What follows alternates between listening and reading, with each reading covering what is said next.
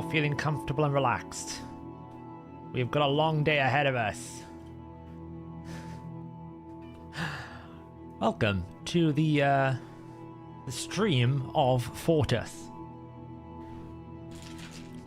Of course, we've got to start with bribing the cat because someone wants food. Good day, everyone. How we all doing? It could well be another 9-hour stream. I've managed to do so far 10,000 of my 220,000 points. 5%. We're through 5%. You know, that's pretty good. I'll probably have the Dungeon Divers finished before the end of this.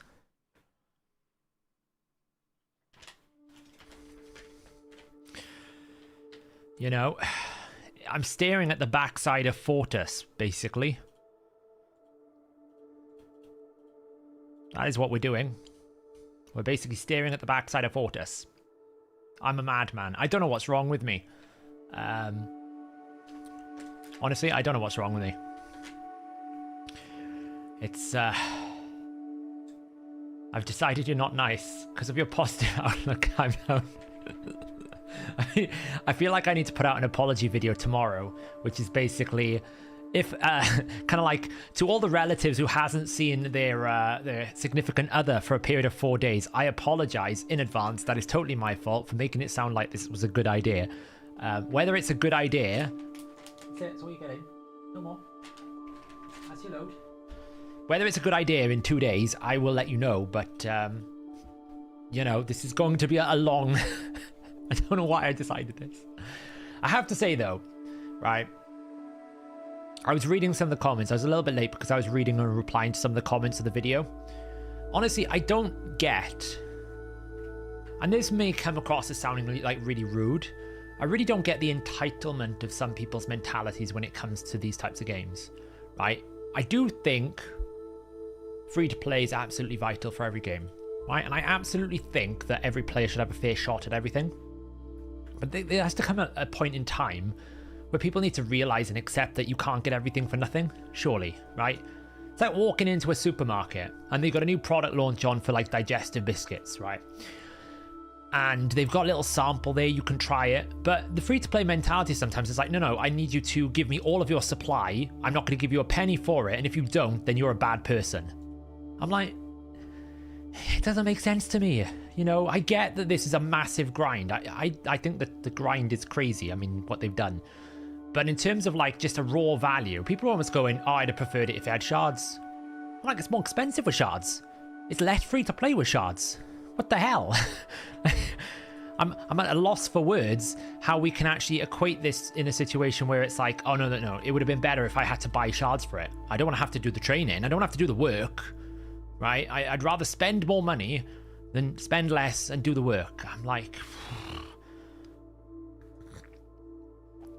you know, I mean, I get it, right? I absolutely get that the grind is nuts and it's not possible for some people. I get it, right? I understand. But then again, if you really put it into context, if you buy the coins, even some of them, you're probably doing a standard champion training event, and everyone's happy to do training events. Or, you know, the free-to-play community will tell me till I'm like dead in a grave that the training events must contain legendary books and they're so valuable because of that. I get it. My video was not about whether it's good for time. My video was purely that if you wanted a guaranteed champion, you're never going to get a cheaper one than this one. That's my point. Yes, the video that I released has a spreadsheet with all of the math broken down. I've actually kind of gone a bit nuts today, and I've revamped all of my Excel sheets for all of the champion training. So tomorrow I'm going to do a bit of a breakdown, almost like a 2024, the essential, quintessential way to level champions in Raid Shadow Legends. You know, all the different breakpoints, all the different tools. I got a couple of spreadsheets that people can use to work out the best way, the absolute best way to do champion training.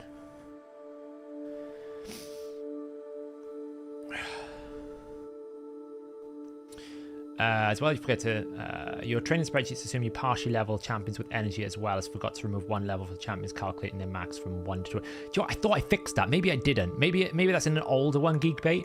I'm almost certain that you may have told me this before that I had that mistake. If so, it's easier. It's less, you know, it's less energy. How many training event points do you think it is? I actually was going to do the analysis, like how does it compare to a normal champion training event, but I couldn't find a table quickly enough. So so I didn't do it, unfortunately. What is going on with you? Huh? You killed the bag. You've had treats, honestly.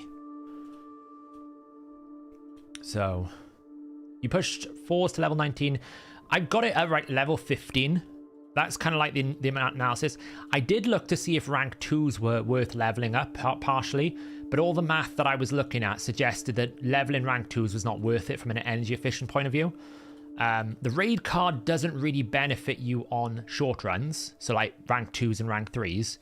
But if you are doing this event, I absolutely 100% recommend the raid card. It will save you probably 7,000 energy if you're doing both sides of the path, like I am. It's going to save you so much. And you're also going to generate more silver from it as well. Like, a lot of silver. Because it's 20% more silver, you're going to be running a lot of campaign. You're going to generate this stockpile much better if you do it that way. So I'm currently, because of the way that I've got this set up, I'm doing, when it comes to rank 3s, when I'm partially leveling rank 3s, I'm running these once in 12.6, like this. I'm running rank 4s twice, and my rank 5s I'm running twice with 2 brews. You've had treats, you're not getting any more. You're a little pig, you are. Do you know that you're a little pig? Alright, you can have one extra little thing, that's it. Honestly. She's figured out where the treat drawer is, so she manages to open the treat drawer.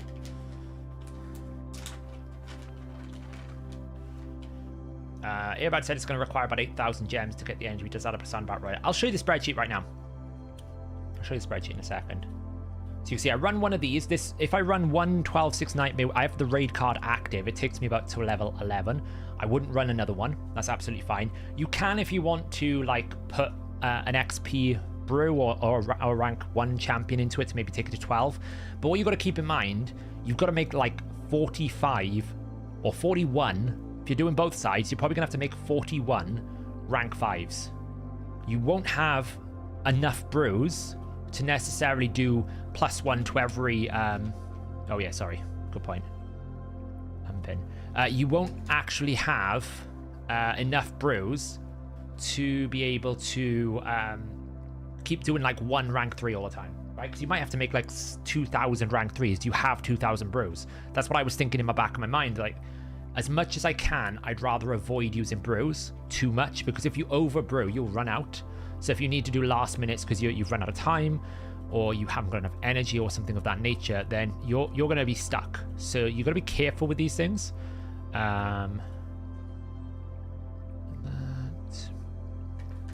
What's a raid card? So on mobile, you can buy a subscription through the Apple mobile thing called a raid card. And raid card gives you 20% more silver, 20% more experience in campaign, multiplicative, and also 70 more extra battles. It's a subscription for a month, so you can take it out and then cancel it. Sometimes you get a 7-day free trial. So I'm going to take it out. I'll cancel it probably after the hero path, so I don't continue paying for it. But what it does is it just reduces the amount of experience you need across the board. Because it's multiplicative, not additive, whereas the Forge Pass does something different, it means that actually you're getting a lot more energy. I'll show you the difference now. Let me bring up the spreadsheets. And I can show you the difference with the different things. I've got 2 spreadsheets that I'm going to be putting in a video tomorrow that should hopefully help people decide and determine the way that they do champion training. It should help you a lot. So let's just do this. Let's do that. Let's make sure everything is visible. Yes. Okay, so... one second, actually. Let me make sure I don't leak any people's information. That would be bad. Let's put that over here. We don't want to do that.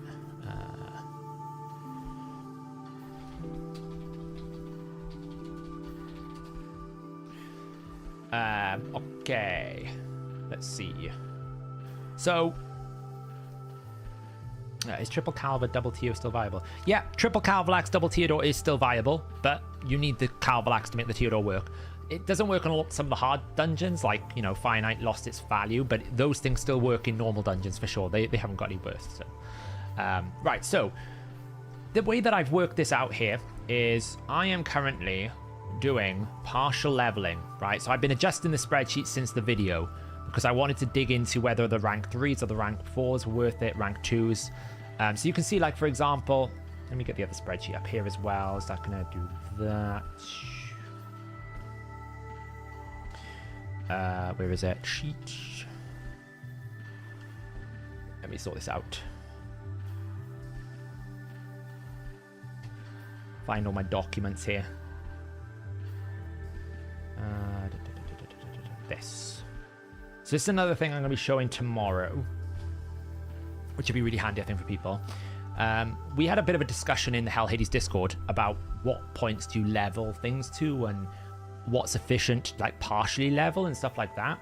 So I built this behind the scenes for something that I needed, this XP efficiency chart, right? So basically I can go in here and I can say, do I have the raid card enabled or disabled, right? So if I say I want to run Brutal 12-3 and I want to like level rank 3 champions, right? It's going to tell me right now, if I didn't have the raid card, I would be earning per champion 8,652 experience.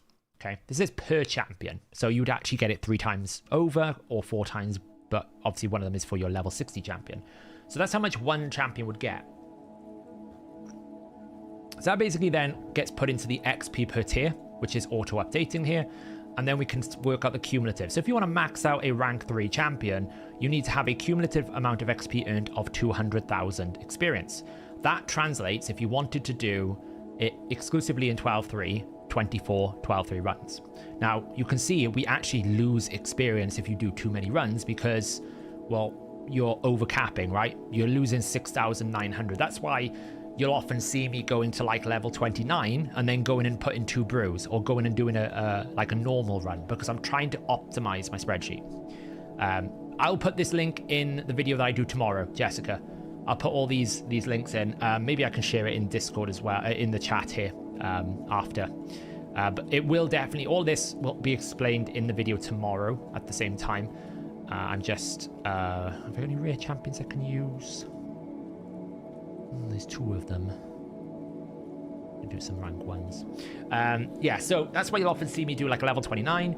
I will do that, not go all the way, because you can see if I do only 21 runs, I'm basically at with 18,000 left. So you could actually do right now, the most efficient way to do it is you take your rank 3s to level 21 and then you use 1 brew and 1 rank 1 champion. That way you save yourself 6,000 experience that you would have wasted, right? So that's an important factor.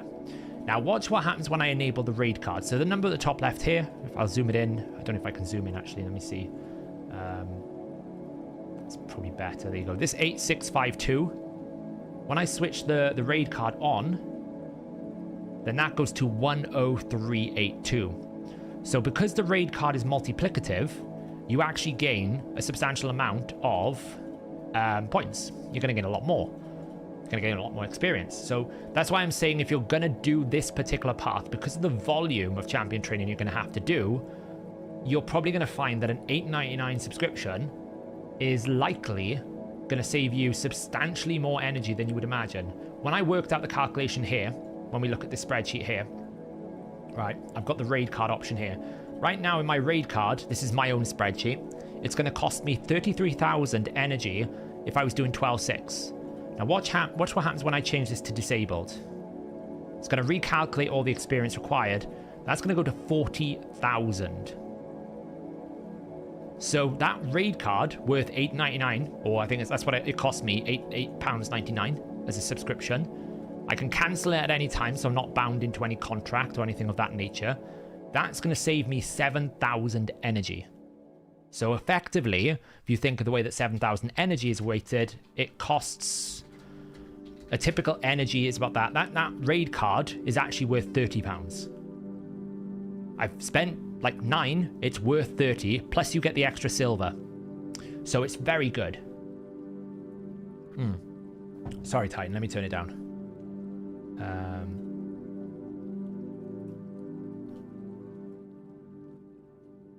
There we go. Is that better, Titan? Let me know. Just keep. Let me know. I'm a bit all over the place today, so if something is too loud or you can't see anything or it's not zoomed in enough, just let me know. Let's get some more of this going. Now, the only thing with my calculations here is I've assumed that I'm not going to do level rank 1s, but because of the volume I'm going to have to do, I've actually been doing a number of the rank 1s as well, purely because I think I'm going to run out of mystery shards before the end of the event. So this is probably going to cost me a bit more than this energy because I haven't really factored any calculations as if I'm doing rank 1s. I've only ever calculated rank 2s in this list. I've never calculated rank 1s, and I probably should. It will increase my experience because leveling rank 1s is not necessarily the greatest thing. Now, the nice thing if you have a raid card with double boost, like experience boost, is you can basically do one 12-6 run with a rank 1 champion. It'll take them straight to level 10. So I only have to do it once. So that's not too bad. Not too bad. But the raid card is very good. So what we're basically then doing is going, okay, well, if it's going to cost me 33,000 energy, what if I was to partially level my rank 2s to say, I don't know, level whatever. Now we can see in this chart here, if I was to say rank 2 in sort of 12-6, then one run is going to get us to level 11, right? So if I decided to put my rank 2s through one run of 12-6, it would give me level 11. So if I put a level 11 here and I go and check my experience, you can see actually it's not that good at all. It's very poor. Just having the cost of those partially leveled is not worth it. So I definitely wouldn't recommend it, like to the tune of about 7,000. It's really not worth it. Now you could say, okay, well, what about brutal? Is it worth running a brutal 12-3? Well, one run's going to get into level 7. Right, so one run's going to get to level 7. So, like, we could say here, okay, cool. Is that worth it? No, still not. So I don't think partially leveling rank 2s is worth it at all. But you can use this spreadsheet to basically modify it. So I've got 21 here because I'm only calculating the runs that I'm doing, right? So I'm calculating the energy cost of me actually doing it in campaign. But I know I will partially brew that rank 5 up, like, to rank 25. Right, I'll throw a brew in it because I'll get 4 points. And this is what you can use this other spreadsheet for. If I look at the rank 5 here and just zoom it out a little bit, view, zoom to 125%. I put it to Nightmare 12-6, for example. And I've got the raid card enabled. That's giving me 23,000. Then if I run it twice, that's going to take it to level 16. If I run it 3 times, it'll take it to level 20. But at level 16, I can do this to calculate here. If I do like 2 brews, that basically goes, I think it was 3 runs I'm going to do. Let me just check. Partial level. It was 2 runs and 2 brews. So 2 brews are going to give me 37,000 points, I think it is, because you get 18,000. So it's like 36 or 37,000. So we stop it here, and then we're going to basically add 37,000 points, which basically takes us to around about level 21. So I'm doing 2 runs and this. Why? Because of this G column. Because what we're looking at here is how many points per energy are we accumulating by doing the dungeon run. So you can see at this point, I'm getting 18 tournament points, right? Because I do actually have... One thing I should check actually is what the reference is here. I'm looking at the tournament points here, for example. One thing I should do with this chart, which I didn't really think about doing, is putting in these points here. So I get, how many level upgrades? 18. Let me copy this a second. And just insert one column left. Hero path. Let's merge these up and format that across here. And then basically copy that. And then I should be able to go edit, paste, special.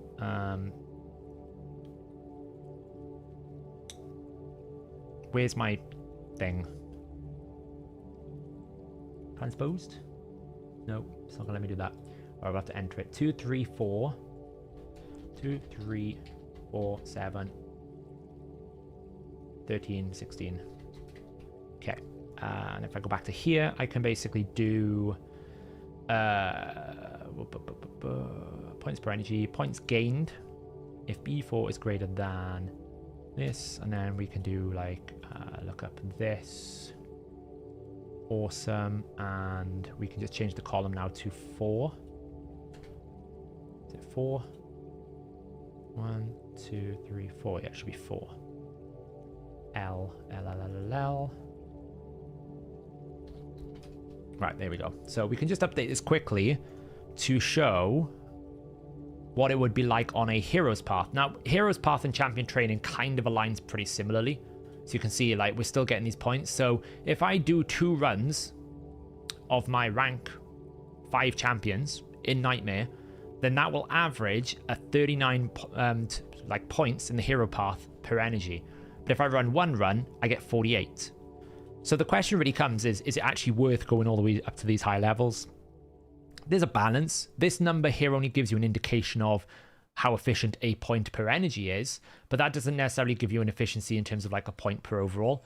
I still feel like this is a better break point purely because you get a lot more points, right? At this point here, you would have gained 624, where if you stop here, you only get 390, and you'd have to go make more champions. So it's always a question where you have to engage in here with a little bit of time, because you're potentially going to get a difference here of like, what is it? 624 is like 400 versus 615. So it's like 210 points that you could be getting here. But if you don't take it here, you might be a little bit more efficient, but you will have to do many more champions. So I still feel like running 2 here and then brewing up the difference to like 21 is better. Right? I think it's just better. Stoyan, welcome. Thank you for becoming a minion. Is it worth the grind? Well, it's an exclusive champion you're never going to be able to get again, and this is probably the best opportunity to get it. So is it worth the grind? Well, that depends on how you perceive the game. For me, I'm a collector. I'm addicted to this kind of stuff, so I'm like, I'm in. I'm all in. If it's energy required, yeah, you're right. It should be double. See, this is what I'm saying. When I said in my video today, check your math. If this equals Nightmare, then 16, otherwise 8. Thank you for updating it. Oh my lord, this looks so much worse. It's a good thing the other spreadsheet's accurate.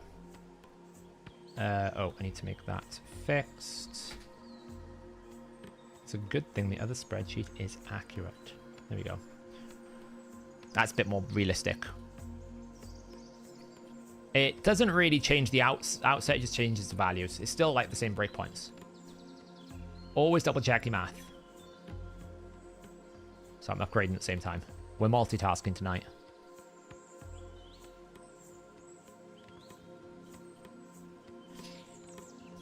If it was the Archie, you would have done it. Are you wishing you would have pulled your voids on ×2 now? Not really. I don't want Vitalis, Nobo. And to be honest, the reward you get for like collecting all of them is literally like the most pointless reward ever. I don't even have, they don't even give you enough legendary books to book 1 skill of the 5 champions you've earned. So it's so not worth it. I wouldn't want to blow my, I don't want to blow my Mercy and Void on someone like Vitalis. That's just, it would be an absolute waste. There's a summon rush coming Friday. There is a summon rush coming Friday, which was why I was originally stressed, because I was like, oh, this Titan event is going to lock me out of having that hero path, you know? Right, I'm done with meditation music right now. I feel like we need something to get us going a bit. Let's have something like... This looks fun. Okay, that's not fun. That's even worse.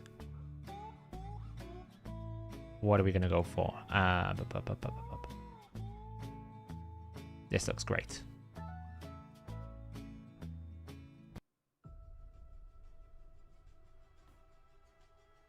Sea shanties. It might come out. Don't worry. They might appear.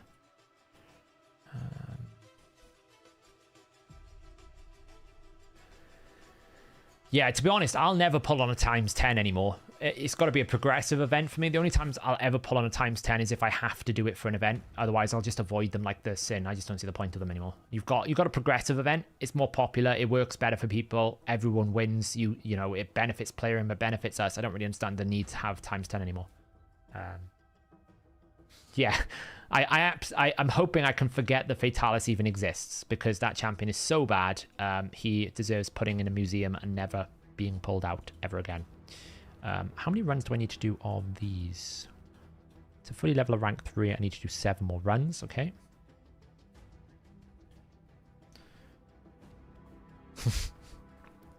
Yeah, more gifts. They'll give me like 20 auto battles and 20 brews. That'll cover me. That'll get me to the end.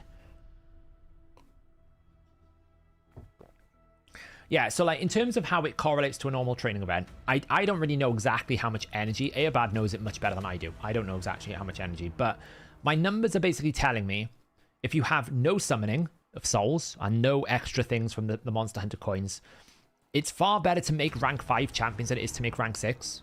Absolutely. Because the amount of experience and energy you would require to make the rank 5 to level 50 doesn't outweigh the benefit of just making more rank 5s. Now, if you have rank 5 champions already at 50, like I've got a few of them, then I'll be able to reduce this even further, because I will just max them till I just make them right into rank 6 champions and partially level them, because a lot of your points comes in the first 20 levels. But you don't want to have to then try and get like your rank 5s to like level 40, 50 to be able to do it. That's where a lot of the points starts to dry up. I've got it predicted at somewhere to get all of the Alatrian combined, which I don't know how much of that is the lunar points, but I'd imagine a significant proportion is 33,000. It's about 41 rank 5s you're going to need to make. It's a lot. And you could do a rough translation, okay? So if all of this energy is delivered in Nightmare, which is 16 energy, then that's telling me I need to do about 2,085 campaign runs. 2,085 campaign runs. That's what it's telling me. I'm like, I really don't want to look at that number right now because I'm going to lose my brain. Let me just check how much of the... In terms of getting both parts of the Titan points we're going to get. So we're going to need to do that. We're going to need to do one of these, and we're also going to need to do one of that. We need the Legendary Book, the event keys. We need these two. And we need all of this. So that should be it, right? Yeah, so we're actually going to get all the Titan event points as well. There's 40 there. Oh, we're going to miss 100. So if I want to get the 100, I have to go and get these two as well. So I'd have to find another 15,000 if I want the other 100 Titan event points. Well, that's painful. That's really painful. I don't want to do more. You know. So, I mean, that's the thing, right? As much as this is a lot of training, I still have, even with all the champions that I've got leveled and upgraded, a number of champions that I'm going to need to make for Centranos. So, it's kind of like I'm double dipping. I'm prepping the champions that I will absolutely need for Centranos at the same time as getting a new champion that you can't get after March and getting his soul. But what I will say is, if you just like take away the big number and really think about it, okay? If you're optimized and just let's go, do you know what? I don't care about the soul. I just want the champion.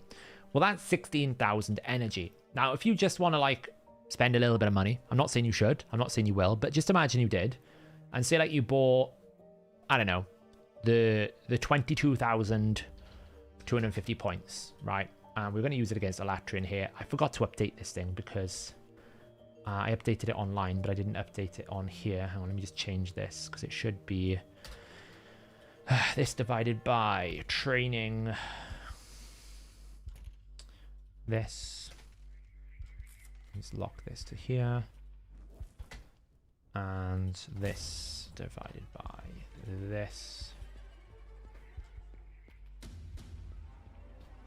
This song always bothers me.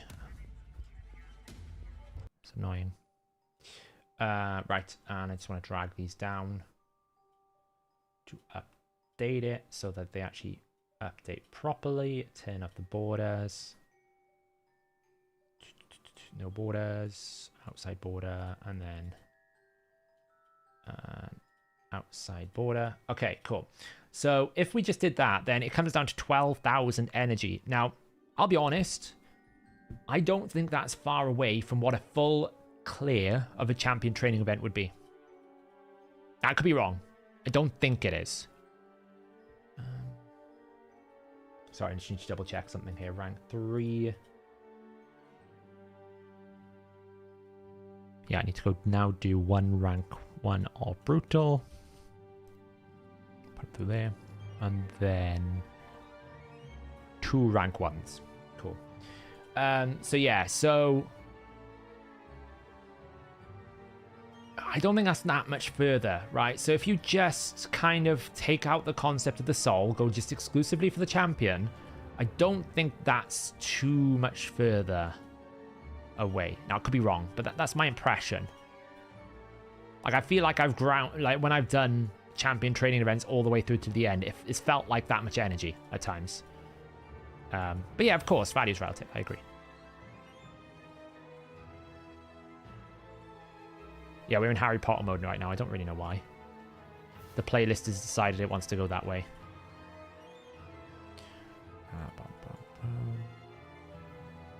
So what I've done so far today is I've literally just worked on getting the base level stuff up. I've been making mostly rank 3s and rank 4s. A lot of your points, they are going to come from rank 3 and rank 4s. How much is a partial? 2 runs. Right, if we look at the points here, you can see in terms of points total, if we ignore this one, this is the break point here. All right, I can basically put a bit of a line here so it's the difference. Then pretty much this is how many points you will generate if you complete all this partial level. And you can see pretty much all of it is coming from rank 2s. Almost double anything you have here is going to be rank 2s. So, and same up here. Almost double anything you are ever going to do, it's all going to come from partially leveling rank 2s because of the volume that you need to do it, the amount that you need to create and process and go through. It's just going to be where all your points come from. So I'm currently working at this stage and this stage. I haven't got up to these stages yet.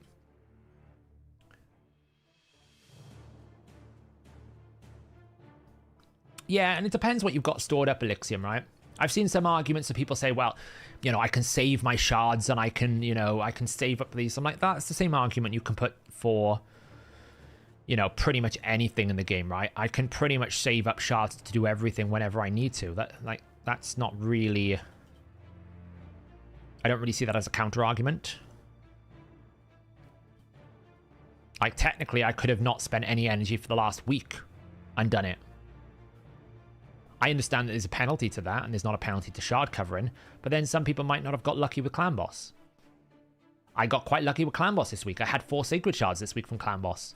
Doesn't mean it's going to happen to everyone.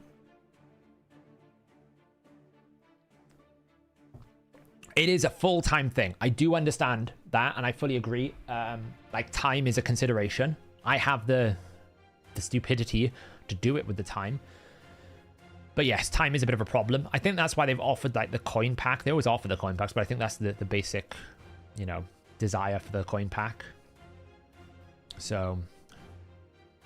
You've got to do Clan Boss yesterday. Oof. The only thing that's quite frustrating is I've got so many shards now. I'm like, I saved all my shards. I'm like, okay, well, now when am I going to use it? I'm up to 13,000. It's only like, I've only got 210,000 to go. It's fine. We're good. We're making progress. This is going to be brutal. Right, so boom, boom, boom, boom. Da bum, bum, bum, bum. Here's 3 of the 45 we need. 3 of the 45. We can get rid of Ishma. I don't really want another one of those. I've got so many of those. Boom. And at partial level in rank 5, it's 2 runs and 2 bros. So let's just run these through as 2 runs, 2 brews.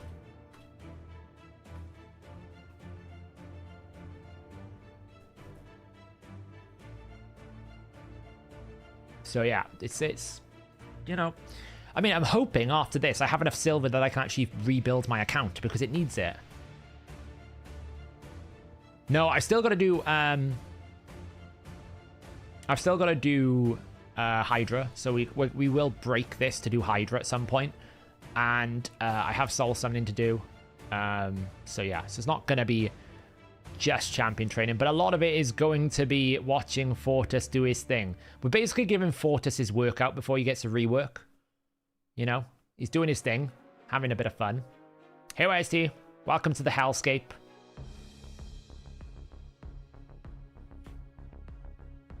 So,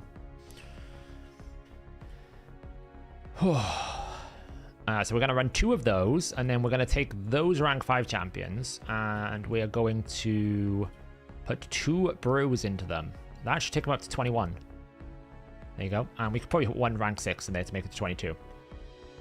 That feels like a good break point. I mean, we could absolutely take it to... I don't know what a 3rd one would do. Maybe 3 is pretty good. 3 is probably fine.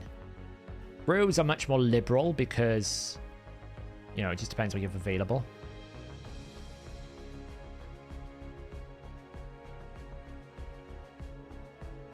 Get some bonus points there. So now I'm up to 14,000, which is pretty cool. So, talking about reworks, when do you think they come in? Apparently next patch. So, quick question, is the champion good enough to warrant these resources? I think so. I think this champion is good enough. I mean, tell me a champion that can give you such guarantees and just carry you. He's going to be like Duchess. You're never going to notice him doing anything. But he'll be the reason why your team succeeds. Is he like the best champion in the game? Probably not. Is he a valuable champion to get? Well, in the context of being exclusive, yes. Because what happens if there's a piece of content that this protection set is just so good for? Right. It's going to be so good. He's not that much difference to Mithrala. True, but Mithrala's not protected. He's protected. That is a big difference. Protection buffs is pretty good, you know? Don't you start, Odd One. Do you not see the pain that I have to go through right now, Odd One? I've got loads of training to do. Right, should we pull some souls? I've got 36 souls. Might as well pull some of these. Grab one of those. I need to get some space cleared out first. Have I got rid of, like, you? I don't need. You're terrible. You're terrible. Sell those. We do not need you or you. Sell that. Do we have any duplicates? Look at my beautiful hoarding. I feel so proud of this. I don't really need one of you. I've got loads of you. That's good, that's good, that's good, that's good. Do we have any duplicate epics? God, I love my hoard when it comes to souls. I've kept 2 Hoskrulls because I don't know if I'm going to need... If there's a stage with some of these like really annoying epic-only Cintranuses, Hoskrul's one of those champions that's so good that actually 2 souls would be very valuable. So I've kind of kept 2 souls in case I need to build 2 Hoskrulls. You never know. You might need to in the future. I don't need another Relic Keeper. They can go. You're terrible. I don't really want you. That's good. I think we're good to go now. I will be awakening Blizzard when I actually have the resources to ascend him. That's still on the works. Yeah, so. You got a 6-star soul for Rathalos. What is your recommendation for Blessing? Probably Crushing Rend, honestly. So that his A1 and his A3 just works really, really well. I know his A2 ignores fully defense, but there'll be places where you don't want to use the A2 all the time, or you'll want to use the other abilities. I would just put Crushing Rend. That's what I would do. Right, so we might as well summon these. This will save us some champion training points. Let's see what we get. Ooh, 1,000 coins. Ooh. Doesn't tell us anything. Lodric. 1 star. No. Anything interesting? Is it gold? Okay, that was a dud. I've run out of storage, though. I really need more storage. How much is more storage? Oh, I'm not paying 5.5 million. Good lord. Okay, we'll just have to purge some more useless souls. Okay. What champions are pretty useless that I don't want here? Well, first things first, let's get rid of any duplicates. I'm pretty sure I got one of these. The annoying thing about this view is it doesn't tell you if you're holding on to souls that you've already got awakened. So there's a fair possibility that some of these champions I've already got awakened that I don't need to awaken again, but I can't really tell because there's no real view to do it. Nothing here shows me whether it's ascended or not. So it's kind of frustrating. They should do something about it, in my opinion. I'll have to do something about it in the optimizer before they'll do something about it, but it is what it is. 1 stars. Go, go, go, go, go. 2 stars. Okay, we got rid of everything. Okay, go again. No, I actually think having 1-star epics could be good. Ooh, 3-star Dreng. I don't know if that's an improvement, though. I actually think 1-star epics just to unlock the blessing is very good. Then it's a bit of a gap. Oh, don't give me Androck. Like I'm ever going to get that mythical champion. The most broken mythical champion in the game. All right. Can I actually ascend Dreng? No, I've already got him. All right, 3-star Dreng. Down the toilet. Thank you. Like, look at all these mythical souls I've got. So annoying. I've already got you ascended. I don't think any of these champions can be reascended, so it's fine. 1-star. 2-star. Elhain already have you ascended. You can go, you can go, you can go. What do we got here? You can go and scrap, and nobody cares about you. I'm pretty sure I have a higher soul for you as well, so you can go. All right. What else are we going to get? No, but I've just held on to it in case I need it. Because if I do get 2 Garrels, then I've got 2 ascended Garrels. That's the difference. But if I ever don't get it, then I won't, so it's fine. Well, that's rough. I'm pretty sure I've already got a 1-star Morag. I'll be honest. I think she's already awakened. So that's a bit rough. Oh, look, we'll boost him up. Congrats, we now have a 3-star Hoarding. Anything else? No. No. Sure, we'll have a 2-star Shaman. Congrats. Never know when you need one of these. Fodbar, if he was ascended, I would do it, but he's not ascended. Missionary is actually quite a good epic. Surprisingly. I say surprisingly. What else we got then? Right, let's get rid of all the trash. Go away. You're useless. You're not useless, but I don't want you. You're useless. You're useless. You're useless. Let's deduplicate. I don't think I've got any high stars this run so far. Normally, whenever I do a summoning like this, I kind of walk away with at least 1 upgrade of some sort of value. Normally. I'm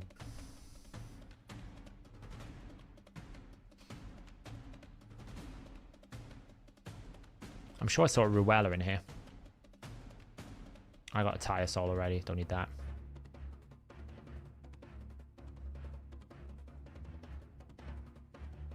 I'll do. Right, so we've got 7. Let's do 7 little ones.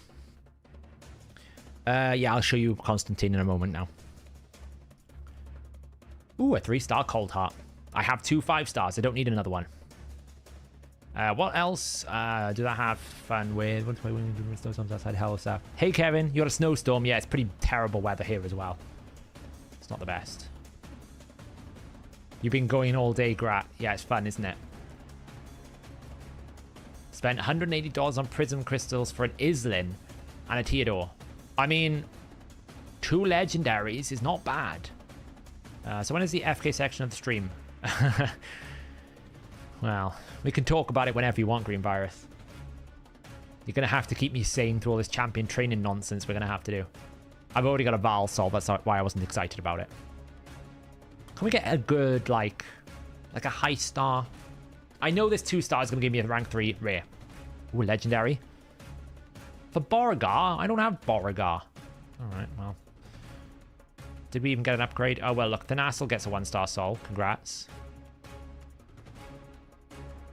Cool. Oh, we do have an upgrade. Cold Heart's going up. We got our 3rd Cold Heart has got an upgrade. There you go. That's kind of cool. You know, happy days. I'm pretty sure I've already got a Beauregard soul.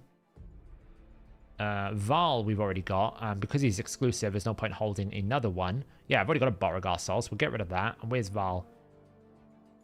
There, we've already got him as well. We'll save that.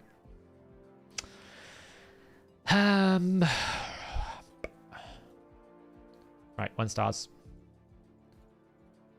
2 stars. You're terrible. You're actually quite a good champion, but I don't want you. Sell. Sell, sell, sell, sell. Any duplicates?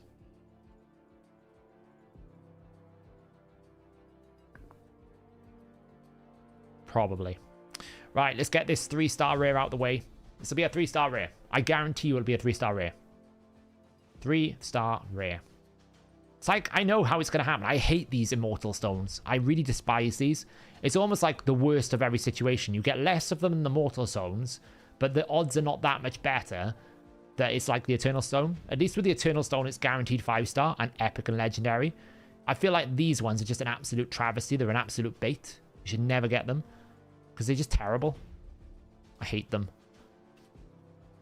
But it's points, right? Like, we can pull another one. Like, I'll just eat another one for the sake of it. Just to, like, show how stupid it is.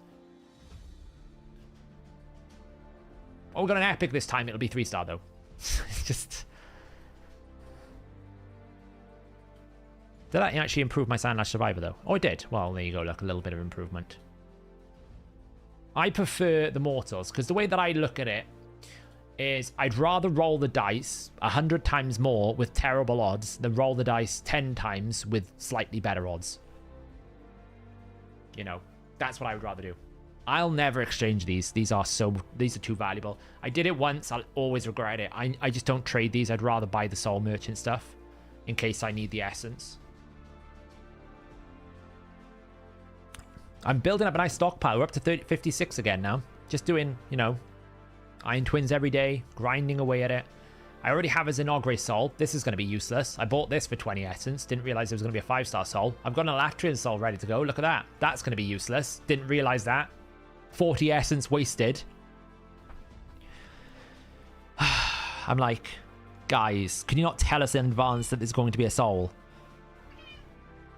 I saw it in the marketplace. I was like, I know I'm going to get these champions, so I'll buy it in advance. I thought I'd be smart. That was a mistake. Still haven't pulled a 6-star legendary soul from any stone. Yeah, I mean, I think I've managed to get... Have I pulled a 6-star legend? Yeah, I think I've got the Fushan and the Roxanne. All my other 6-stars I've acquired from Essence. Like, mostly epics. All my epics I've acquired from Essence. I've never pulled... Like, I got that Essence. I think I got a 6-star Man-Eater when I re-rolled, though. And the Doom Priest I got when I started. You know, you get those starter awakenings. That's when I got the Doom Priest. So, buy the uncommons. Buy the uncommons. I need to buy the uncommons. 21,000. Excellent. We're 10% there.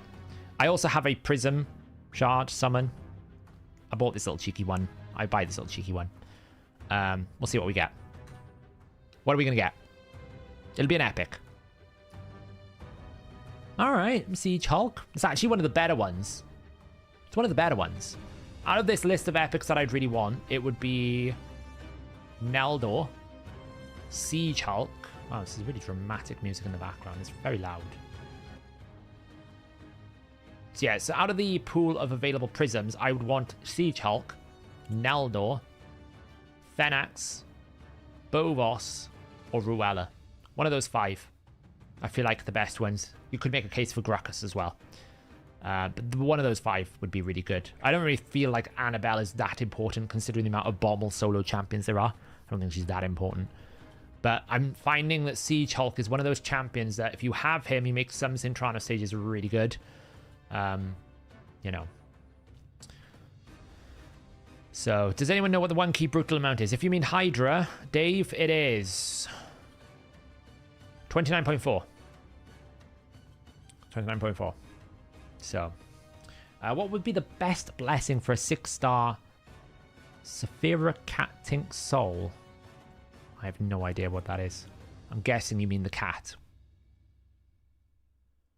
Not really sure what she'd be. Probably Brimstone, the amount of chaos she causes. Well, you want tea? Okay, then. What are you doing? It should, yeah, Matt, you're correct. You should. Right, I got to do some Hydra, but we'll do that in a minute. We'll do that in a bit. We'll carry on.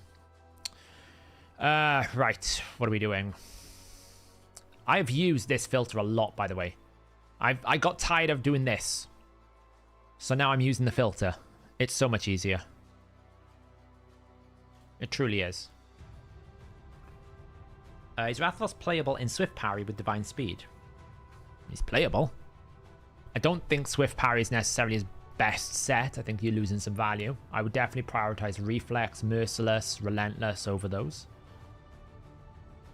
There will be no event for Souls in the next 4 days. I doubt it. They never run Souls alongside Souls, so this will be the Soul event.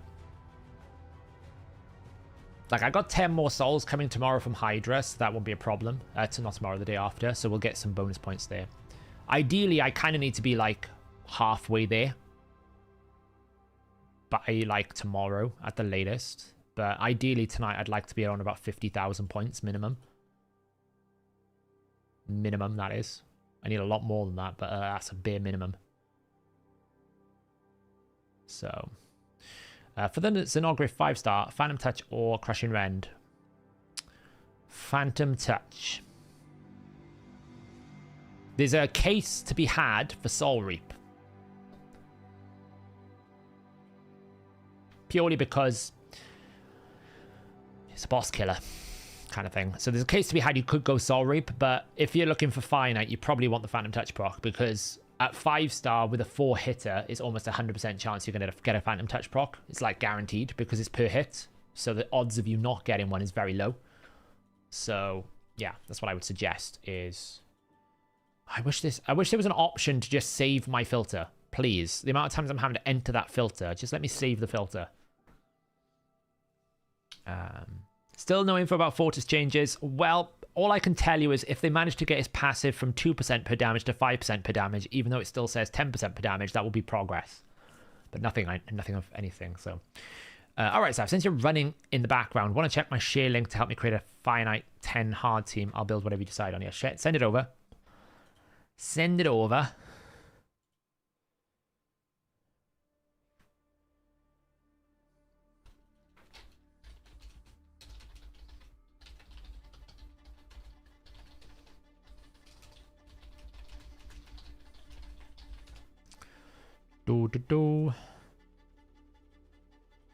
The worst thing is, because I've got a very efficient way of doing all these points, I'm doing all this manually.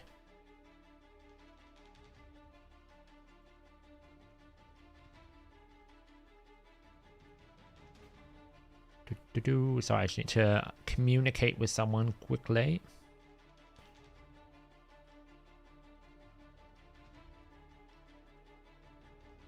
That can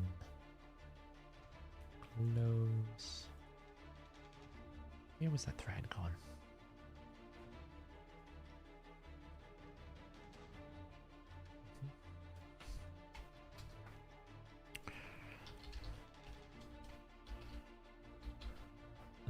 Sorry, I'm just trying to... I just need to do something quickly.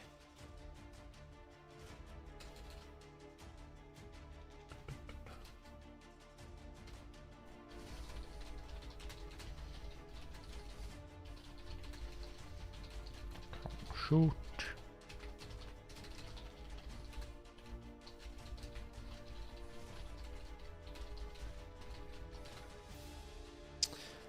Okay. What was I doing? Running this. Confirm this and this and this. Minimize. All right. Finite hard teams. Yeah, actually, sorry. Someone asked me about Constantine as well. Let me just show these before we get into this. You decided to go for it, Adam. Nice. Welcome to the madness. Maybe I should just ask for commission from Plarium's like marketing department, because apparently I was able to make it sound better than their marketing department was. Hey, Paptez. Right, yeah. So the Fortis build is he's actually just in my like throwaway savage gear. I wouldn't necessarily say it's like terrible gear, but it's not like insane, right? There's no speed really up on here. It's just like random. Okay, maybe the gear is better than I thought. Like triple flat defense, defend, crit damage gloves with a bit of speed. The ring is double roll. The amulet's pretty good. The banner's not maxed up. He's an accuracy banner for some reason. Don't really know why I've put him in accuracy banner. So he's at like 206 speed, 266% crit damage, 4.8k defense. Like, it's in the context of my account. This isn't crazy, but probably for a lot of you, that is quite high end. Masteries wise, I just put him in Harvest Despair so he gets the leech. He's in Helm Smasher. Just goes in one shot. Basically, he is booked.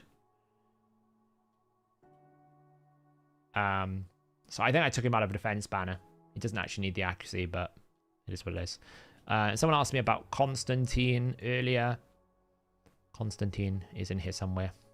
There he is. He is also in Savage Cruel. We've got a pretty juicy amulet here. Crit damage.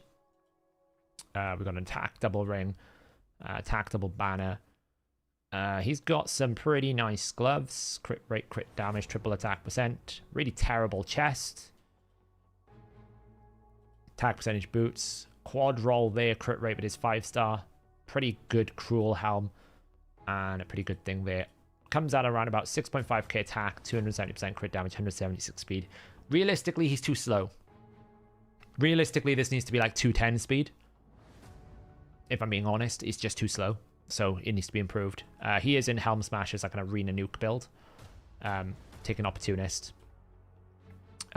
So, yeah, realistically, he's too slow.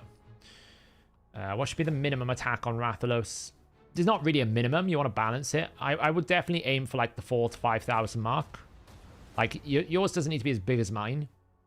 But definitely aim to about the 4,000 mark with about 150% crit damage is like the beginner build. Just depends where you are in progression. Yeah, I'm going for both, Jenga. I'm sure I replied to your comment in the video, Jenga. I can't remember what it was about. I know it was something you were saying that was the way I characterized. I can't remember what it was. I'm pretty sure I replied to your comment, though.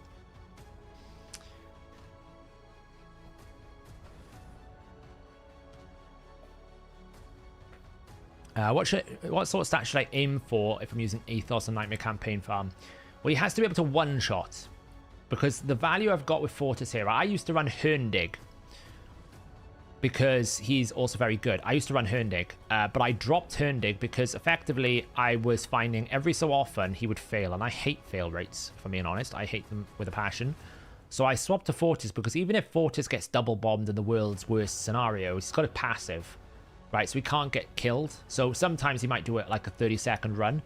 But if he procs Cycle of Revenge like this constantly, then like he gets his A2 back and then we sweep. If it runs perfectly, it can run up to 10 seconds. If it runs perfectly, where he goes A2, proc Cycle of Violence into the hidden skill. Then he'll do A2 again, proc Cycle of Violence into the A2. We didn't get the Cycle of Violence. That's where it fails then. Oh, we did. And then into there. That's when it'll run perfectly. If we get the Cycle of Violence every single time, it runs consistently around about 11 seconds, but that's not always the case.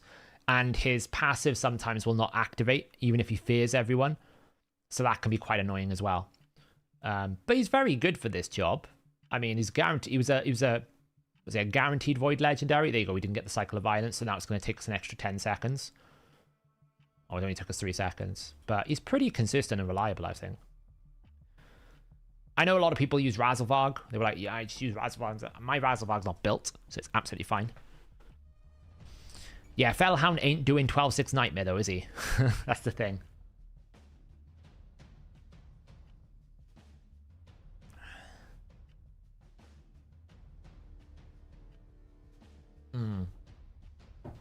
That's it, Jenga. I know it was something like that. Yeah, I know I was talking a lot about purchases. What I was trying to do in the video was almost like, hey, if you want to compare this to a normal guaranteed summon event, what's the value? I wasn't really trying to say, like, spend, or you should spend, or, well, look how great it is, why didn't you go spend some energy? It was more just to characterize it as, well, in comparison, it's quite cheap. Like, if they made it through via shards, this would have been a lot more expensive, right?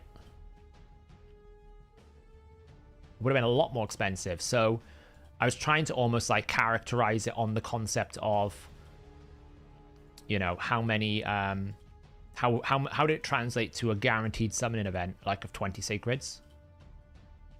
It's always very difficult without making it sound like it's whale. But you can see what I mean, by the way. I've already eaten about 300 mystery shards to get myself 22,000 points, and a big chunk of that was summoning, right? So I got like 15,000 points, and that's cost me 300 mysteries.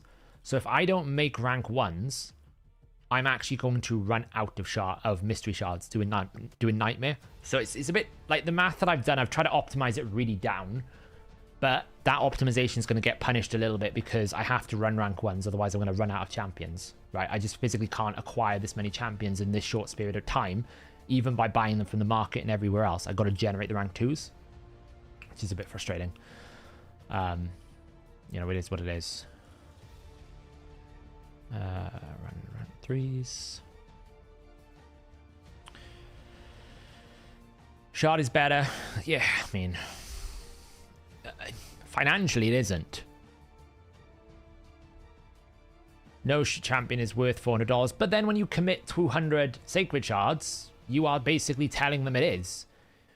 20 sacred shards, sorry. If you partake in any event which is 20 sacreds, whether you bought them or not, you're basically telling Plarium that's a good price point. And to them, a sacred shard is worth $20. So in their eyes, you're willing to spend $400 for a champion. Whether you acquired that shard from free or not, that's essentially what you're telling them. So as much as, like, you know, you're saying shards are better because it's instant. Well, yeah, but shards are like 75% more, if not more, right? So this event, in terms of monetary value, is 25% the price of a guaranteed shard pull.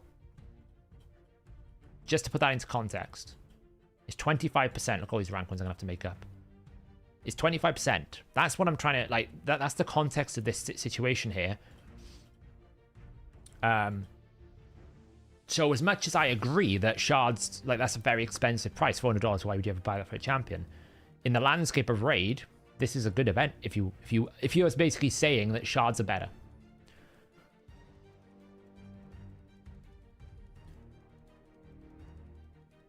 I don't agree with the soul stones being on their own, by the way. I think that's just trash. Soul stones don't give you enough points. You can't earn enough of them. That's why whenever we've had soul summoning, it's always been as part 3, right? It's a third aspect of generating points. It's a little supplement. It's like supplementary, but it's never the primary way because you just can't generate enough soul stones. It's just not worth it. Yeah.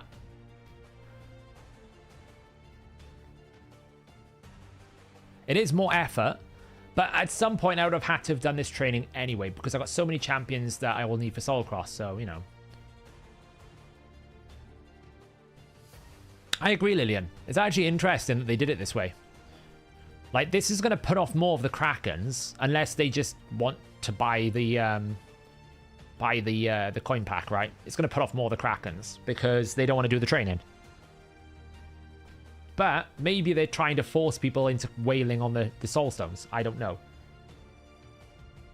There's two ways you can look at it. You can either look at it going, Plarium have been quite nice and given us a guaranteed champion for like $100. Essentially, that's what it is. It's about $100 to $120 in energy. Or you can look at it as they're forcing people to buy soul stones. And a lot of them. Depends whether you're half full or half empty. You know? I will be doing a breakdown, Shaq. Yes, my plan with Sintranos is I want to update the optimizer so that we have proper filtering in team suggestions. And I also want to update the champion filtering tab to make it easier for you to identify which champions you have available for each stage. But I don't want it to be so manual that you have to go like, I want these voids and these things and these. Like, you can do that already and it's pretty annoying. I want to automate it. And then the other thing I want to do is have almost like an index which covers like how many champions fit into how many stages. So you can basically almost work your way down and go, well, this champion is in like 70% of Sintranos rotation 4. I'll level that one. That one looks like a good champion to pick. That's kind of like what I want to do with it. But I just haven't had time. Like, today has been mental. That's why I had to push the stream back an hour, because I've had to record the video, do all the math. I've been planning for meetings tomorrow. I've got content that I had to generate. There was coding issues I had to fix. We're planning a few things for the free-to-play things as well. So, like, at some point, I've got to jump on the free-to-play tonight because I haven't done that yet. So, but yeah, making these rank 1s are going to hurt. Is going to hurt my efficiency. There's just no way I can get around that. It's just going to hurt my efficiency. But if I don't, I'm going to run out of champions. I know I am. It's simply going to happen.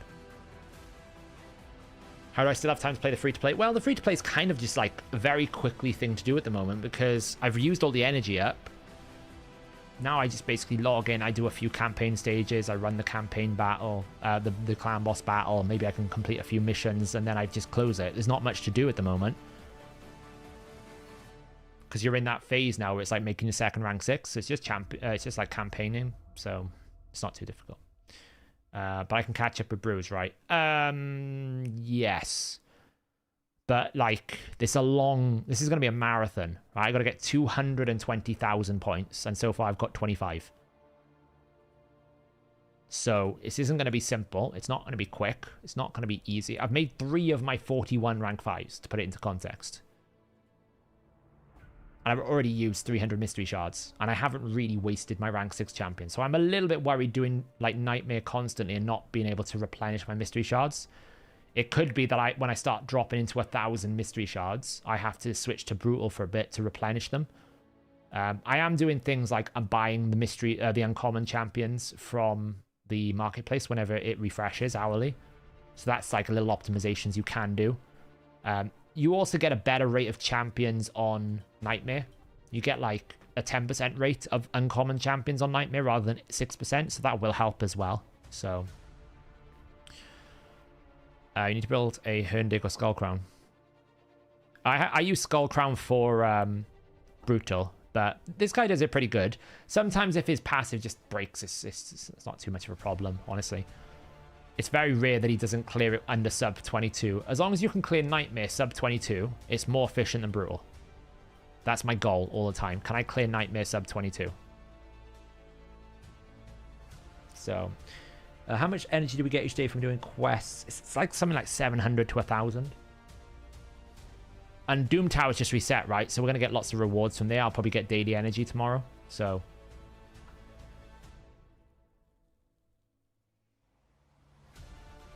which stats do you need for Herndig? He needs to be quite built. And there's always a chance that Herndig fails if something goes wrong.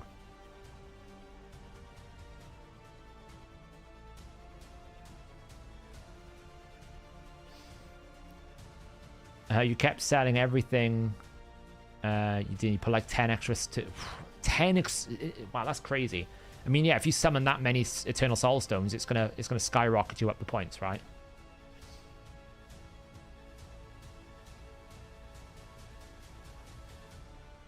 You know.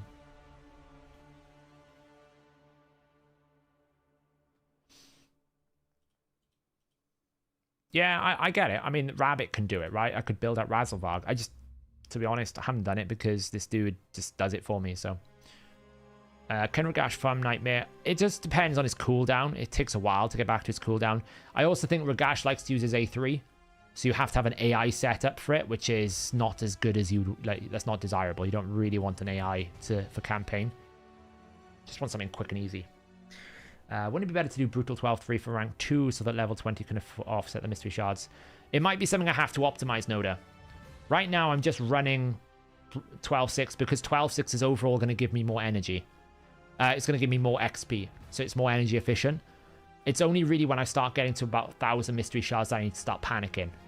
Right? As long as I've got 1,000 plus mystery shards, I'll be fine. So there's quite a ways to go before we start hitting that problem. But it's something I'm mindful of about doing this, where I'd much rather like make rank 1s to rank 2 at the moment. Just because it will hurt my efficiency, but it won't hurt too much.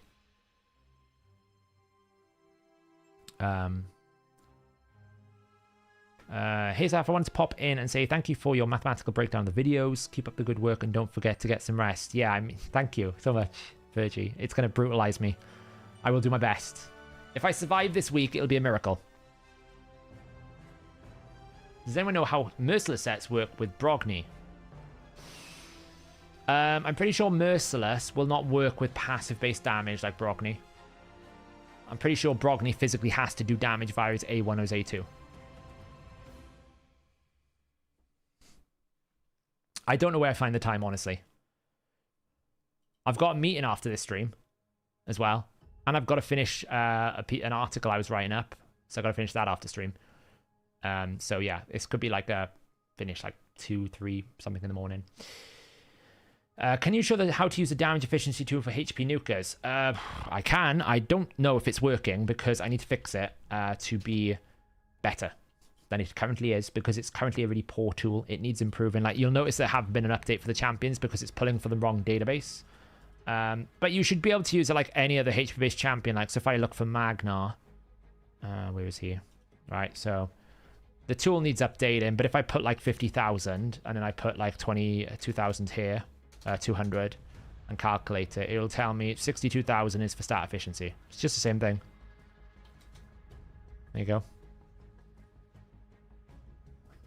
But some champions that are based off multi-stat get a little bit awkward, like Rotus and Mountain King. But this tool needs updating. It's a legacy tool that needs modifying up to our new standards because of the way that we read data and do lots of different things. This is just on an old database. I need to get around to it. Just like I've got like 101 things I want to get around to. Some of the crazy ideas that I have for the website, you wouldn't even believe. It's just finding time to do it. Right, so Green Virus, are you here? Whoa. Was dying then. Green Virus, are you here? Should we do this? Should we have a look at your finite team? Mr. Green Virus got fortunate today. Is it in here? I need to fix the portrait name. God damn it. What is it translated to? I knew, I knew I was going to have problems with this name because it's got a full stop in it. I was like, I wonder how the website is going to actually translate the name of this champion. I knew it was going to be a problem. The moment I saw it, I was like, it's going to be a nightmare. And it proved to be so.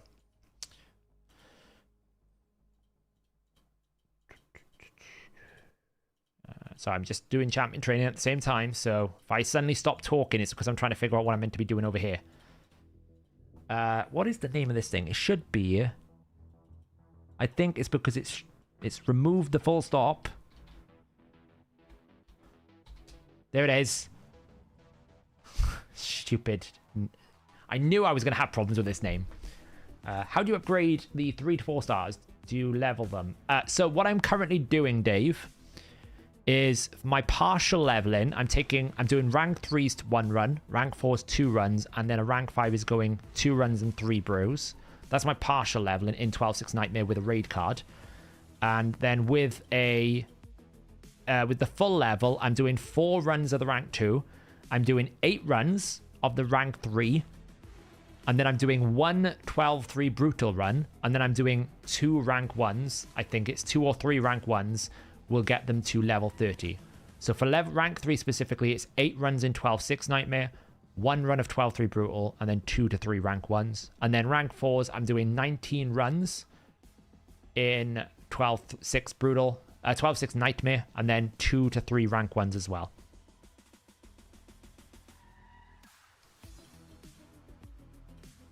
So it's basically, I'm pretty sure it's this.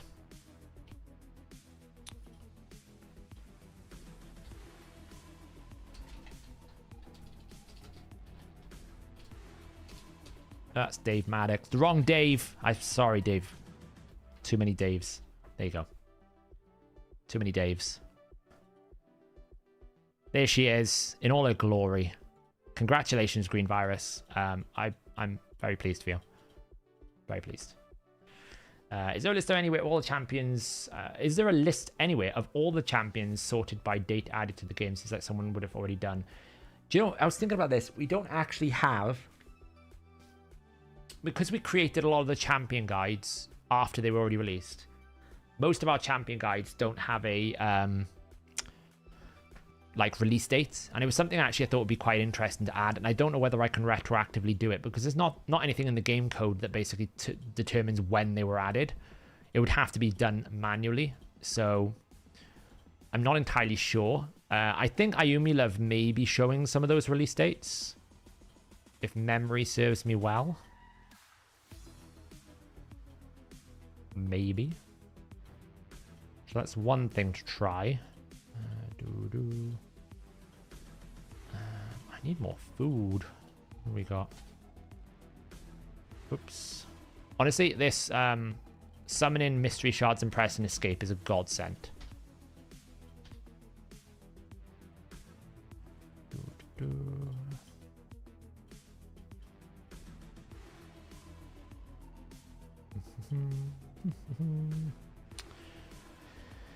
Okay, rank 3, common, rare. What do we got going for us then? We've got some of these beautiful specimens. These guys need to go through here. So, what do we need? We need a Fire Knight. Yeah, it is the Archer. Does it show the skill updates? Yeah, the thing about our skills now is we don't actually manually enter our skills anymore. We actually have scripts and automations that reads it more automatically. So a lot of the multipliers, the reason why the multiplier damage ratings hasn't been done yet is because we brought forward the update to get the multipliers more automated, and I'm still trying to fix all the crazy custom way they do damage multipliers. Like, I think I spent about 2 hours the other day trying to make Rathalos work properly in the optimizer because of the way they've configured his A2. So trying to automate all those things across 820 champions with 3 to 4 abilities each is actually quite a big task. It's bigger than I thought it was going to be. But I'm hopeful that I can sometime this week literally carve time aside to just code somehow. I don't know where I'm going to find it, but hopefully I am.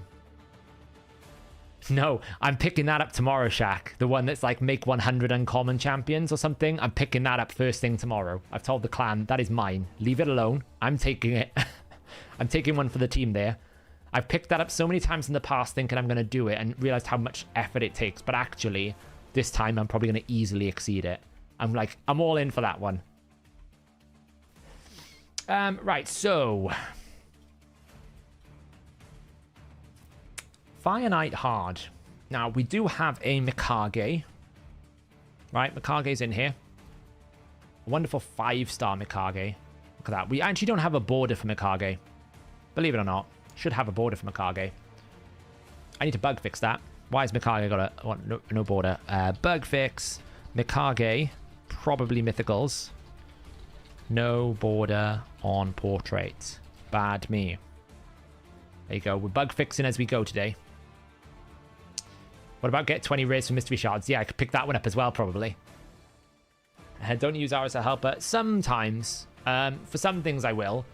But when you're doing like lots of level 20s and level 30s, you're switching very quickly on Nightmare. So I actually don't have almost like the need. And I don't trust the switcher. Right? I don't trust the switcher in RSL Helper, so... so we got a Mikage. I feel like a Mikage fronted team is going to be a good idea, right? Mikage fronted team. Do we have any like good Shadowkin? Let's have a look. Shadowkins.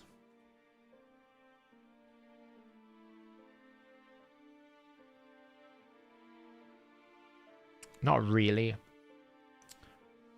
I don't... the jury, as I said in the video, I think the jury is still out as to whether Zinogre with Mikage is going to be better than Razelvarg.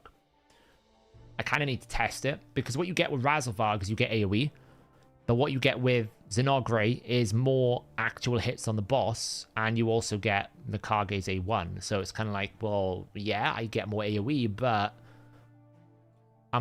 is that AoE significant enough to make it better than the Zinogre? Considering the Zinogre is going to give me the increased speed as well, but also is going to give me 4 hits. And I'm going to have a 5-star soul for it as well, similar to the Rabbit. I don't know. Do you think Xena could be used as a Nightmare Farmer? Not really, because Xena needs buffs. Like, maybe. But Force Affinity is not great generally for a lot of things. So, like, that's what Rathalos' problem is. He's not very good, like, campaign farmer because he's Force. And Xena normally multiplies off buffs. So if there's no buffs available... is she, like, gonna do it? The only good thing is if the the side minions buff with increased attack or the Shazar buffs, then potentially she could do it. But it wouldn't be my first choice. Yeah, we're looking at a finite hard team for Green Virus, whilst I'm champion training on the side. Naturally, of course. I can't stop doing that. Yeah, Supreme Kale's not a bad one because he's void, he puts poisons out, he hits quite hard, he does everything consistently, doesn't need accuracy, pretty good, you know? But that's a void legendary, right? So, there's context to these things.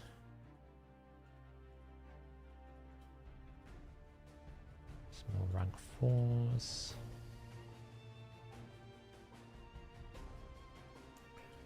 Back to there. How many refills have I used today? Oh, I've got a lot to go. Oh, I've got loads. Got a big chunk of energy there as well. Okay. What was my partial level? 4s. 2 runs. Lovely. I need to go to Nightmare though. What do I think of Earbad's video title in the past? Pay to work. I mean, yes. But I don't necessarily think it's pay to work. I do feel like it's a bit like a job, this one, where it's almost like, you know, you're going to work for 8 hours, your reward is a champion. But you are working for it, right? You're going to have to grind for this. But then again, you know, I put the money aside. Just assume that you've got the gems. Because there's 2 arguments to this event. There's the, do you have the resources to buy, or do you have the resources to do it?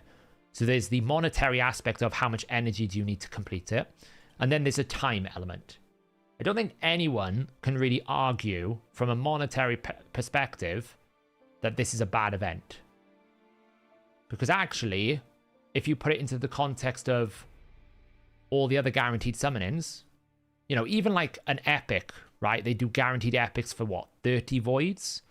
Well, 30 voids is going to put you back like 70, 80 pounds for an epic. You're getting a legendary for basically, there you go. That's that passive I was talking about. Oh, you're not seeing it on the screen. Fortis had his passive proc, but he survived. You're getting a guaranteed champion for about $100 to $120, right? So from a money standpoint, it's actually a pretty good deal that they've offered you compared to if you put it into the context of like Roxanne was 32 Sacred Shards, Kira the Watcher, 22 Sacred Shards. And yes, you can accumulate shards, and I know all these different things. But from a raw, if you had no shards, and you had to buy the shards, and then you had to buy the energy for this one, it's 25% the price. That's one angle. Now, what Earbad's problem is, and I think I agree quite comfortably with him, is it's not so much about the money, it's about the time it takes. That you're essentially committing almost to a full-time job for the next 4 days to be able to get this done. And that I do agree with. Like, it's crazy amounts of... The amount of time that you're going to have to spend to do this is nuts. It's a bit like when you were doing the Krisk event, right? Remember when Hell Hades did that Krisk event? How much effort did he do over 7 days to do that? It was crazy. It was basically non-stop. You know, some people did 200,000 points for Sonic back in the day. So it's not like this is a new concept that they've introduced, like extreme training that you can't stop. This has happened before in the past. It just doesn't happen that often. But when they're offering a guaranteed champion, it kind of makes sense why they are doing it, right? Because they're basically saying, hey, you can get a guaranteed champion if you put the effort in. Now, do I think the effort is overtuned? Yeah, probably. Like, absolutely probably. I do think the effort is overtuned because, you know, they're asking you to do a hell of a lot to get this done in time. Honestly, do you know what? I wonder if it wouldn't be Ivan. But then I think that's the culture we've got into a little bit, where people just have got this thing where games should just give you everything for nothing. I don't really know where it's come from. I'm not saying everyone in chat is like that. Absolutely not. There's plenty of people that wouldn't agree with that. But it does sometimes come across when I'm reading some of these comments that people just expect to be given the champion. Or it's like a special event, so therefore I must deserve it. I'm like, but it's a business. This event would have cost Plarium a lot of money. To buy this IP, to partner with this collaboration, it would have cost them money. They're not just going to give you the champions for free. It's never going to happen. Now, technically, they've given you 25, was it 40% of the champions technically for free? Because I'll be honest, the fusion seemed very, very good for me. You had flexibility there. You could do both of the summoning events if you wanted to. You could skip one of them and then skip and then do all the events. Or if you did both the summoning, you could skip like 3 artifact enhancements or 2 artifact enhancements to Dungeon Divers. There was a lot of flexibility in the fusion. So in essence, they've kind of given you 1 free champion with the daily login, which is a very good champion. They've given you a fusion, which is a very good champion. Okay, we all want the archer. I get that. They haven't given you the best champion, but they've given you like 40% of their collaboration for free. I say free loosely because you've still got to do the effort. You still got to log in. You still got to like do the fusions and stuff. But, you know, I didn't spend money. I didn't buy shards for the fusion at all. I did the fusion completely free. But there is this narrative, I feel, that comes across in a lot of videos sometimes, a lot of comments that this is totally unfair. I can't just get the champion.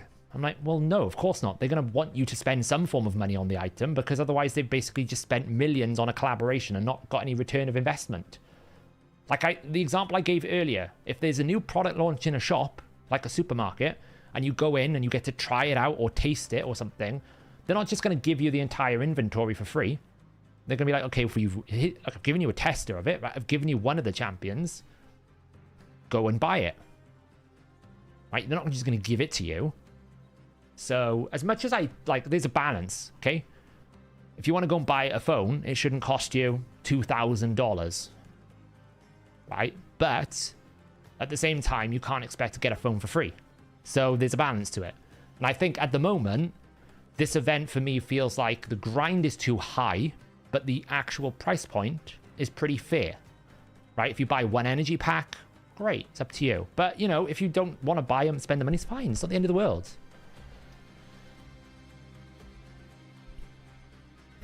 Sorry, that was my little rant because it was bothering me a little bit that people just like had this, like almost like, I'm going to come downvote everyone's video because they won't agree with me that this is a terrible event. I'm like, well, the math kind of speaks for itself. But I do agree. I think what Airbad is really drilling into is how crazy it is they want you to grind this much in such a short period of time. It's a lot of effort for 4 days. Saf, how do you feel about an account showcase and a giveaway? I don't like doing giveaways. Not because I don't want to give stuff to my community, but because I'll mess up the login details and then I feel like I'm responsible for it. And we're not very good at keeping login details secret the best of times. And I can barely stream without leaking someone's Discord message sometimes. So it's like I get stressed out with it all. But, you know, I can do a showcase. That's probably okay, but not log into it, if that makes sense.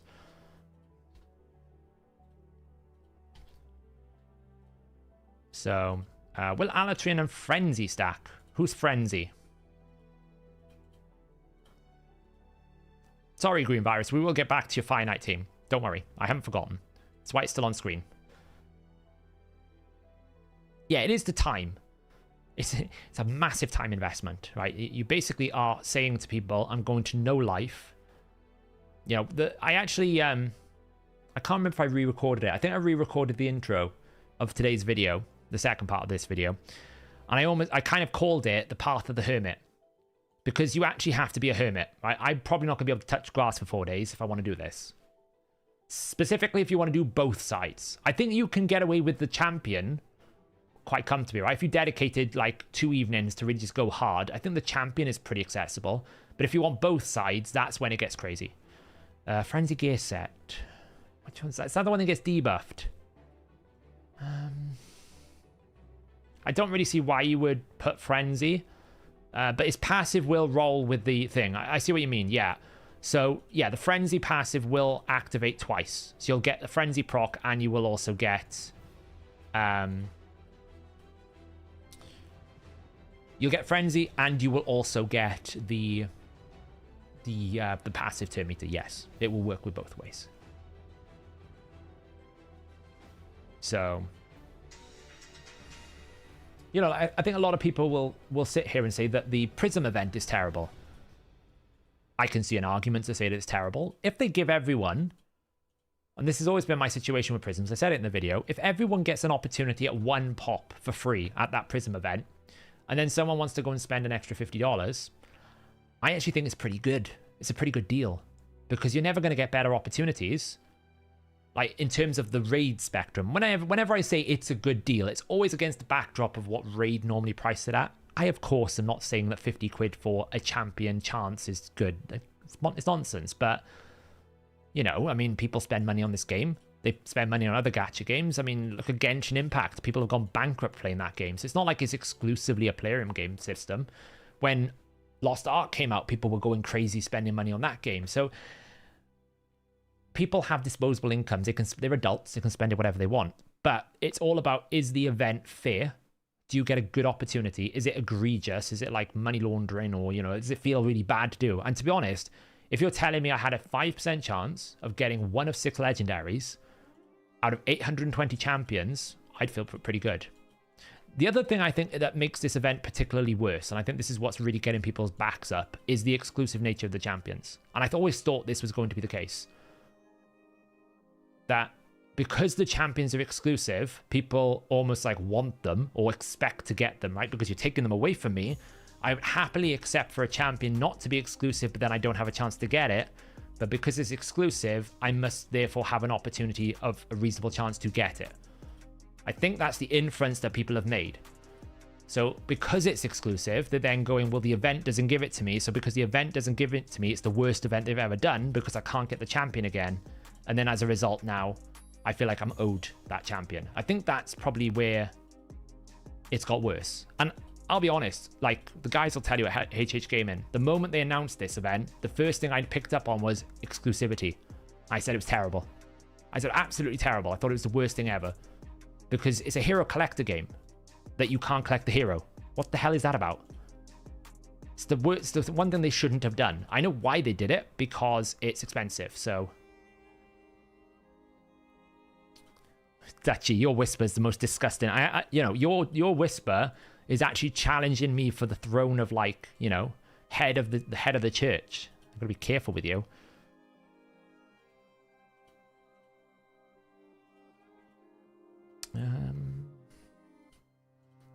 Can make another rank 3 here, so yeah, exactly. So for my position has always been, I don't like exclusive in general, but if you're gonna have to do it, exclusivity should be locked behind at least a free champion. At a bare maximum, like I would never do an exclusive champion that you could only obtain from summoning. I think that's a line I would never cross if I was in charge. Right? Rathalos is an exclusive champion, fine. If you're playing the game right now, everyone gets it. Not a problem. Is it the best thing in the world? No. Do I like it? No. Can I tolerate it? Yes.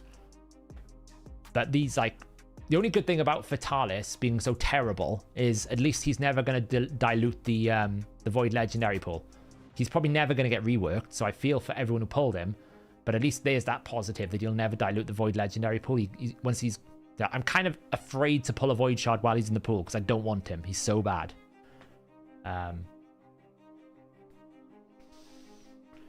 So yeah. Sorry. Yeah, we're going to go back to green viruses. I went on a little bit of a rant there. Right, so back to what we were doing here on this screen. Sorry, I got distracted. I do this. I just... It was bothering me when it was in the comments. Like, it was just bothering me. I'll show you the game in a minute. I agree with you there. I get the champions not spending anything using Prism systems, so I get there's a chance you get the champions not spending, so it's not bad. Exactly, Charles. I think as long as you make a Prism system where everyone gets at least one opportunity by just doing the events, then it's a good system because it's a very good catch-up mechanic. And if people want to then spend more money and help the game and help the developers, that's fine. But I don't like Prism systems when it's exclusively paid. I don't want anything in the game that's paywalled. You absolutely have to have an opportunity to do it for free by playing the game. So what are we doing here? We are looking for a Fire Knight hard team for Green Virus. That's our plan. I think we want to use Mikage. I think that would be the right thing to do. We obviously have a Newt and we have a Blizzard. Those are options. What do we have in terms of a Neldor? He's just got Neldor from the Prism system. If you haven't got an Epic, that's absolutely the one you would want to get. We have a Creedon. We got Creedons. I mean, we can pretty much build whatever we want We've even got Cardiel. So, I don't know. If you got the raid card XP boost, it's still better to run Nightmare. Yes. Nightmare overall is better XP per energy. It comes at a cost of mythic shard, mystery shards. So if you haven't got a lot of mystery shards, run Brutal. Any Valkyrie? Let's have a look. No Valkyrie. So we can't run the Valkyrie team. I feel like Mikage would be absolutely in the team. Right? Because Mikage is just really good. We could, like... We have got a rabbit, but not a very good soul for the rabbit. And I do think that souls are very valuable here. We got the Newt. I think Newt. You're using Neldor, Creedon, Newt double ally attack. Yeah. So I think Mikage takes the one ally attack. The only thing if we run Cardiel, and this is a very important factor, is if we run, for example, Mikage, Newt, right? Pretty good. Neldor. Yeah, pretty good. And then we run...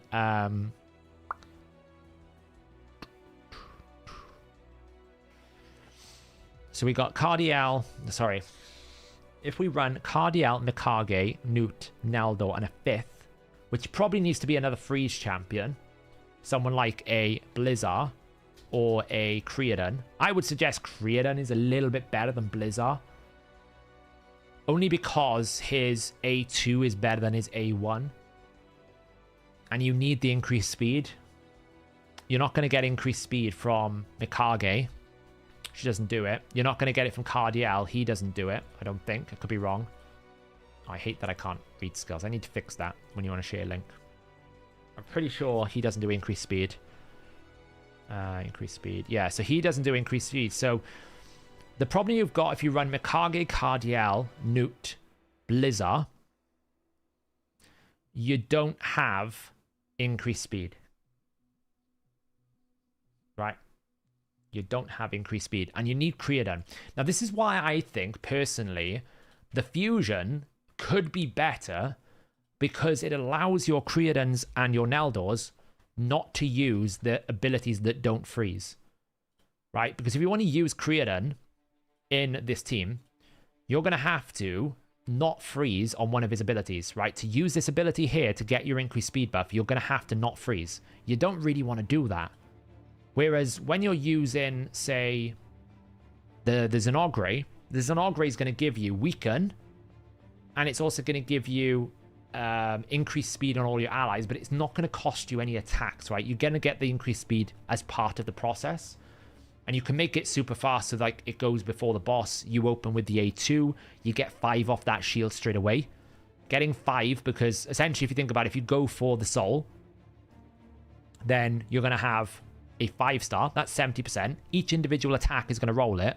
So in order for me not to get a phantom touch, I've got to go, I think it's like 1 minus 0.3 times 0.3 times 0.3 times 0.3. Is it that way? Is it the other way? Yeah, so basically I have a 99% chance. I think it's that way. Yes, I have a 0.01% chance that I'm not going to land a Phantom Touch at 5-star with a 4-hitter.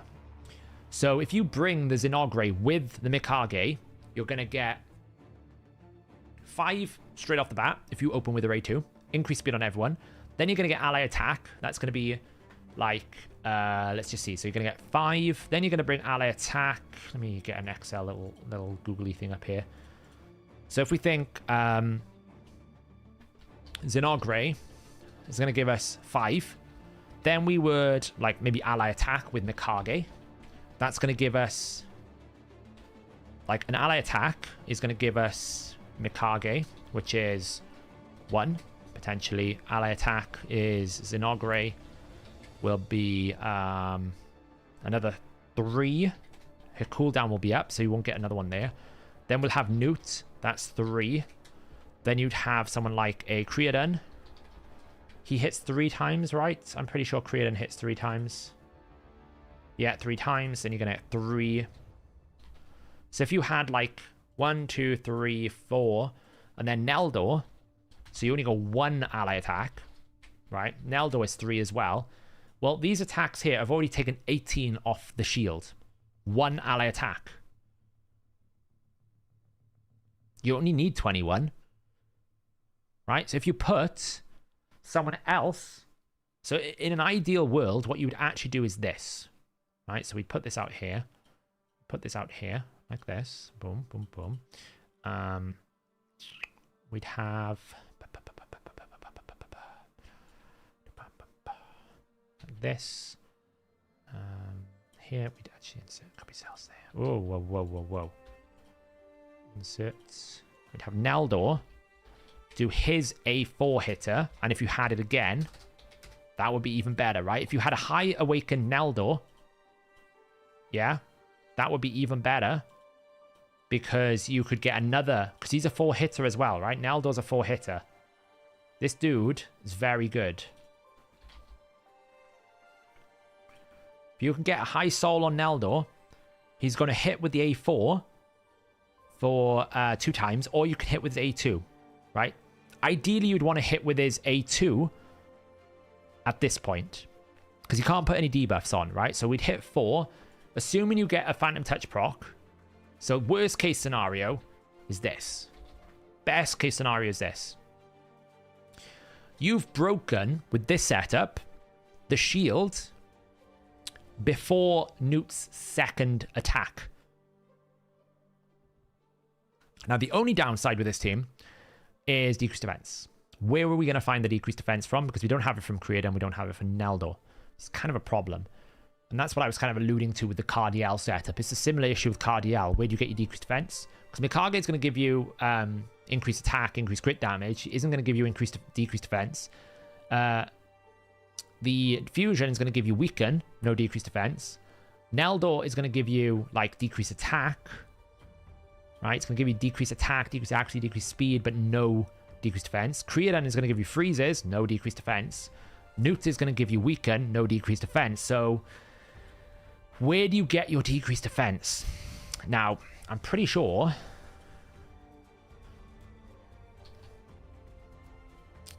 Does he do it? I can't remember if Gory does it. Your Carl doesn't do decreased defense. Neither does he. So let's have a look. Who does decreased defense? That's why Farrakhan is quite good as an ally attacker, because you get an A1 decreased defense. They don't necessarily need decreased defense, but it would be desirable. He's the only one, apparently, that has both. He's the only one that has both. So... your problem is, do you just ignore it? Now, if you've got area bonuses and you've got good souls, you've got crushing rend, you've got like lots of different things, and you can just almost like delete it without that. And if you're using Newt's A3, you obviously don't need decreased defense. So maybe you don't need it. And if that's the case, that setup is pretty good for getting Newt going. You won't have the second ally attack though, so that's something to keep in mind. But Naldor's passive will work really well when you have 3 freeze champions. Right? You're overwhelming the volume with the number of freeze champions you've got. Because if you think, right? This will be the first rotation. The boss's shield breaks at this point. So ideally, Newt was going to drop by 30%. Okay? Everyone's got increased speed at this point. Then you're going to follow up with Mikage's A2, which extends the duration of your increased speed. So you're permanently under increased speed. One of the main problems with one of the teams that I built, which was the double Farrakhan team kind of setup, is you outrun your speed buff. And with Razelvarg, it takes you a while to get back to your speed buff. Whereas with the Mikage Zinogre setup, you'll get that speed buff extended. So you will probably always be under speed buff. Yeah, Alexander's the only... what I meant is he's the only one that potentially could do it, but you're correct, Jonathan. He's got, like, conditions, so it's not really going to work. That's why he's not used. So we're going to get 30% reduction here. Now, pretty much, whenever an ally freezes, Naldor has a chance to counterattack. So we've got... whenever Newt is going to A1, Newt will always trigger Naldor's passive. Almost guaranteed. It's very unlikely that he won't. Purely because of... the nature of it, right? Every single freeze placement has a chance to do it. So if as long as Newt places freeze every single time, you're going to have a situation where it's almost like, well, 1 minus, it didn't happen 0.7, it didn't happen 0.7, didn't happen 0.7. You've got a 65% chance that Neldo will counterattack if Newt A1s. It's a very good chance. And when Neldo counterattacks, he is going to freeze on the A1 on a 40% chance. This is why I think Neldo's better than Blizzard, and I think Creedon is better than Blizzard because of Creedon's A2 is a higher rate. It's a 65% chance. Although Blizzard's A1s are better than Creedon's one. So it depends. And especially if Blizzard is kind of like fixed into a specific... if he's fixed into a specific team already, like Shogun, for example, maybe he's not going to work. The rest of his kit is not very good. Like, you don't get much value out of the rest of his kit. You're basically just using him for an A1 bot. So I think, like, potentially it's better to run these guys. Yeah, but how many freezes have you got on your team, Neldo? Dennis, sorry. How many freezes have you got on your team? I've got, like, 3 champions that can freeze here. So it increases the value. It's like anything. If you get more of the same, you're going to get more out of it. Yeah, and you're going to get Zinogre's A1, right? So Zinogre here. We just take Cardiel.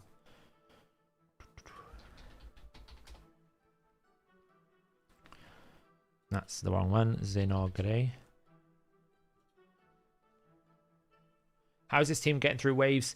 You'll probably, like, the waves in, like, people forget. The wave on Fire Knight hard 10 is very weak. It's very weak.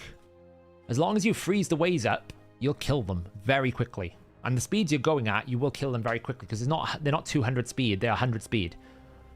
It might take you longer to get through the wave. That's why I said the jury's kind of still out whether or not Zinogre is going to be very good because of the wave aspect rather than the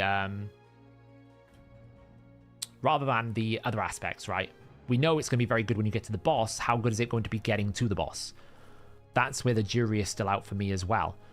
I don't know is the answer until I've actually had a go at testing it. Yeah, the waves are only like 100 speed in Fire Knight hard. We're all kind of like now accustomed to how Cintrano says. It's nothing like that. Yeah, you can also use Mikage stun, right? So if I just look for Mikage up here now.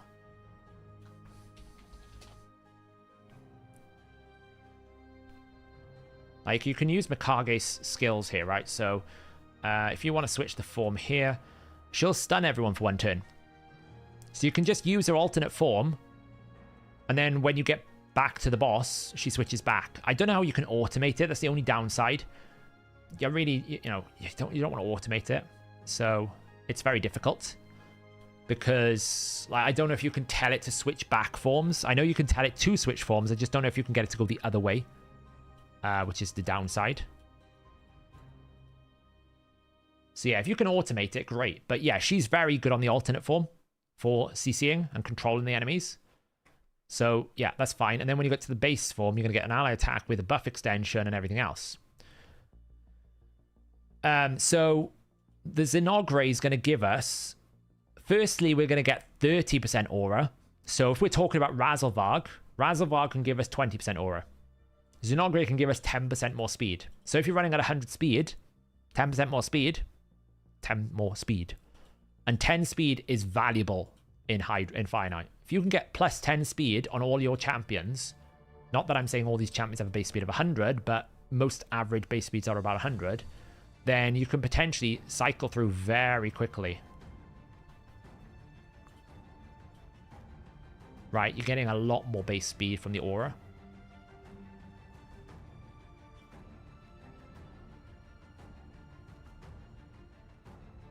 What about increased speeds? Yeah, you get the increased speed here as well.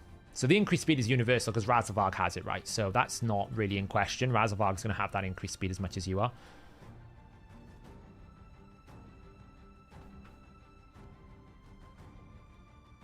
Sorry for tagging you in Discord. It's fine if you've tagged me on something. I'll probably look at it after stream, Dark Noxious. It's okay. I normally read them, so don't worry about it. I know, read the best. Are auras from base speed or total speed? Auras are base, increased speed is total.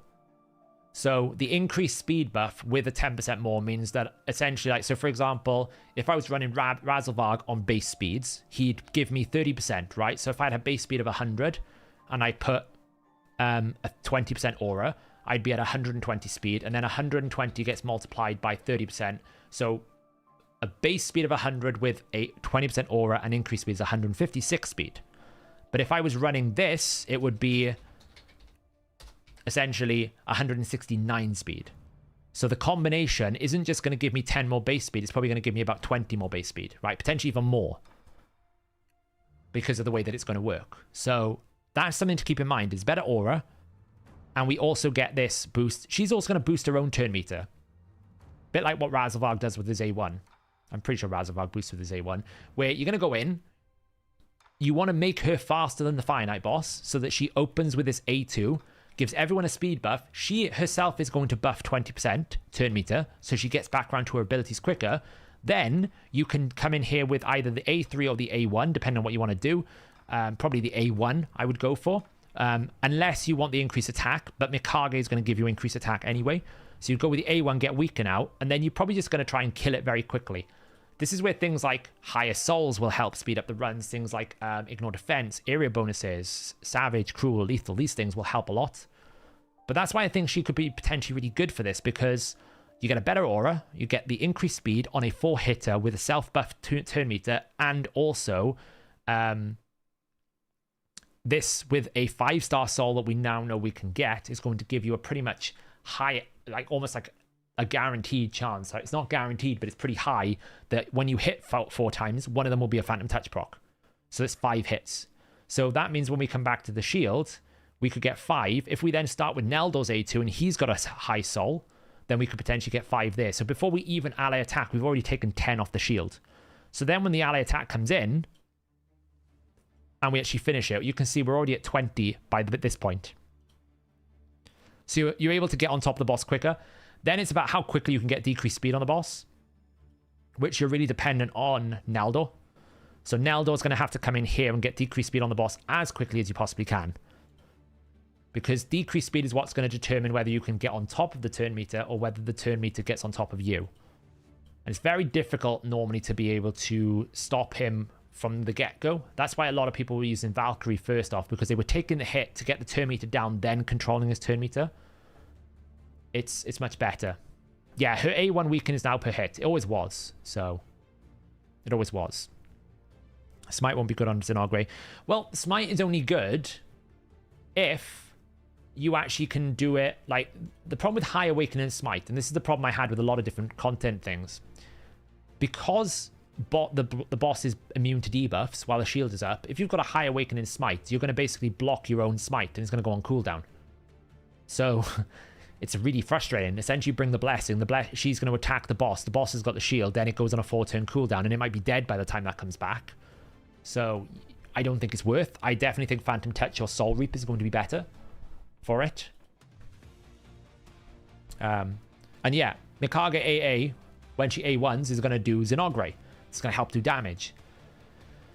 Don't you lose if decreased speed is 3% resists?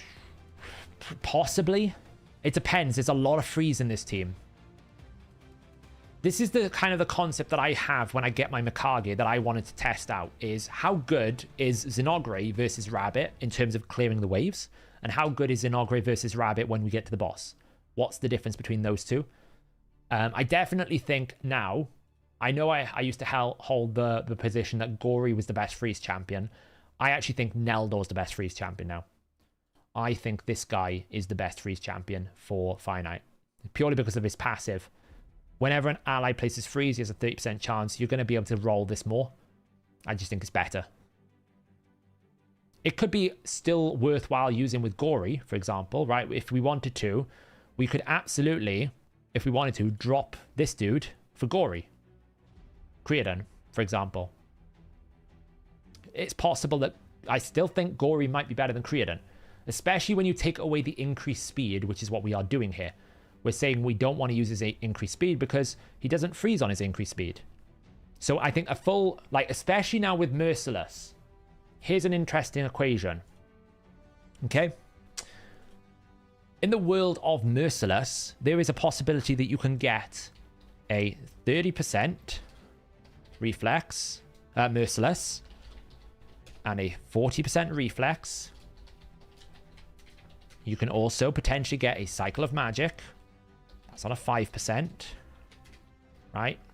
Each one of these are all independent opportunities. And if you do a lot of damage, you can do Cycle of Revenge, like Cycle of Violence. But with Gory, he's never going to hit really hard, so that's a 0.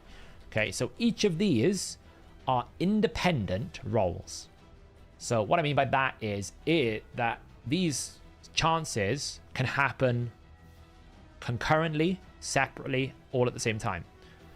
So there is a world where I could use Gory's A2. That's a 3-turn cooldown. It procs Merciless. Great, 2-turn cooldown. It procs Reflex. 1-turn cooldown. And I get Cycle of Magic proc. Great, I've got it back next turn. So in that context, is Gory good? Well, yeah, if you can A2 every single time, Gory's as good as Newt. Because Gory is a really strong champion. Well, we really need to look at some of these ratings, I guess. Maybe, well, it's probably actually fair. Yeah, it's probably fair, actually, because he's not very good for all those areas. Oh, filter. Training.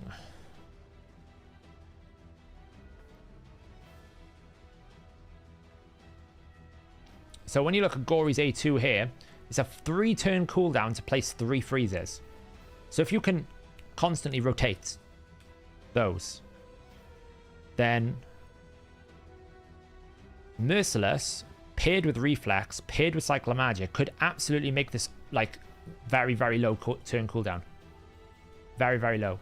Yeah, you can have Refresh in there as well, but you can't have too many, right? You can have 1 Refresh accessory. You can't have both, because you're going to need to commit 2 resources to Merciless, to accessories, so that you have the capacity to have 2 Merciless on the armor and 4 Reflex.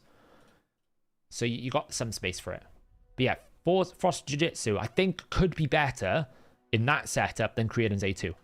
And if that's the case, then you've got basically almost like double Newt, which means if you can get that many freezes out, you can use Newt's A3. And if you can use Newt's A3, you speed the fight up considerably. And if you speed the fight up considerably, you reduce the risk of you failing.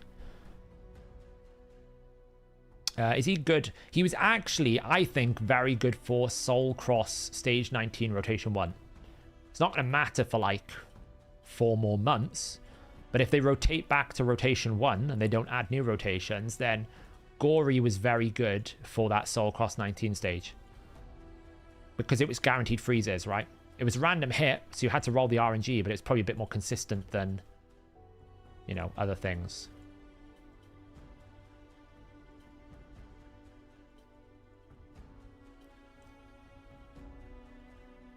I still think Gory is better than people give credit for if you set him up right. And I would imagine now in the world that I was just talking about, is he even better than we first thought? Is he even better than we first thought? You know? 3-star, the 2. What have we got going on here? Sorry if you said it and I missed it, but when Mikage uses her AA, does Xenagre attack 2 times? Why would Xenagre's A1 attack 2 times? Why would she go twice? Have I missed something?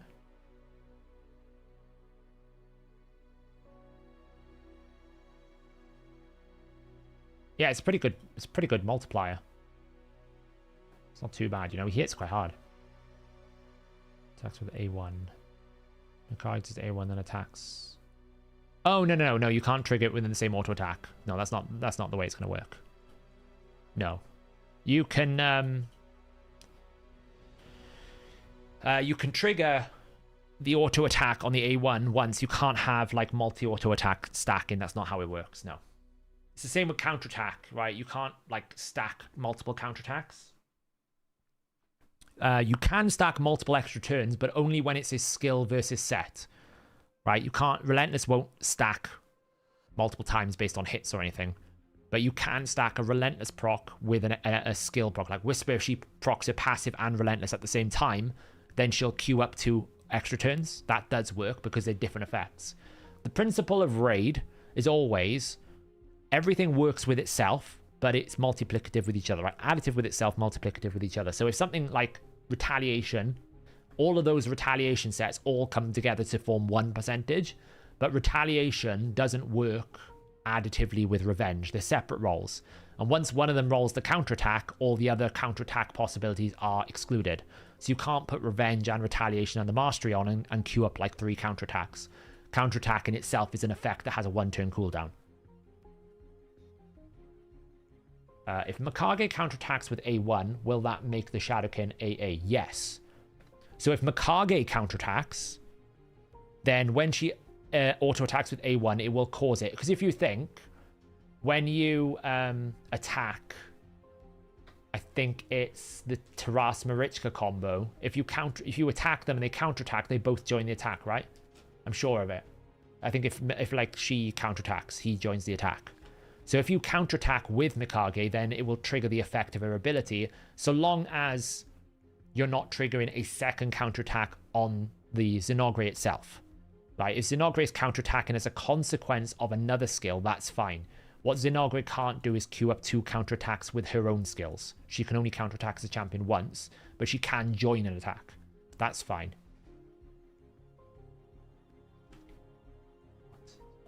What are you doing? Hello.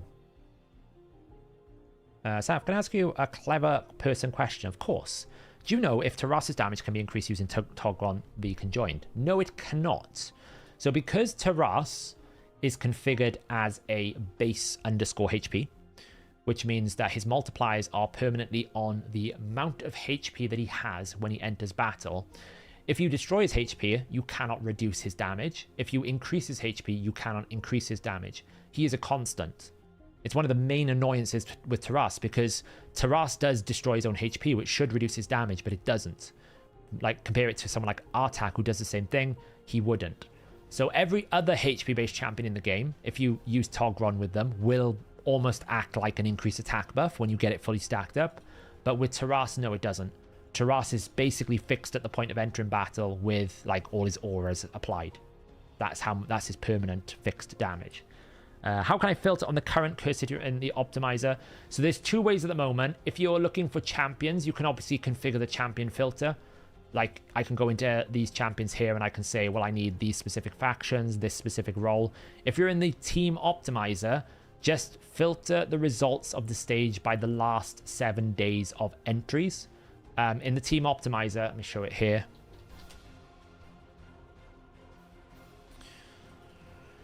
Let me do this over here. What up, cat?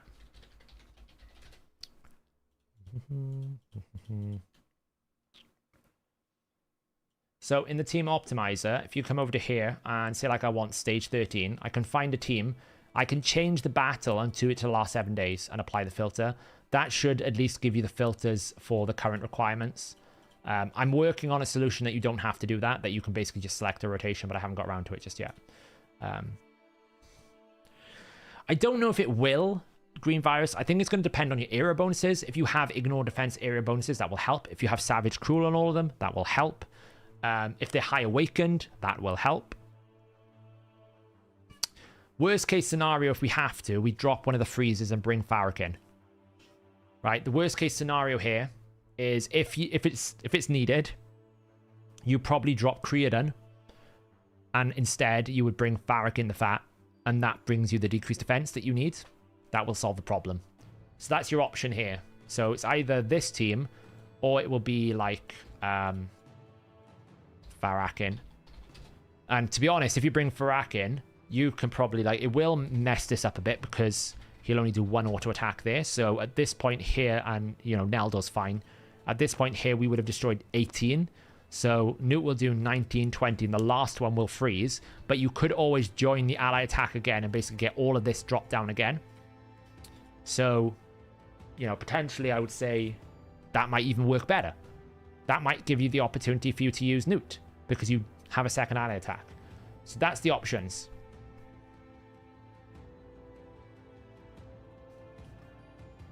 There's no saving me from raid, I know, right? What do you want, cat? What? Well, you got food. What? You're interrupting the broadcast. You don't care, do you? No, she doesn't care. You think Creedon? I don't know. I mean, potentially. You do lose the ally attack with it. Would dropping Creedon affect the ability to survive the wave? I don't think so. No, I don't think so. I mean, you're going to use Newt's A2, right? So that's going to drop decrease attack. That's going to help. You're going to be going super fast, so you're going to be killing those, you know, most you take a single hit. And you can always use Mikage's A2 if you need to. The idea with this team is you never take damage from the boss. So the bot, you know, even if, as long as you arrive at the boss with some level of healing, it'll be fine. You've also got Leech from Zinogre, so if you need to like heal up on the waves, you can. Well, Zinogre's A is going to do weaken, but yes, it will do nothing but damage. But that's what Razelvarg's A1 does, right? Once you get to the boss, all you use is Razelvarg's A1. All that does is damage. You use his A3 to open, and then just A1 constantly. It's no different. All we're doing is we're substituting the Razelvarg for Zinogre. Yeah, it's not Mikage. You can switch to her alternate form and it stuns.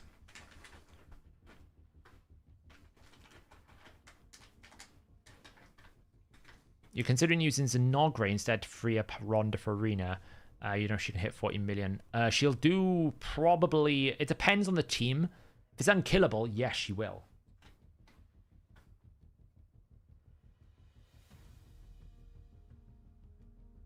You done? No? There you go. Yeah, so if it's... if you're doing unkillable, she absolutely will. She absolutely will out-damage it because of her passive. You're getting Leoris passive on her, so that's like flat 50% multiplicative damage, especially then if you put her in Fury. If you double up, you're going to get the passive plus Fury. It's going to do a lot more damage than Ronda. It will easily out-damage Ronda in that team. But it depends what team you're running, right? So I don't really know what that is.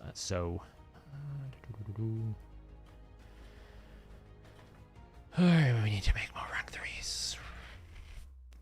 Why am I doing this to myself? Whose crazy idea was it to do this? Why did I convince myself that I can do this? Much rather wail on shards. I'm joking. Yeah, and the nice thing is it means Cardial is freed up to do whatever you want in other places of the game. If you want to use him in a Hydra team, if you want to dedicate him for an arena team, then you're not locked into like the build you would require for Fire Knight. So there's lots of different ways. I know you can like build him somewhat similarly. But it just means you're flexible, right? You've got the flexibility there, whereas you wouldn't have elsewhere. We're running out of champions. Look at that. We've run out of champions. You might be wondering why there's 3 Gnarlhorns there. Do you want, I'll show you why there's 3 Gnarlhorns here. Because we actually have to do some Curse City here. There's 3 Gnarlhorns here because I feel like I might need them for this stage.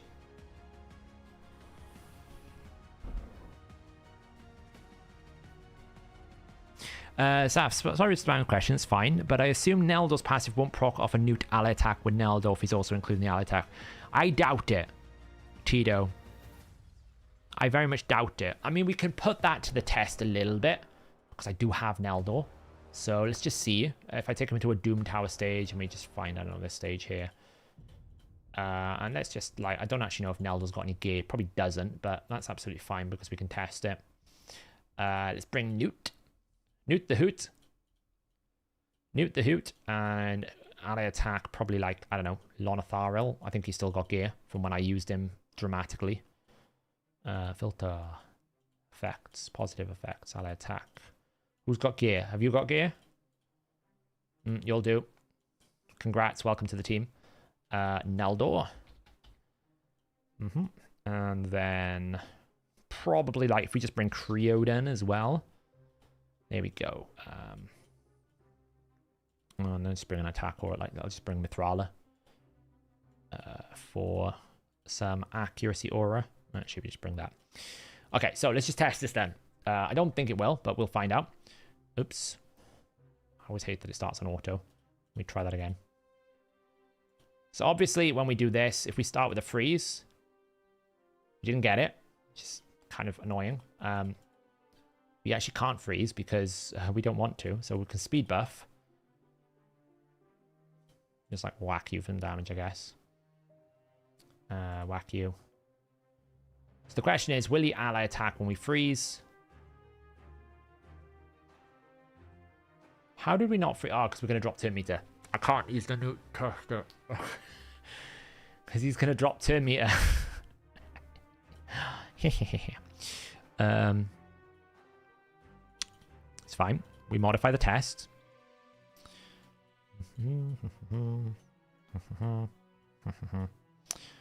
And if one, yes, go, yes, I know he hasn't got any gate. If one is not enough, bring another one. If one is not enough, we'll bring another one. Boost. So that we can try a freeze on this check over here. Kits, gotta love it. Right, so will he queue up? It's very difficult to test. It really is very difficult to test.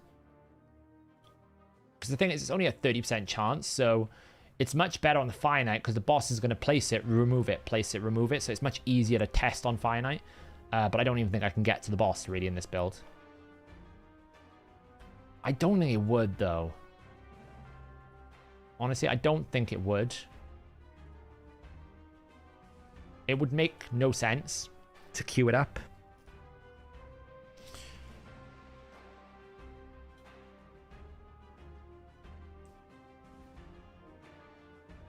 Like, what I'm looking for is the text. So far, he's not even proccing it. I'm looking to see when the text comes up. Because I think the test... Wow, it's quite astonishing how many times he has not procced that. One of these has got to proc it, right? There we go. So that's what we're looking for. So if it does work, we're looking for the text, right? But it's very difficult to test this because, well, you know, we have one single opportunity because of the way that it's configured here. We've only got like... So I can run it like 5 times. If we don't get it in 5 times, there's probably a good chance it's not.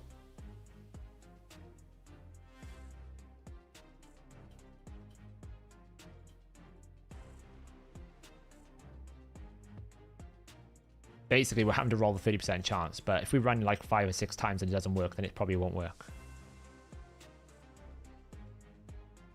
Yeah, I could actually optimize this by dropping. I was worried they wouldn't have enough accuracy. Yes. I was worried they would lack a bit of accuracy, but because I've actually used them in Fire Knight Hard, it's probably alright. In Soul Cross, they probably have enough accuracy. So if I bring that, and then I just bring... Lorna. Good old Lorna Tharrell.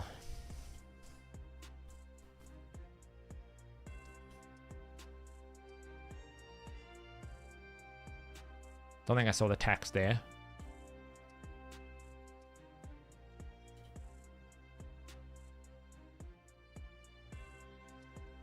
No text there, okay.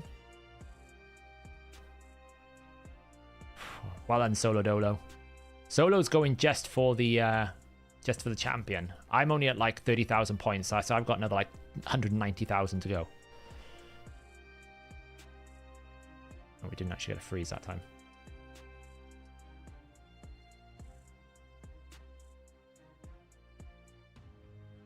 There's no text there.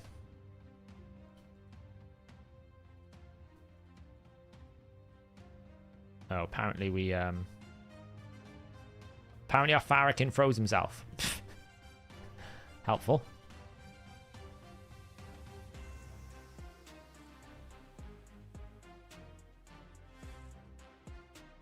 You started with mystery shards. Yeah, you might need to be careful. You might have to do brutal. Yeah, it's not proccing, but I'm not seeing the text either, so...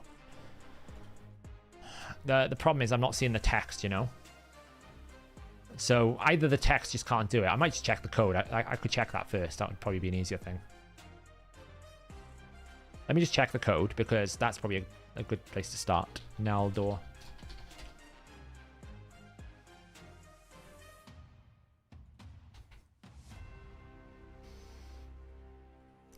Because the code will tell me potentially if it says things like won't work on counterattack. It's very possible that it's got a condition for it.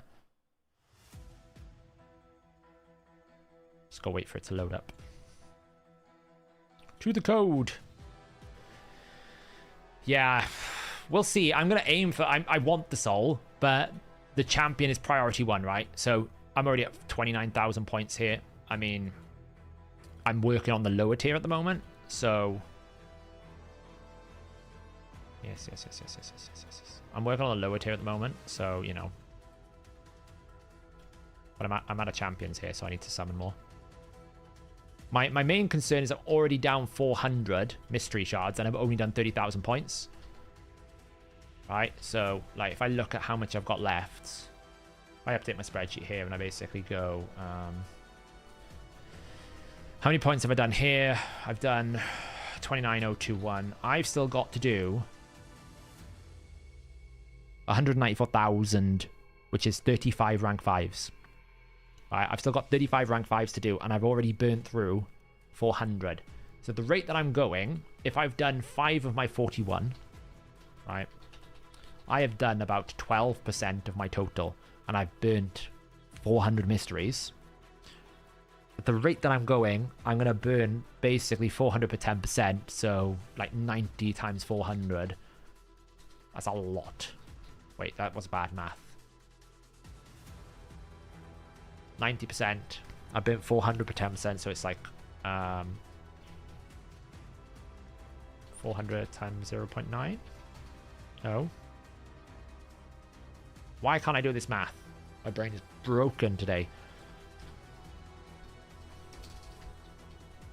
So I've done 12% so far, and that's cost me 400 mystery shards. That means basically it's 10%. 400 times 9, that's what it was, yeah. Is it 9? Yeah, so 3,600. There we go. So I've got a difference here of 1,400.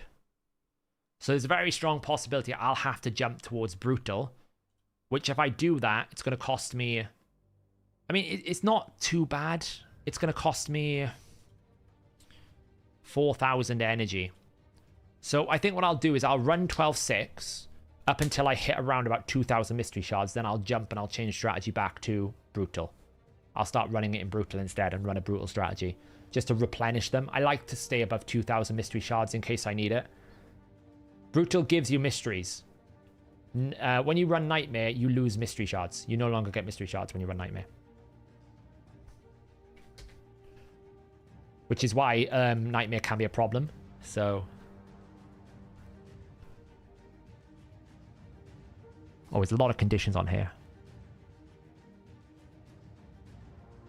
Yeah, it's actually, just to clarify this, it's not applicable for any status effect that is caused by a counterattack, a team attack, or a passive counterattack.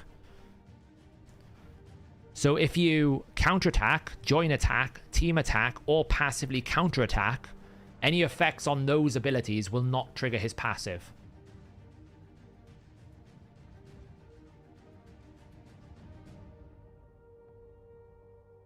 So if Newt, for example, counterattacks, then it will not proc him.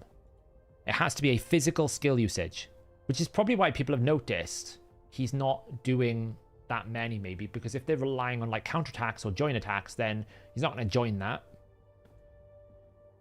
You know? I mean, it specifically says skill caused by effect. That is status effect, status counterattack, status team attack, status passive counterattack. So if it's one of those, it won't do it. It will not counterattack. So it's probably doing it a different way. What's up? Since we last spoke, Marta pulled Blood Maul, Lupafang, Night Queen, Crixia, and Yamikage. All right. Good lord above. You're rolling in mythicals. How is Cintranos going? That's what someone asked me. So I finally managed to beat stage 6 off stream. Creodon's were the answer. If you're stuck here, Creodon's the answer. It sucks if you don't have Creodon, but he's the answer. I just double Creodoned it.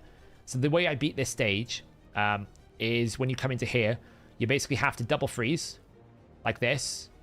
Then I would boost. Then we would dropped attack on the Leo, put ally protection up, and then Negorio, very good here, places block buffs. So I block buffs this dude, so that ideally you don't kill him that much, so that you actually stop the unkillable, and then you kill him next round. That's how I was doing this, essentially. And then it's all about killing this Uko. You can normally tank that, it's not a problem, but then you want to like refreeze. And then it's just a case of, that's how you get through wave 1, but you have to kill the Uko. Like, straight out. The Uko is the main problem. So you have to, like, now focus killing this Uko. If you don't kill this Uko, you'll be stuck. You can actually refreeze here. But you can see what I mean. Like, if you don't have Creedon, this is absolute hell.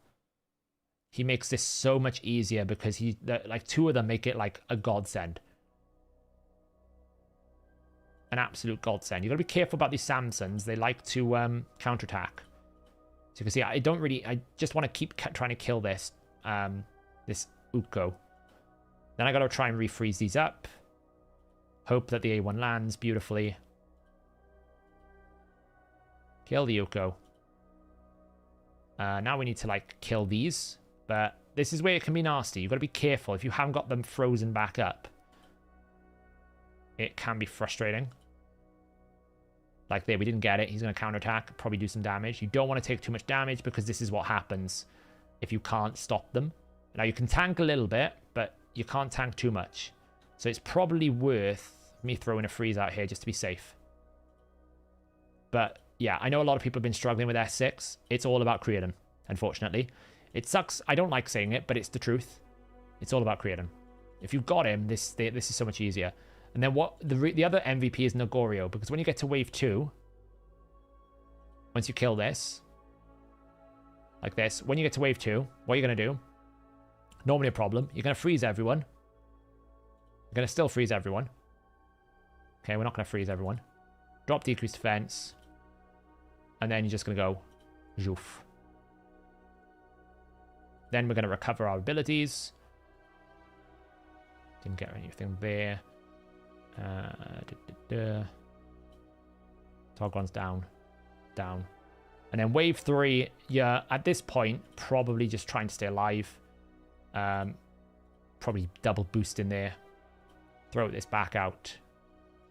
Maybe we get some provokes. Provoke. Lovely. And then back to the good old refreezing. The one that you've got to be careful of here is Morrigan, because if Morrigan gets going, she will open with the A2, and that will fear you. It's a real problem, so you absolutely want to make sure that Morrigan never gets a turn. Just ally protect just in case she does, but we got the freeze again. Like, the fears are where you will lose now, right? If you don't, like, get control of this pretty quickly, the fear is where you will die from. I think we're all right. So that's how you do this. Double Creedon. To be honest, once you get the Mythic, when you do this every rotation, I'll still target the gear, because Merciless is so good. But I won't target the candles, no. Probably. Yeah, if damage is your issue, Negorio. So good. It can probably be done with one Creedon as well. It's just not as easy. Right, you can probably do like a stun set Duke with Creedon just to help the CC. The wave one's the hardest part. You've got to deal with the Leo, which is why Negorio is really good, because you get the block buffs out normally. And then it's just about trying to stop the Uko and the Samsons killing you. Negorio is top tier. Absolutely top tier, as is Creedon there. Once you get past S6, these will fall very quickly. S7... Look at it. You can use your 2 free champions, 3 free champions, right? These will fall. You can use Cold Heart. You're not going to struggle with S7. S8. The only thing about S8 is if you don't have Duchess or Kaja, then it's a problem. But if you've got one of those two, you're never going to really fail this, because it's like running Arbiter and Faction Wars. You're going to laugh your way through it because you just constantly revive. Septimus was very good. Just starts one-shotting people. S9, Godseeker and Eerie strategy. It takes a while, but you get it done. S16... Double Akimton, Fortis, S10, like I got Void Legendaries I can use everywhere. Double Boss, Again, Creedon, very good. Freeze up the Spiderlings and then just one-shot everything, kill Agrith as quickly as possible. And then I've kind of got stuck. So S12, I'm not really too worried about. It's just really boring. It's frustrating. The actual problem with this stage is Wave 3. Trying to deal with Wave 3 with this stage is really hard. I don't know if anyone's beaten this, but I don't have Iggy, which is a real, you know, and the mythical champions are what people are using. Wave 2 and Wave 3 here, Wave 1 and Wave 2 is really easy. When I get to Wave 3, I just get freeze spammed. I can't control the wave because the Jing Wong is, even if I put block buffs out, the Jing Wong will proc his passive. So what I'm going to have to do is build someone in here with stun set to try and force the Jing Wong passive to go. Then I can re-stun with Scylla the Drake. So once I get one stun, I can finish off a couple of these freezes with Alton and Syl, but one stun is not enough because the Jing Wong passive comes in and it just stops you, and it means that you then get frozen spammed. You get provoked from Harima, freeze from Ninja, and there's nothing you can do. So I don't know if anyone has beaten this that has any advice or tips, but I think I spent about an hour on it and I just gave up because I was like, I just don't know how I can stop the last wave. You purchased a point still attempt to get legend. Now you have 42,500. How much energy do I need to complete the event to get the legendary and the blessing? 50, 42, 525. If you are following my levels of efficiency, you need about 30,000 energy. If you're doing 12-3, if you're doing Nightmare and you continue to do Nightmare, 27,000 energy. 27,000 energy. You need to make 33 rank 5s. 33.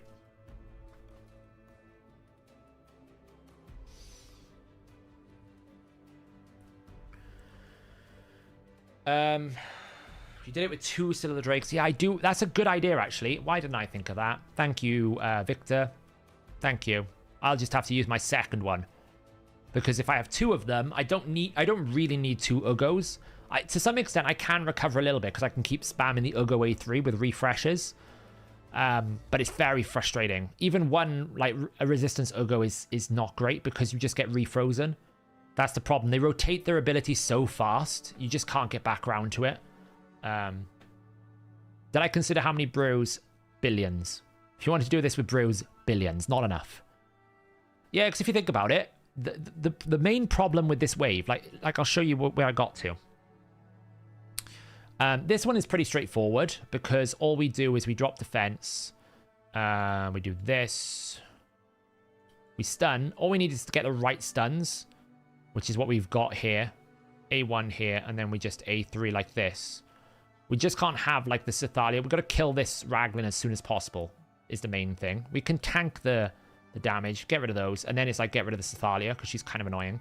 And now what we want to do is just recover our abilities. Okay.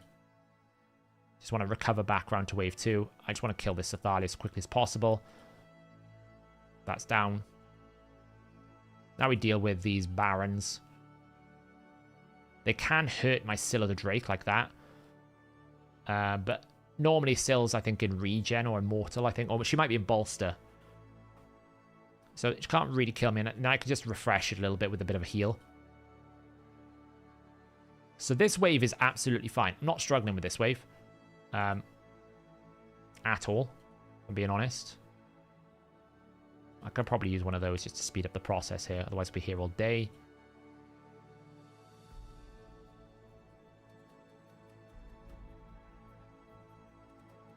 So this one's okay. And there's no block passive skills for this setup. We don't have any champions that can do it. Now this one is all about killing the Ramantu. We've got to kill the Ramantu like as soon as possible. If I don't kill this Ramantu, got no chance. So that's why you can see I focused the Ramantu so hard, because otherwise I just have no chance to do it. And I probably don't because he's turn to take turn. Now we're in trouble. Maybe I'll be okay if I can, like, cleanse that away. The damage is going to be really high, see? So she's okay at the moment. Can we get the Ramantu out? Nice. Heal up. Get that out. I need block. I need drop defense to stop the Razins one-shotting me. like that. So now it's pretty much over unless I can get Alton's revive. These need drop defense. If you can't get drop defense on these thing, like maybe I can do this, but I need to get rid of that. Absolutely. Now we're okay because they won't do enough damage to us anymore. So now I can save my revive for killing this dude like this. Boof. Revives are back. But now we need to carefully cycle because we need all our cooldowns back. So I can heal here just to get a good heal out.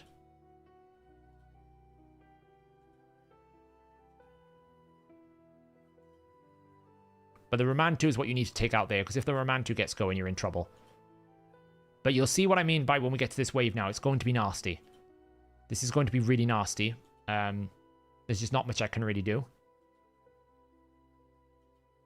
We should have all our abilities back, which is great.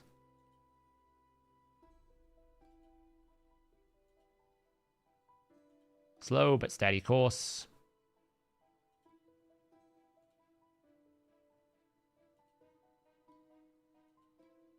So when we get to this stage, I'm like, right. I can't CC, so I can put block buffs out. That's not a problem. Great. But I can't CC, because if I CC here right now, he's just going to cleanse it anyway. And then once I don't CC, I get provoked, I get frozen, I get everything. So I don't really know what to do, because if I press A2 right now, what's it going to solve?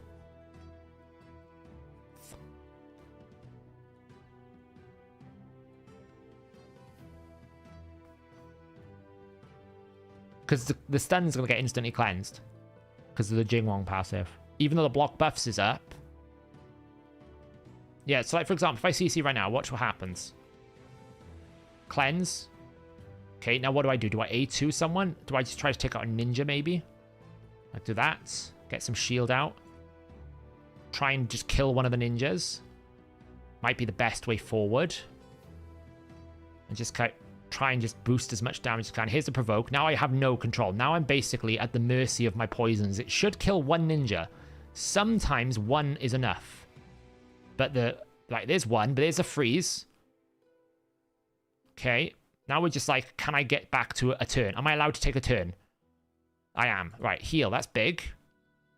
But here's the problem now. I can revive.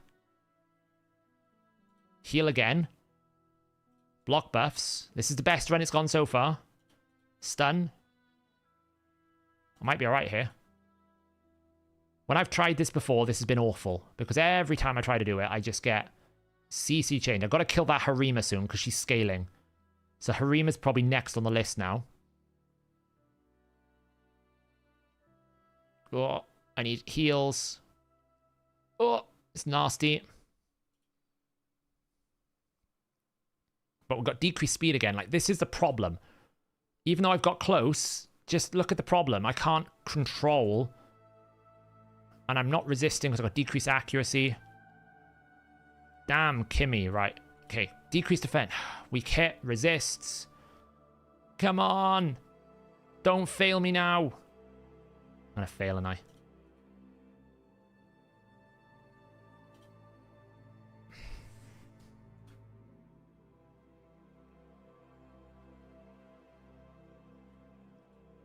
Right. Kimmy's down. Oh. Heal up. He's down. Kill the Harima. Come on. The problem is she's got so much defense. That's going to be huge. That should be it. That should be it. Down. Kill it. Oh. So the key is kill one of the ninjas, because if that other ninja gets going, it's just like freeze, provoke, freeze, provoke, freeze, provoke, freeze, provoke. I'm like, oh, I can't do it. All that for a few brewers, mind. This one, this is why I have 4 gnarl horns. Because I'm like, am I just going to have to gnarl horn the crap out of this? This one's just horrible. Look at it. I mean, I'm thinking something like Nuke, Grush, gnarl horn, Vrask for some healing, and then maybe like either a 3rd gnarl horn. I don't know. Something like that.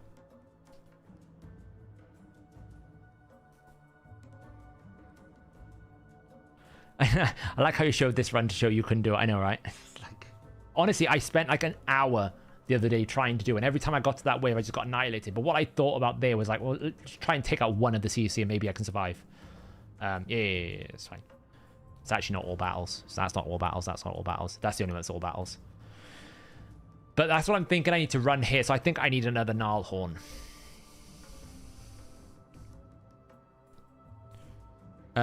So in my video, I wasn't doing 1-star. In the video, I wasn't assuming to do 1-stars, but because of the volume of mystery shards I'm using Buhog, I'm actually leveling I'm doing one run of rank 1s through 12-6 Nightmare. It takes them to level 10, so I'm actually making rank 2 food from my rank 1s. So yeah, so I'm thinking this is the way to do it, and just run like a nuke Grush, because Grush can do a pretty good amount of damage. The only problem is this wave 3 with double Bad L with Oros is very difficult to stop. It's very hard to stop because this Oros with these poisons, it gets out of control. It's a very nasty combo, and if you get feared, it's like Grush has to basically take out probably one Bad L and this Mash Lead, and he can do it. He hits pretty hard. If I put him in like super nuke gear, he could probably do it. But it's not great. You know, the Jailer's not going to do it. Not enough damage. I've not really looked at Yalagina's damage. Maybe Yalagina hits really hard. Because if she hits really hard, maybe we can use her. Because she does have a passive revive. So I don't know if she could do it. Maybe she could just come in and pop someone with this ability. Maybe it hits really hard. So that one I need to prep for. S14, I'll Fushan it. It's not a problem. I just got to get there. This one, I've been struggling. I need Blizzard Ascended because I need his soul.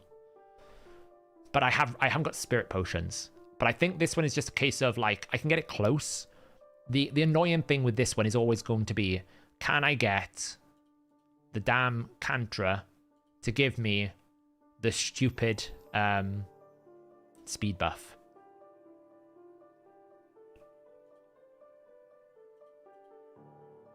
Right, so we can get the counterattack. This is cool. I can get the shield down.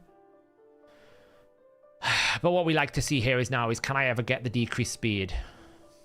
Yeah, it's a 6 point. I remember Yelagina's got a pretty big multiplier, so maybe Yelagina is a good option, right? We get this. Nice. And now we can throw this out. And it's all about, do we get decreased speed? We did. Now we get freeze. So now it's a possibility, you know? But I don't know if I can actually like keep the turn meter down all the time, because this team doesn't have increased speed that I've got right now. So it's like I'm kind of fighting against the boss. And I also like, this is the best setup I've got, but you can see I'm never going to keep the boss turn meter down without increased speed unless I get super lucky with the freezes.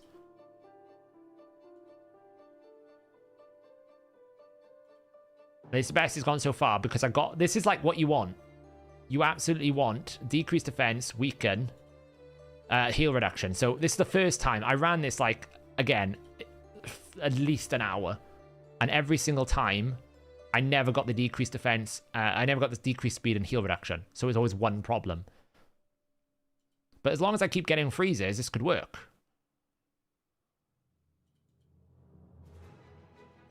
You can't really not A1 with Newt, because even one A1 is just going to let him back in.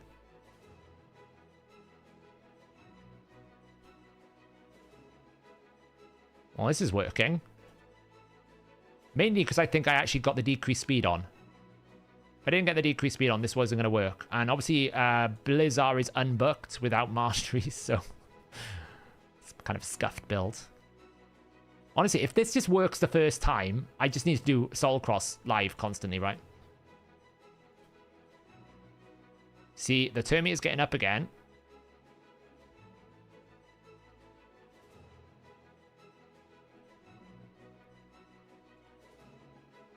We need a good Blizzard A1. That wasn't a very good Blizzard A1. That's better.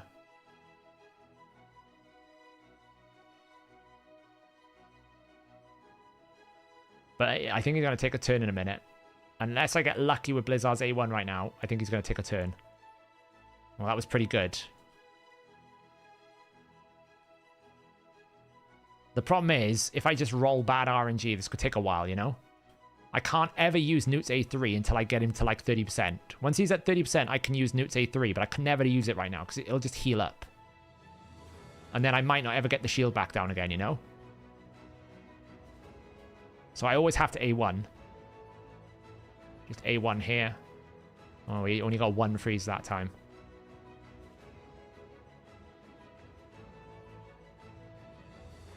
You're under 1,000 red potions. Yeah, you got to train. It's going to have to be the grind. You can't do throws. Okay, this is going well. Maybe I can do this. Yeah, I'm not going to risk it, though, Benjamin. Just because how long it took me to try this the other night. Can I get weaken? Yes, there we go. It's only taken us like 4 A2s of counter to get everything we want out. Let's keep counterattacking. It only takes a really bad 3% run. And then it's just like bad. We're getting there. Blizzard. Ironically, we were all sitting there going, do we really need Blizzard? He's not that good. He's only going to cover a few Soul Cross stages. Turns out Blizzard's becoming pretty good for a lot of different things, right? He's proven to be quite valuable. Yeah, I know I could use the A3, but I'm not going to risk it. The only way I fail is if the boss takes a turn. The only way that can happen is if I don't use Newt's A3. So as long as I continue... See, that can happen. That's what I was worried about. If Blizzard decides he no longer wants to do it properly, now I could A3 or A1. So I'm going to just keep doing it. So that's the only risk that I had there. I was like, ugh, what happens if Blizzard doesn't land a freeze? Are we in a bit of a spot of bother? I think the boss is going to take a turn. I don't know if I can stop it. Yeah, now I A1. The boss is going to take a turn. Let's just speed it up. There's no way I can stop that. That's all right. Hopefully we'll be able to knock it back down. Newt didn't have a counterattack up, though, so... We will A3 here because it doesn't really matter because we'll probably knock it down.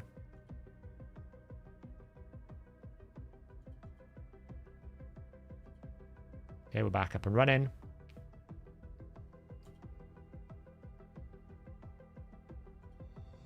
Oh, come on, Blizzard. You absolute... That's the worst timing for you to do that. I need at least another rotation here from the Cantor's A2. At least. Blizzard, do not disappoint me again. Oh, you absolute stupid polar bear. Well, I can just finish it off now, right? Nice. Stream... basically, just do it live. Resistance. What about this? What about this? This. Ooh, crit rate. Speed? It's okay. Okay. This is easy.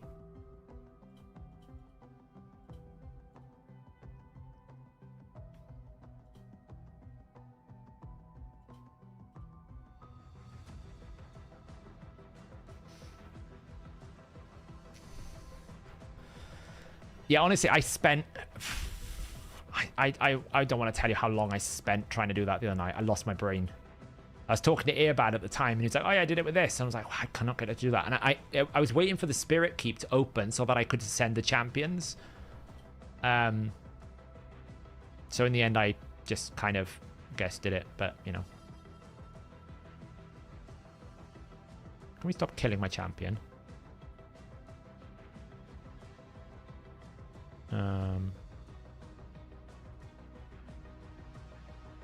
Oh, I took my gear off Nethril.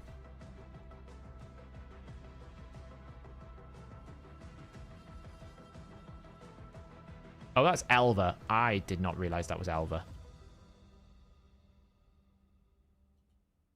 I should probably take out Elva before she revives.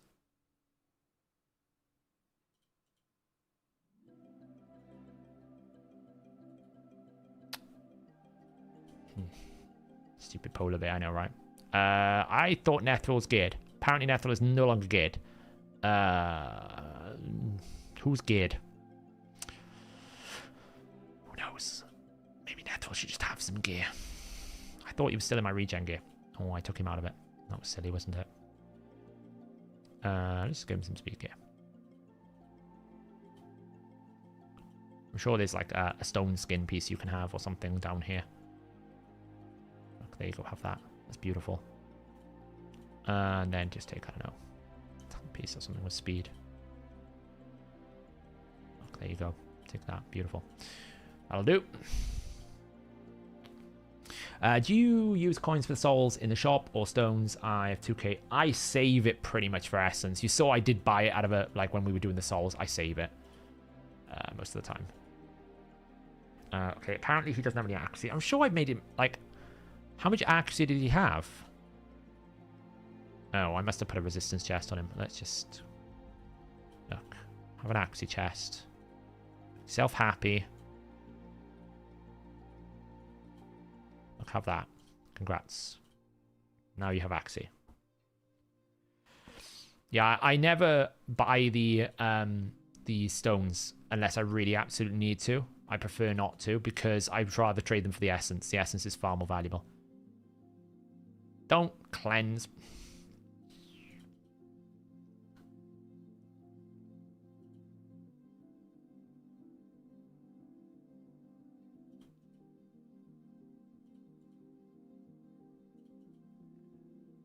Stupid Alva. Kill the Amic. Thank you.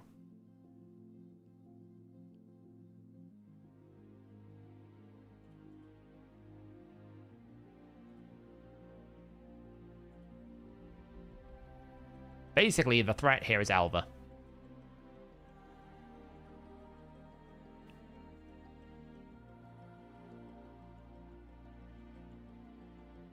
Gotta kill the Alva. There we go. And hope we don't die to the Ileal now. I should have killed the other one. It's alright, we got it. We can heal. If Marshalette is able to place one like leech, that'd be great. There we go. Lovely. Alright. Okay, well, hegemons. Why is there a hegemon? Why are there two hegemons? Why?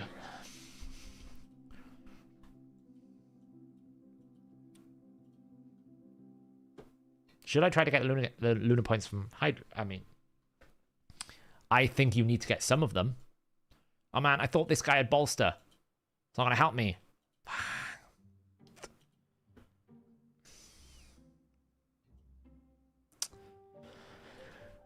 Grrr.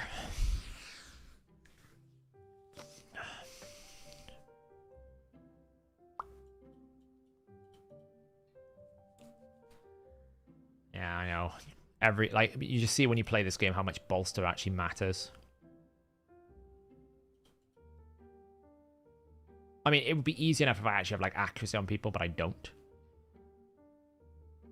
Like, you can see it, like my champions are not built for speed or anything here. These are built for Hydra.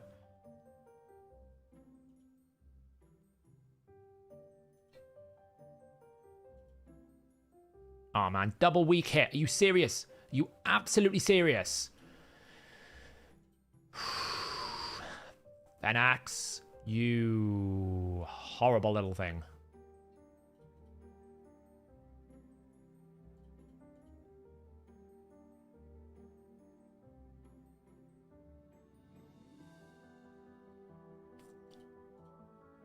He doesn't have enough accuracy. I need an aura, really. Come on, Venax. Don't do me dirty this time, Venax. Come on. There we go. Good boy. Right. Can we survive a double hegemon with Jorgid? Okay, that's not great. Okay, that's really not great. Well, the answer is probably not. We can kill one of them. Or not, because we've got decreased attack. Alright, well, it will be easy when I actually re-gear stuff. This one, it was a balancing issue.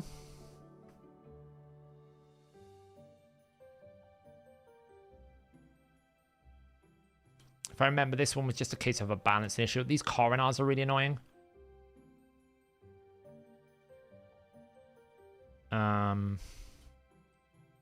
Again, Elva's in here. which is really annoying.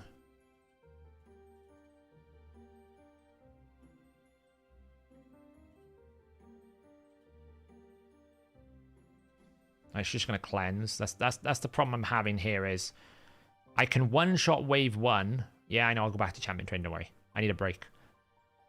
I can cleanse wave 1.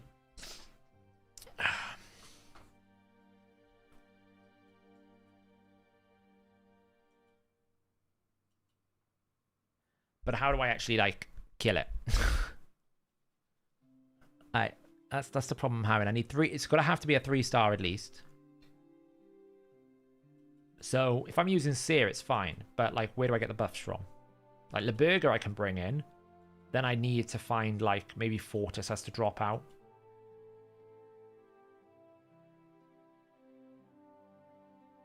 Maybe that. Maybe that. Let's try that. I don't know if just double buffs are going to be enough. And the biggest problem is Leburger is really slow. Like this, for example, is not enough. Look. Not even close. And Leburger is just too slow because she's built in my dragon team. So that's why I can't use her. Otherwise, she would be a great option. We can try Nia. Yeah, Stultus is really slow as well. That's the problem. So like I can do that, and I can do this. That'll give me some buffs. But I still don't think it's enough to beat all these through. It's close, but not quite enough. And we have to take out this Elva, basically. Because Elva is always a nightmare. And now I'm in this problem where it's like, well, who do I reset? Like, what do I do? I can throw out some debuffs here, but the Coronar is going to cause me huge problems until I can get rid of the Coronar. So, like, I can try and take him out, but it's not going to be enough. Because no increased attack. And then he just got revives, and it's just like, yeah, this is the problem now. We're going to get healing. And then we're AoE in A1, and it's just... the Coronar is the problem. If I can't one-shot the Coronar, it's not enough. So it's just like I'm trying to find the balance about in terms of like what champions I'm gonna be able to do it with. I could bring a Lydia instead of the Riho, but that makes it a little bit more like scary. And I think the problem when I tried this was I one-shot the wave too quickly. This is almost like the extreme of the other way. Now I can just one-shot the wave, and then when I get to wave 2, I have nothing to stop this, and these are even worse. So I can do that. And I can stop this, but I have nothing to stop, like, taking lots of damage. Like, look at this. It's just full cleanse, and then I'm going to get one shot by Foley. And this is the problem I had on this wave, because there's no control. I killed it too quickly. So it's almost like the wave 1, I need to kill a little bit slower than I am, and then wave 2, I need control of some form. Which is why I was thinking Fortis, because at least we get the Fear proc. It might be RNG, but it's better than nothing. Because it's an Awakened stage as well. Like, you know, I can possibly drop you for that. But we have to kill the Coronar. So then that has to drop for this. Maybe we do this. Now, Stultus is built really slow. That's the problem. So maybe we can do, like... the problem is, if I don't stun out... Alright, maybe we can do this, right? Let's just stun him out straight away. And then we throw the debuffs out. Just put the buff up there. Get a provoke out. Alright, so that gives us time now. So now I need to kill this Coronar. But look already, like, this is the problem with Elva.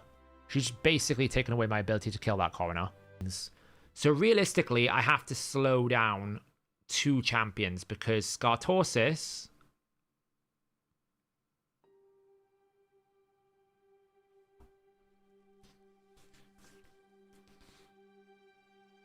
he's the one I don't want. Take a turn. Right, decrease turn meter. Throw out some debuffs.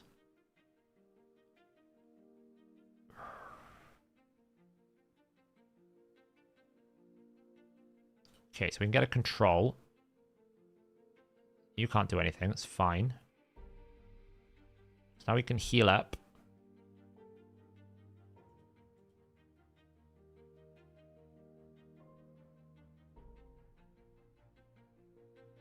Cardial, stop it, honestly. So annoying. I don't think I've got enough buffs here, but we'll try. Well, we've got to sleep at least.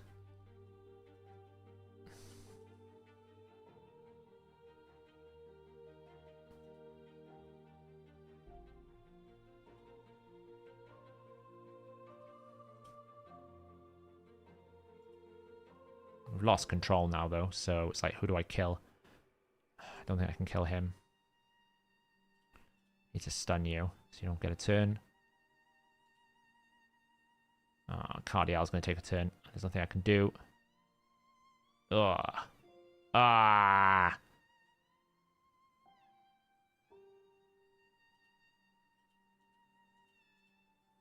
Didn't have enough buffs, see? Problem is I revive her. It's not really going to help because we're going to get full buff, cleanse, nuke.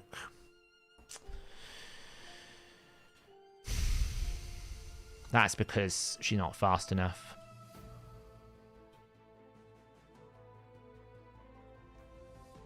Even though she's 100 and 218 speed, it's not fast enough, so just switch her out into some 6-star speed boots. That should do it.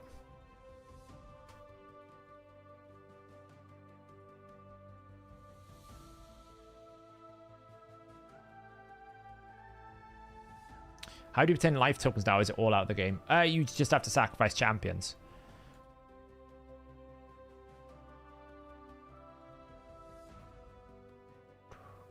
Okay, this is good. This is good. Yeah, this is good. So now we just throw out some debuffs because we can. Do that.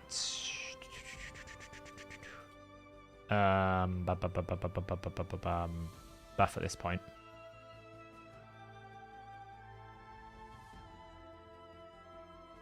Just A1.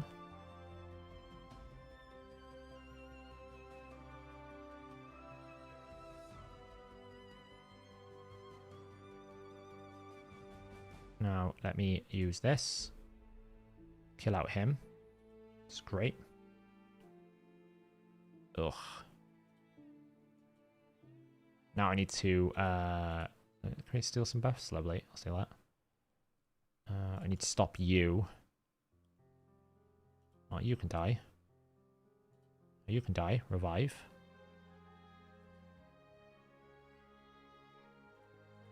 Absolutely don't want you to take a turn. Oh, that was nasty. Didn't want you to take a turn either. Revive. Heal. Heal. We need to heal. Good. Can we... I can't touch the damn stupid Elva.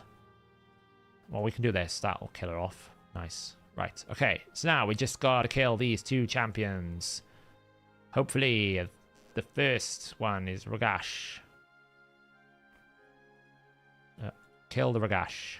That's a pretty good chunk.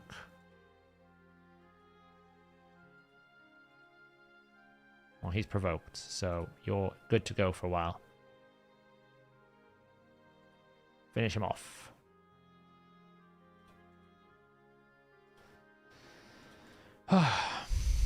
Did they fix Umbral Stone Skin? I think so, yeah. A life token. I don't even know what they did. They forgot about that system. I could, Benjamin. Yeah, I could let him take Cardial, take a turn. That could work.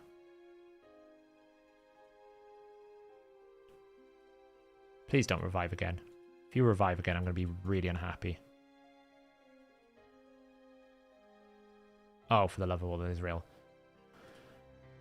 Okay. Kill it again. It's fine. It's fine. Oh, she's full healed. I should just use Riho's A2, but if I use Riho's A2, I'll kill it too quickly, so then we'll be in trouble. So, because I know if I use the Riho's A2, Seer will do an extra turn cycle and just one-shot it. So it's kind of like why I'm not doing it. Could have stolen the continuous heal there, Kantra. Not asking for much. Please don't revive. Please die. Please, please. Don't come back. Thank you. Alright, so the champion I really don't want to take a turn is Valkyrie. Drop your turn meter a little bit. Get a crowd control. That will hurt, but it's fine. He's not going to kill me. Cardial is so freaking annoying, isn't he?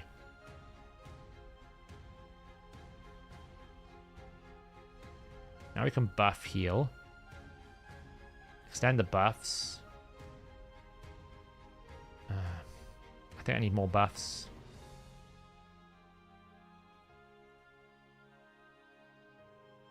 As long as we don't die here, we should be fine. I'd probably be able to one-shot next.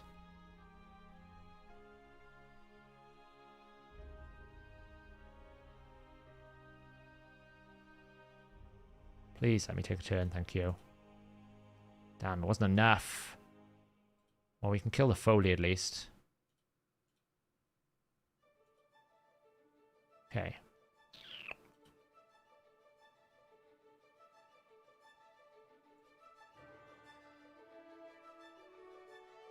I should have probably focused.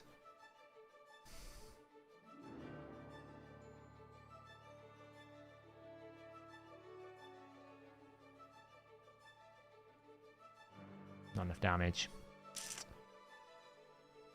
Okay, well, we can take him out. Heal up. Oh man, that's so much damage. Ah, for the love of all is real. Ugh.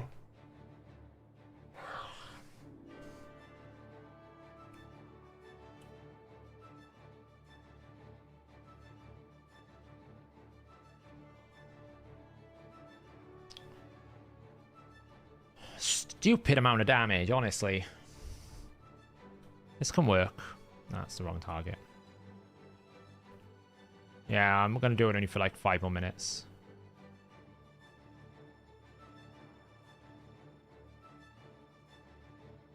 That was just annoying because I was so close. I was thinking, I was like, Scartorsis will cleanse if I don't kill the Cardial, and super annoying.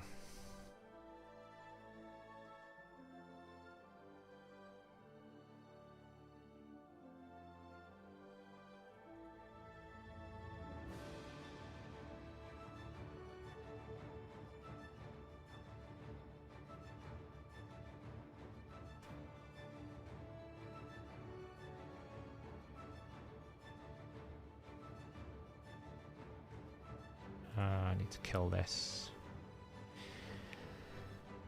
We need to kill Elva, because if Elva gets a turn, we're in trouble.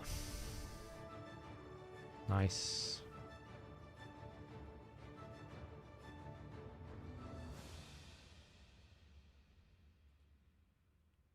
Man, that Veil. These Veil passes on both Elva and Ragash, so frustrating. Right, you, stop doing whatever the hell you're doing, because you're annoying the hell out of me.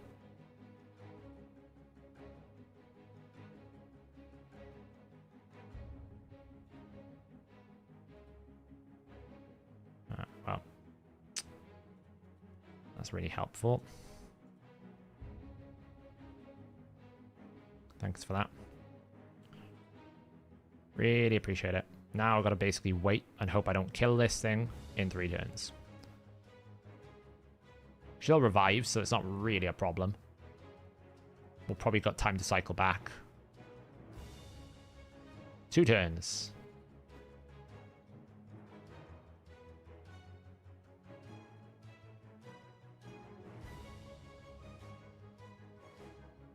You can get 100,000 points from just around... No, there's no way you can get it from 800 to 1,000 brews. No way at all.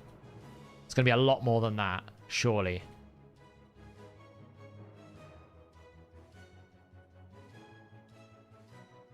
I don't know about that. Well, we can work out how much total experience it is based on what I've done in the math now. I'd be shocked if it's that low. Oh, you killed it, you absolute annoying piece of champion.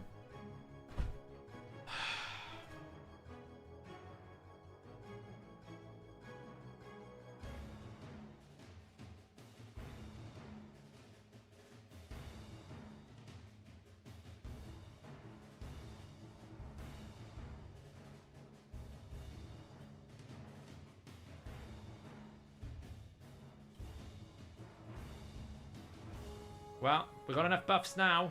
If we can get a turn.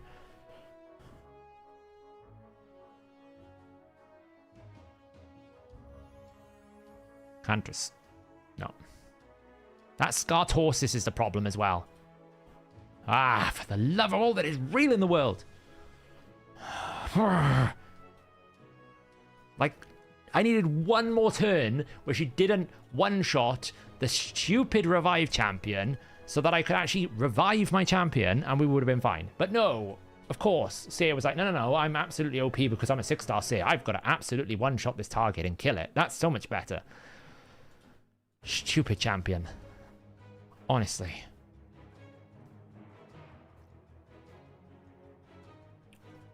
Well, we're here again. It's a wonderful abode. Please one-shot it. Thank you. Okay, now we're going to kill Elva. Before Elva kills us. We can do that now. We might not kill Elva here.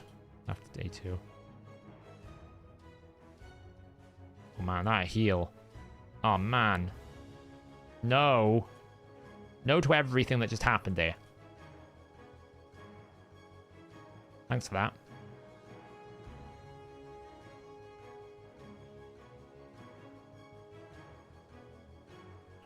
These Veil buffs are so frustrating. Like, let me kill someone, please. Like...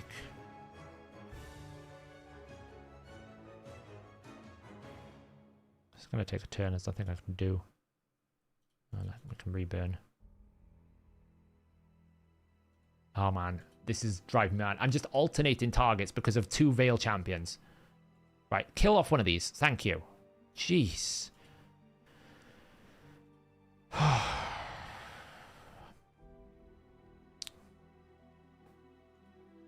Great. This is not going to work because that Elva is going to keep reviving. I'm pretty sure. Here's one. Like, people don't realize how annoying Elva actually is to fight. Like, she's really, really annoying. Because that basically, that Veil buff is so frustrating to fight against. I'm just going to have to use my A3 again. Like, this is just done because of Elva. It's so frustrating Elva can be. Do you think Alatreon will be good for a mid-game player? I don't have anyone similar to him. Yeah, he's like Duchess type a champion where you put her into a team. It doesn't necessarily... It won't ever win you the fight, but you'll be sure you won't lose because of him. That's the way I describe him. He's not like Duchess because he doesn't revive, but in the context of the way that Duchess works, in terms of a team role, that's what I mean, where Duchess doesn't do anything in particular that helps you beat Dragon, for example. But it will be the reason why you win something.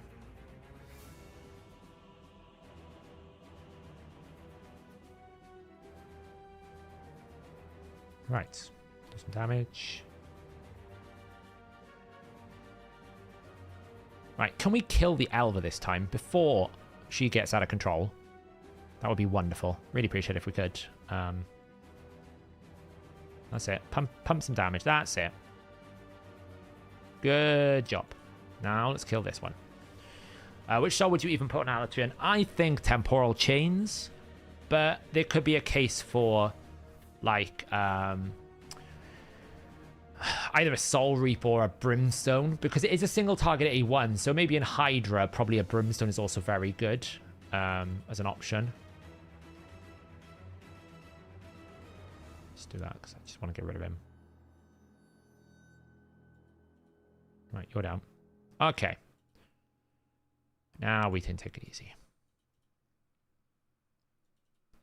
Stun the Cardiel, let them buff, and then nuke with Seer. Stun the Cardiel? Do you mean not stun the Cardiel or let the Cardiel buff? Dennis coming back for 7 months. 7 days, 20 days. So next stream will be 8. Wonderful. Thank you so much. Welcome back. I mean, yeah, I mean, that's the only downside with only a 5-star. You'd have to build accuracy on him for the Brimstone. That's fair. That's fair. That's fair. Yeah, there's obviously nothing in his kit that would require debuffs, so would require accuracy. So yeah, so like temporal chains could be a good shout.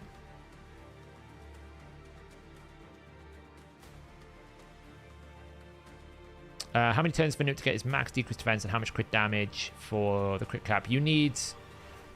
It's 5%. It's now 3% per hit, so it's 30%. So you need 10 hits, so like 4 A3s. Okay. So let's just do this. Maybe I can like steal. No. Try and steal the increased attack. Nah, see, I mean that's the problem. Like, I just get absolutely annihilated if I don't stop. Like, I'm done with this wave now. It's a balancing issue, but wave 2 is a bit nasty. I'll get that done. And then once I can do that, 14 is clear. I'm pretty confident I can do this. 21 looks like hell, but that's possible. And then 19, I think, is possible with Daihi. And then it's the last few. So we're climbing through. D18 I haven't done yet because I just need to rebuild champions. So, but times are pressing and we haven't got time to be spending doing this. What's this? Who's going to one-shot this wave? So, that's a bit nasty.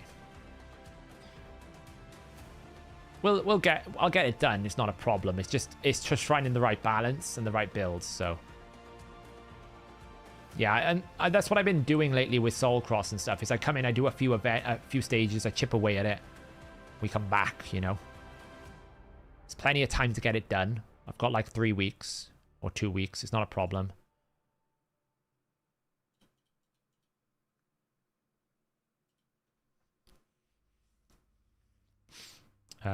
And then P2, who's going to be killing this one? Tumacia Constantine and double Akimton.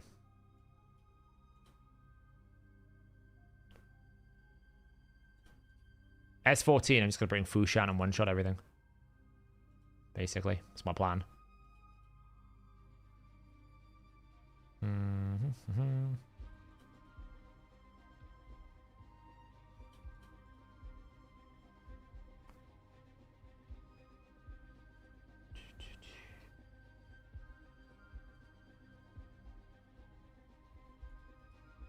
Yeah, I mean, speeding up Umbral will work. But even speeding up Umbral doesn't solve the problem if I can't one-shot it, right? So, I can't kill them in a one-shot. S14. S14, I'll just do that, that, and then that if I need to. That if I need it. That if I need it. Should be easy. Just gotta watch the Torments on wave 3. But we're climbing. Look, 89. We're doing good. We're getting there. We're getting there. There's a lot of this I can do, so it's fine. It's fine. Right, Mystery by Skellag. Tracker. Mystery Shards. Mystery Shards. What are we at? 29,000. It's not bad.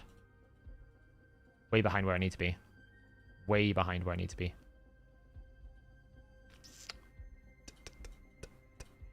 Doomed House done. Clan bosses, I think, are okay.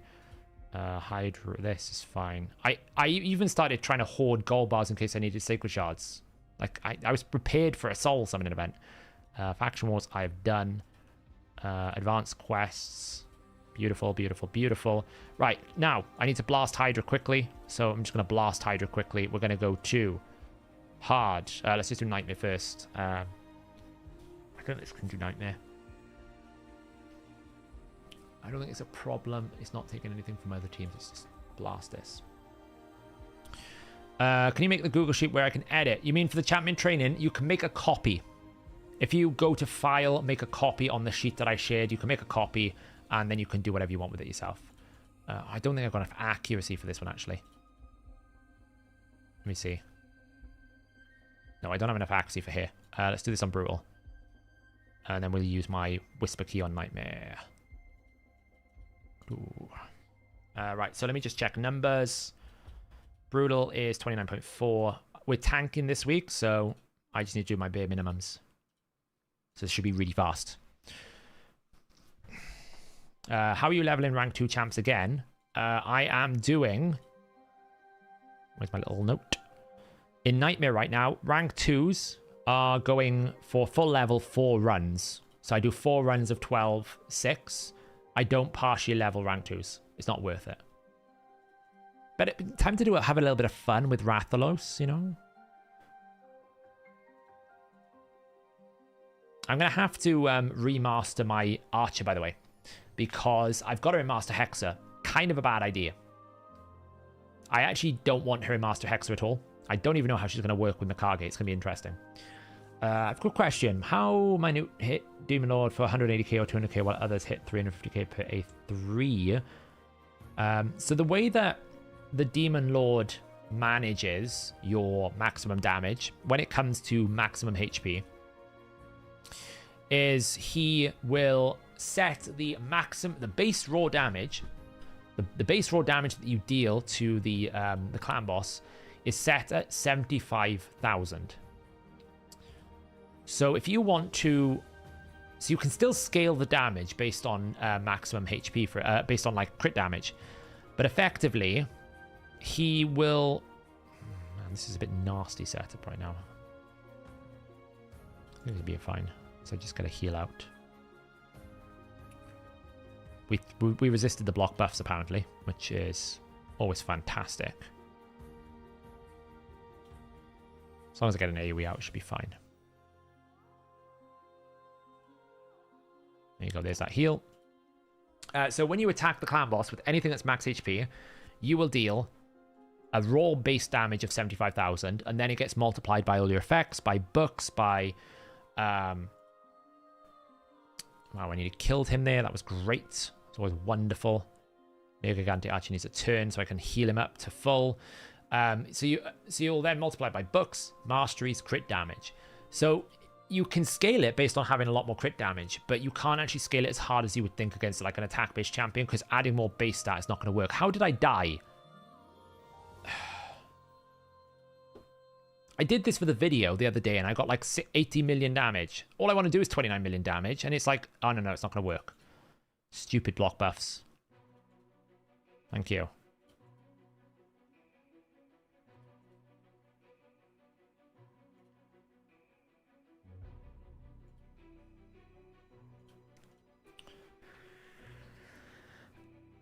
Yeah, Miracle Heal's not very good for Archer. I would not recommend it. I don't think Miracle Heal is very good in Hydra in general. Curing set would be better than Miracle Heal, but I would not recommend it at all. I think Relentless is really good from a set. Masteries, Blessings wise, I would imagine Cruelty, because she's double AoE, is simply just better for Nergigante Archer. I'd rather just run Cruelty and just like cycle that. To be honest, she doesn't pair very well with Nekmothar. When you're running Nergigante Archer, you really don't want to have another decreased speed, because you lose so much value from the increased turn meter. Because if you can't actually replace the decreased speed, then you're not able to actually get the turn meter from your champions. So I would recommend you don't bring another decreased speed with Nergigante Archer. Otherwise you won't get the turn meter boost, and you really want that turn meter boost. Like this now, for example, you'll see no turn meter boost because everyone has got 2 turn, or she didn't land it because of Nekmo. And how does Soul Reap have the same issue as 10% max HP issue? It's not so much that, it's that Soul Reap is coded AoE. So because it's coded as an AoE effect, the Hydra Head passive is reducing the damage that Soul Reap takes. So Soul Reap is a multiplier based on the target's current HP, not current max HP, their current HP. So if the boss is on, say, 10% HP and you activate it, congrats, you've done 10% max HP damage. The issue you've got is the boss will then reduce that based on its AoE multiplier because of the nature of the Hydra Heads, right? If you're in Suffering, you're taking 56% of the AoE damage down. If the Suffering Head is not out, it's about 34, 38%, something like that. So because of that, and because the bosses themselves, the Soul Reap doesn't ignore the boss's innate defense reductions and stuff like this, you have the situation where essentially, the Soul Reap gets nuked down to such a low amount of damage. It never really does anywhere near what it's meant to. It's kind of frustrating, honestly. Kind of frustrating. I actually find that Relentless actually screws her up because you need decreased speed to land a new one. Yeah, to some extent, that is a big problem. I agree. Let's just take him out because he's annoying. It's all kind of the same issue. It's like you don't want to have too much decreased speed. Like Relentless, I think is still good. Like this situation here is great because I'm going to get it back. Wouldn't be able to do that if I didn't have Relentless. And she has got affinity issues as well, so you need to be mindful of a couple of these different facts. Let's just smash that because we can. If we can get back round to Rathalos, I think his A2 is ready. But I don't think we can. Like, if this head stays down while Rathalos is up, we've got a chance. But I don't think he's got it. Oh, yeah, he has, and it's not going to do much damage, look. Oh, we didn't have it anyways. Fine. Get decreased speed out here. Boost, decreased attack. Like, my arch is still not booked, by the way, so having Relentless on her right now is very valuable because she's not booked. Hex is out. I think he's got his big hit on the A2. Let's find out. Does he do big damage? Oh, it was big. Yeah, that was the big hit. 19 million. There you go. We got 5 million on his A2 there. That is about the best setup I've ever had on that so far. 19 million. Because we managed to get Hex out and we had 2 decapitated heads. 19 million. 5 million, sorry. So we got 19 million. Look at the damage ramp up when we get decapitation. Now we're screwed because the Torment head's out. It's going so well. Fortunately, we only needed like 9 million more damage.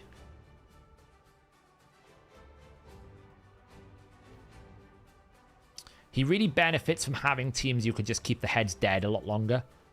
This team doesn't have enough damage in it to benefit Rathalos because the heads are recovering too quickly. So because the heads recover too quickly, we can't actually have that window where he can cycle a few attacks. It's where having 9 out of 9 would be really good on Merciless for him. Right now we can't do any damage. So, like, who do I attack? Like this one maybe? That was his 5-hitter as well. But I have no damage because they've all got the default, the penalty. Now we've got Reflect buff to deal with, which is great.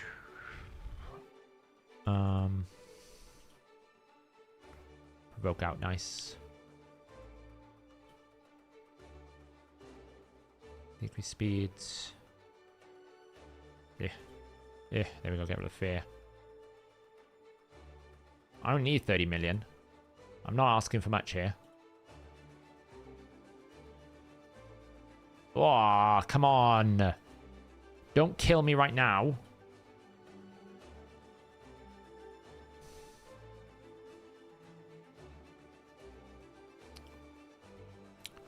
I really hate this rotation right now because Necmo is just such a bad affinity for this rotation. It's so awful. I got my champions killed there because he's not able to land decrease attack because he keeps failing.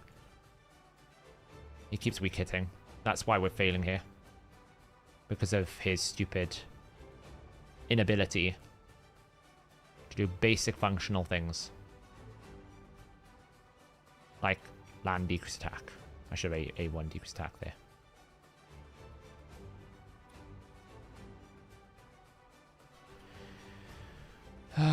Boost. Can I get decrease attack? There we go. The only problem is my burn is gone now. So trying to get 5 million more damage is going to be like trying to pull teeth. It's going to be really difficult. The Hex will help, but it's going to be a slow march to get to there. I don't even know if I'm going to get my champion out. That's how bad this is going to be because I have no like excess damage. My damage in this team is basically Rathalos and Burn, and I have neither of them available to me right now. And it's in the Suffering Head. It couldn't get much worse than this right now. It really couldn't. This is like the worst possible situation to be. It's so bad. And the Fear heads out as well. It couldn't get any worse. I haven't got Provoke because I just used it when I shouldn't have done because I had Torment. I might have to restart this run. Like, I'm so close to 1 key and I might have to restart this run. That's how bad this is right now. Yeah, I'm going to have to restart this run. Like, seriously. I don't have time for this stupidity. Just, maybe I can just splash my way. If I can get Rathalos out, we can do it.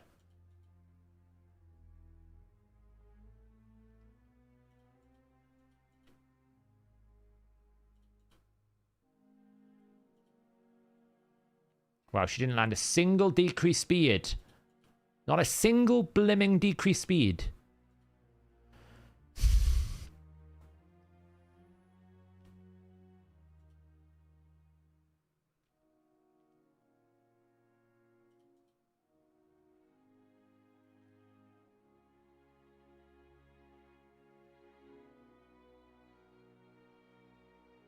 Oh, for God's sake. I tested when I was recording the Archer video. I did 2 runs of this for the video, and both of them went 100 million without even breaking a sweat. I don't have time for this tonight. I just wanted to kill and do some basic damage.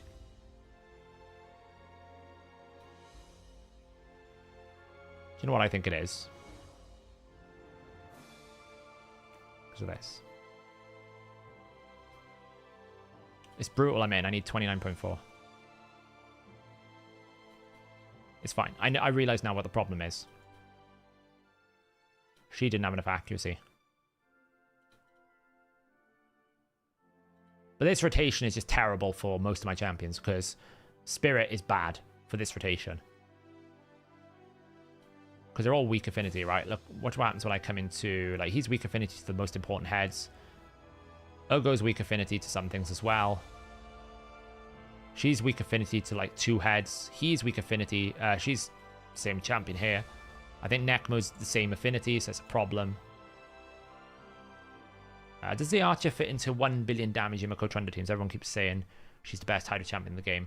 Well, that's a completely different team. Krizzle. Night Duchy. That's kind of like a completely different team because that team is not meant to like deal with mechanics. That team's job is literally to do damage. That's all it's meant to do. So it's able to do things without needing the basic core mechanics. Can we, like, heal up, please, Nekmo? Thank you.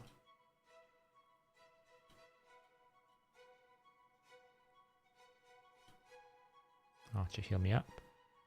Archer is really good for every team that isn't that team. I wouldn't recommend... Like, you don't need it. You can just bring a Hex champion.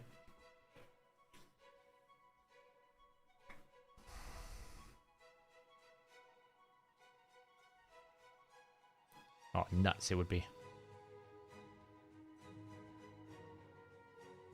Yeah, I did it all last night, to be honest. Heal. Boost. So many debuffs. This is where Latrin's going to be really good. Don't have to deal with any debuffs anymore.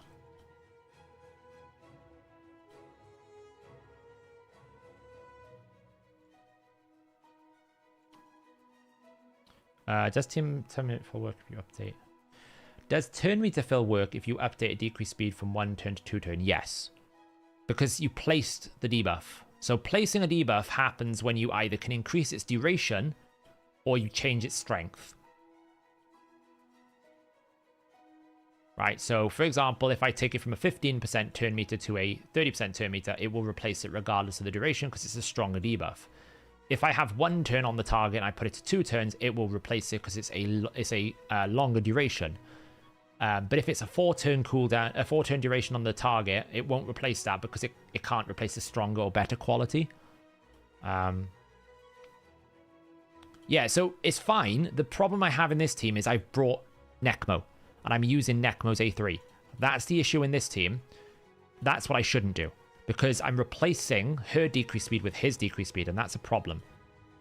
It's what you never want to happen. You never want to be in a situation where can you just, thank you, where your decreased speed is that she's placing is getting replaced by another ability. Like here is fine because I want to keep the heads to like down as long as possible. Right now, I'll not get any boost for that. See, I got 1. And it's a problem when I'm going to build the Mikage team that I want to work this into, because Mikage also extends the duration of debuffs. So, oh man, trust it to not burn. She has got an aura and plenty of accuracy. And what does she not do? She burned only the target. She burnt the target he's weak affinity to. She burnt the target he's weak affinity to. Venus, you will get fed in the Venus, you will get fed in the Alatrian training tournament for this. You stupid, stupid character. Like, you die. Honestly. Of all the things it could 3%, the one that I wanted to actually do damage to. Great. Thank you. And she also 3%'d the one that was slower. So now I'm probably not going to have the 1 burn head back because he's going to revive. Because that's the way the game works. I've got to get back round to it. So now it's like, watch this. That was his big hit. That was his 300% hit. His 200% hit. Stupid, stupid champions. Honestly, it stresses me out sometimes.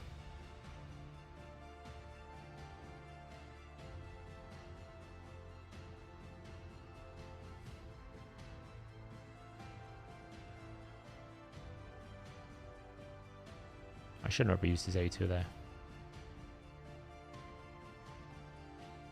Might as well wait for that. It's going to get reset.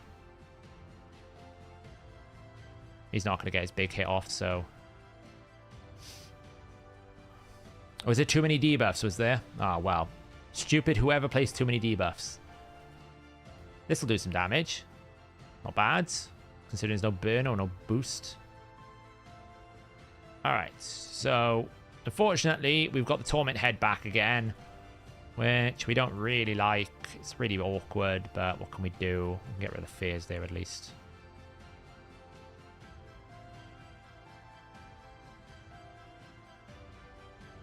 Oh man, and it's consumed my 1 champion. At least we got burns out this time. Didn't have that last time. That's something.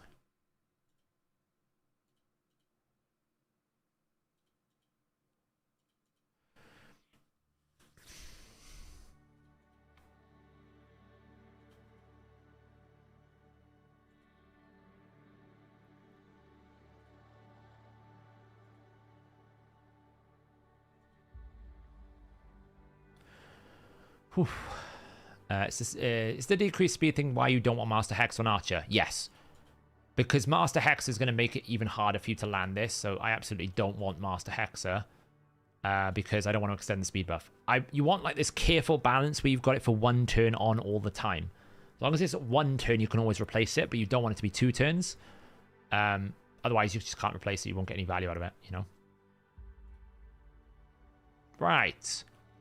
Now we're in a great situation. So what we need to do is we need to get everything back to normal. Kind of need block, like, debuffs out. Block buffs out on that Wrath head like yesterday. Being honest. But, you know, we can work around that. There you go. You resisted. Great. Really love it. Thank you so much for making my life a living hell. Okay, so I guess we're just going to try and kill this head. Everyone's provoked. Hopefully I got a cleanse. No, I don't. I'm going to get 1 shot by this Wrath head, aren't I? Just feel I can feel it coming. I want to get 1 shot by this Wrath head. I know it. It's coming. Please. Please land a decreased attack. Please land a decreased attack. Thank you so much. Okay. Now, Rathalos, please use your A2 to 1-shot this Mischief head. That would be wonderful. Oh, God. This is going to hurt. Oh, that hurts. Don't kill yourself on the Wrath head, please. Stupid buffs to deal with now. Can we stop counterattacking the Fear head, please? Don't do it to me again. Do not do it to me again, where I'm stuck at 24 million because of a stupid rotational setup. Right, you. Okay, well, that was a bad idea. Did no damage. I need to basically...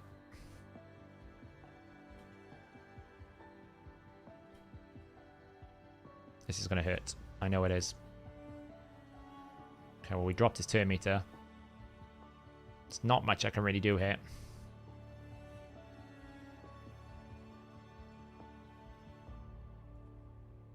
This is gonna hurt. Boost.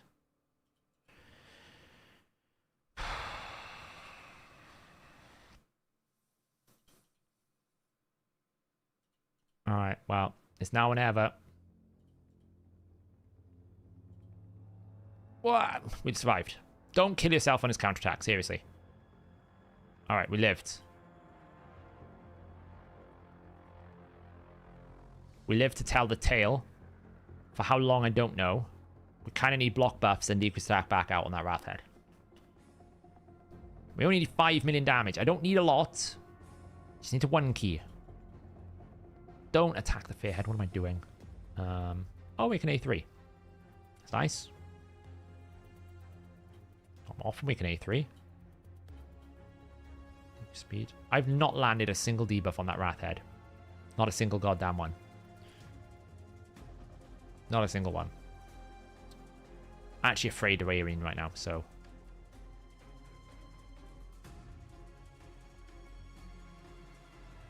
Please land block buffs. Thank you. Right, okay, if that's something. Now we just need to get rid of this stupid... Ugh. Fear. Ugh, Fear. This Torment Head needs to die. Oh, man. Provoke, Fear. Like, seriously. I hate... Do you know what I really hate? It has been 2 years. Or 12 months, or however long it's been since we've had Hydra. And we're still dealing with the same stupid thing where if you don't bring a Shamael or you don't bring a Duchess, you have to deal with this Torment Head nonsense. Like, have we not solved this problem so far? Like, how have we not got there? Why is this still an issue? Why haven't we got more champions that can deal with the Torment Head? Why do we always have to go just back to, oh, well, you need a Shamael. It's the only way you can deal with it.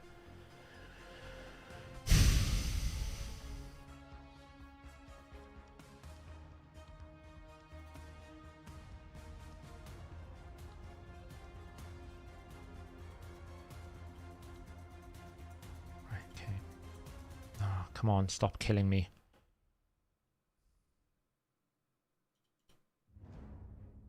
So heal at least. I need to do like 4 million damage. That's all I care about. Right, heal up. Strengthen. I'm not asking for much here. Just give me some damage boost. And finish them off.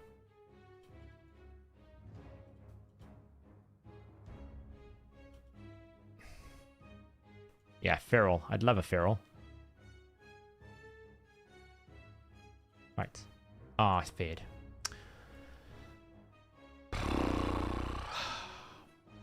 Mikage solves this problem as well. I should mention that. Mikage is a very good fear option because she'll reduce the duration. And every single time she takes a turn, she'll cleanse my my Rathalos.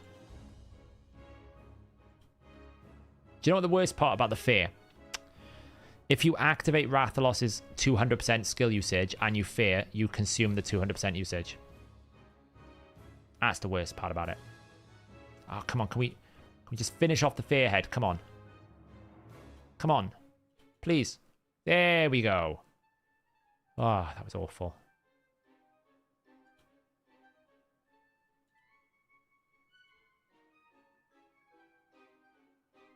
Nearly there. It's Brute also 29. We're nearly there. I'll go 30 just to be safe.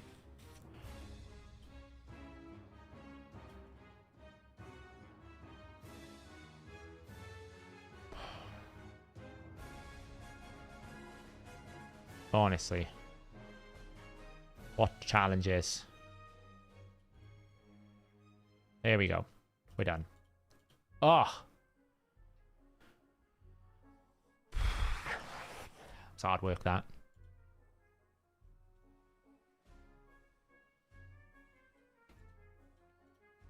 Right, hard is 20.4, so we can just blast that with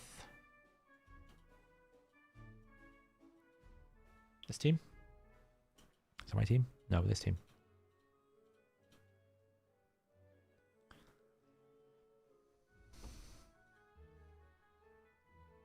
Yeah, wow, this is it. We are tanking this week. We do not want to do anything here. Come on. There we go. It was painful, wasn't it? Honestly, I did that for, I said, I did it for the video earlier in the week for the Nergigante Archer Spotlight. And I did like 2 runs of it perfectly. 100 million damage, not a problem. It's like, oh, I can keep going here. The moment I actually need to do the goddamn thing, it's just like, no, we can't do that anymore. I need to provoke, I need to protect. Kill this. Speed. It's fine.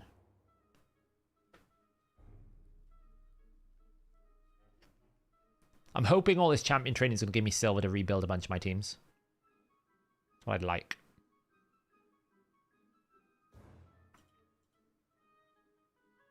Drop turn meter. Steal the buffs. Provoke.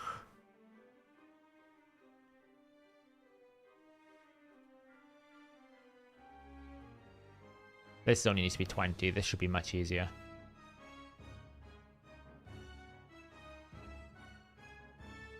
Speeds. There we go. There we go. Get some good DPS out. Oh god, we gotta watch Shamel now. Do you have anywhere where I can go for like checkpoint stats in terms of HP defense for hard brutal? I keep finding what HP I should build my damage with. Like, I tend to go for anything like it's surprisingly you can keep champions with like 2000 defense alive. Just depends what you wrap around it, right? If you've got strengthen, shield, healing, if you've got something like a Mithrala, everything becomes a lot easier. If you don't have any of those things, then you're going to need to like have, 3200 defense. But like, I'll show you some of these builds, like the champions I've got here. They're not crazy defense. Like my Whisper in Nightmare has like 2000 defense. But because I can wrap unkillable and shields and everything around here, it's much safer. It just depends on the team composition is what I suppose what I'm trying to say.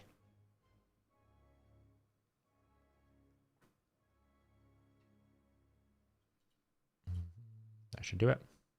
1.2 mil. Bit of damage. Boom, boom. Decrease speeds. Pump some damage in. Nearly at 20 mil. 2-minute 1 key. That's what we're talking about. That's what we're talking about.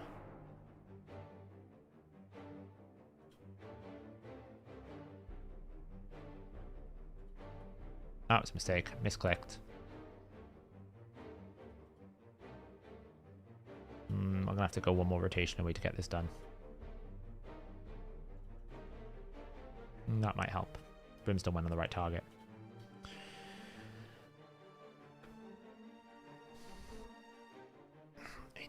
.3.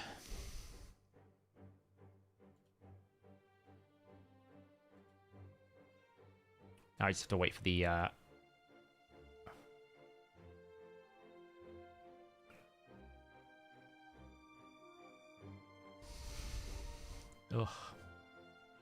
finally works over today, straight to full training. Yep.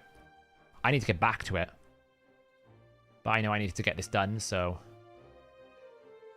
drop the duration of that.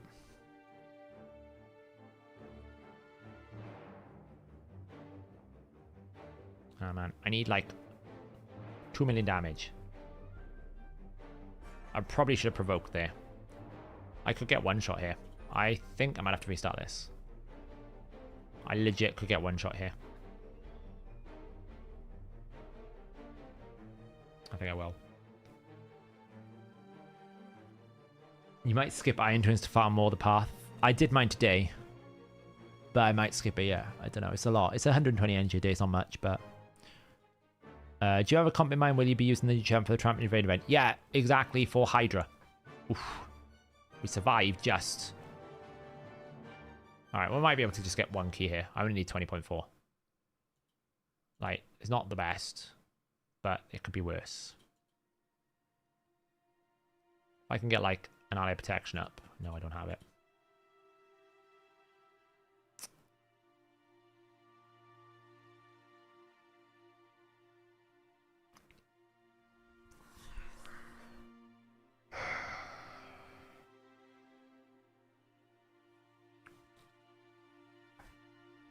I just want to basically do my stupid... I just want to one key. It's all I want to do. I don't want to like fight this thing. I don't want to fight long. I just literally want to one-shot it and one key. It's all I want to do. Today, it's just... It wants me to like be frustrated at it. I was 1 million damage away. I just needed one more rotation. It's my own fault because I should have provoked when instead of cleansing. I thought I could just finish it off. I was being egotistical and think I could just easily kill it.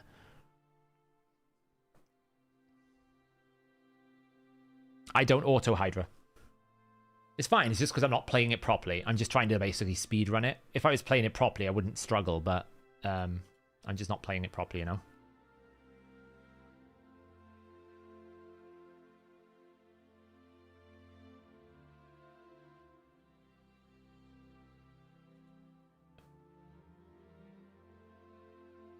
For what stage, sorry?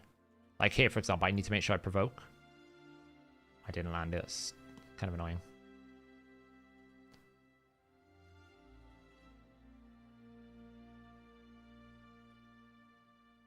Nice. Provoke. Thank you, Islin. There. Just steal the buffs.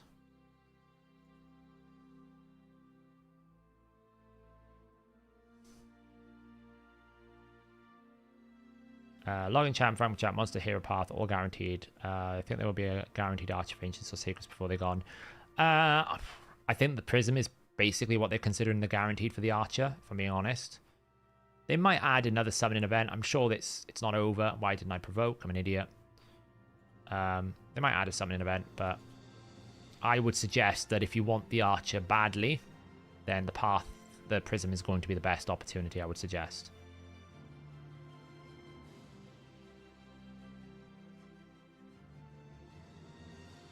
Just finish this off. I only just killed the head on the right. Like, seriously. I literally just killed the head on the right and it's already back. Right, 11 million. Now we've got to get back into the swing of it.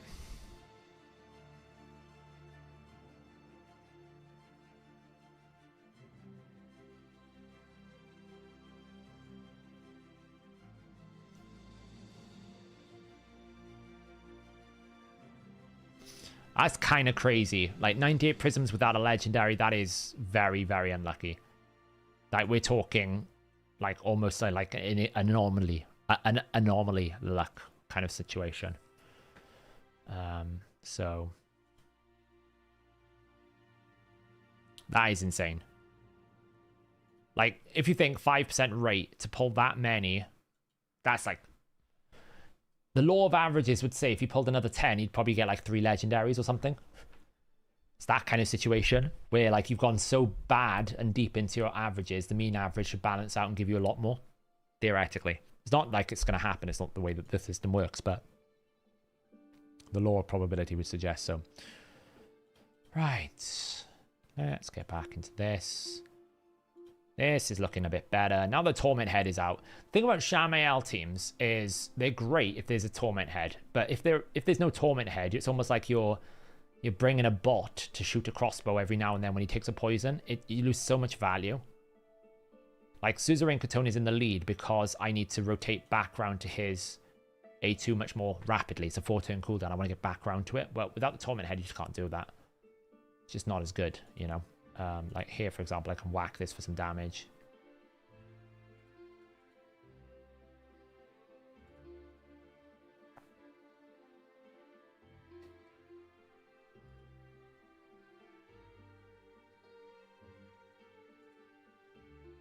I think this one's good. Well, the difference with Sacreds is the rates of you getting them are a lot worse. So like Sacred Shards are like you know, it's only a 6% chance. And there's a lot, the champion pool is bigger. So you can go deep, but Sacred's Mercy is a lot worse. Lots of different things, like Sacred Shards is less surprising, but Prisms, it's a 5% chance, it's a lot higher. Good day, Cat. Right, this 181 should do a lot of damage. There we go. We'll go to 21 million just to be safe. I always like to go a little bit over. There we go, in battle. Okay, 2 down. Once Shamael's finished shooting his crossbow.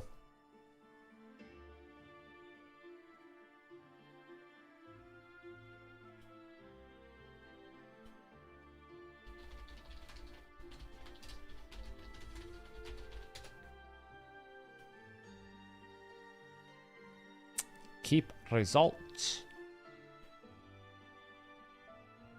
Last one. I just want to get it out of the way so I can focus all on my champion training for the rest of the week, you know. So, Permataunt. Let's go. This should be pretty straightforward.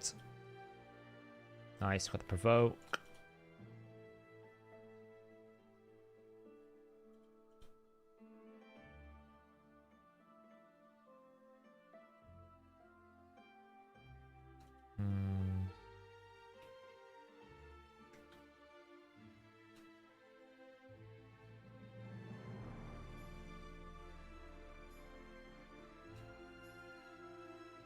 Shield. And 1 Dukes defense. Nice. I'm not going to get a provoke. Sorry. We're going to cleanse probably straight out the bat. Not much I can do about that. It's bad luck.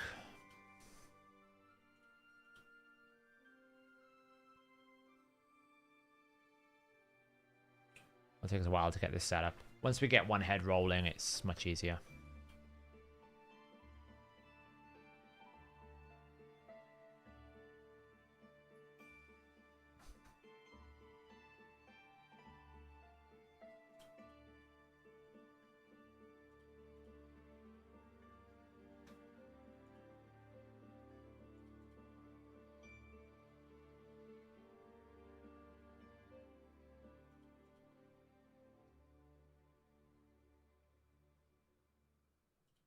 Unkillable.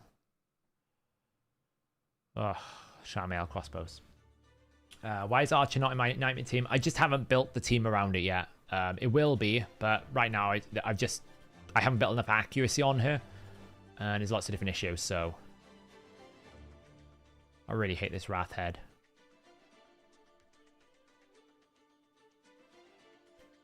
I get myself killed here.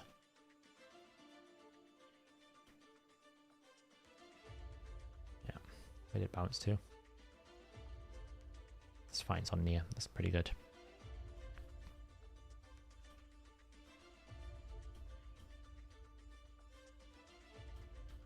The setup for this run is just awkward because I got to get one of the heads down.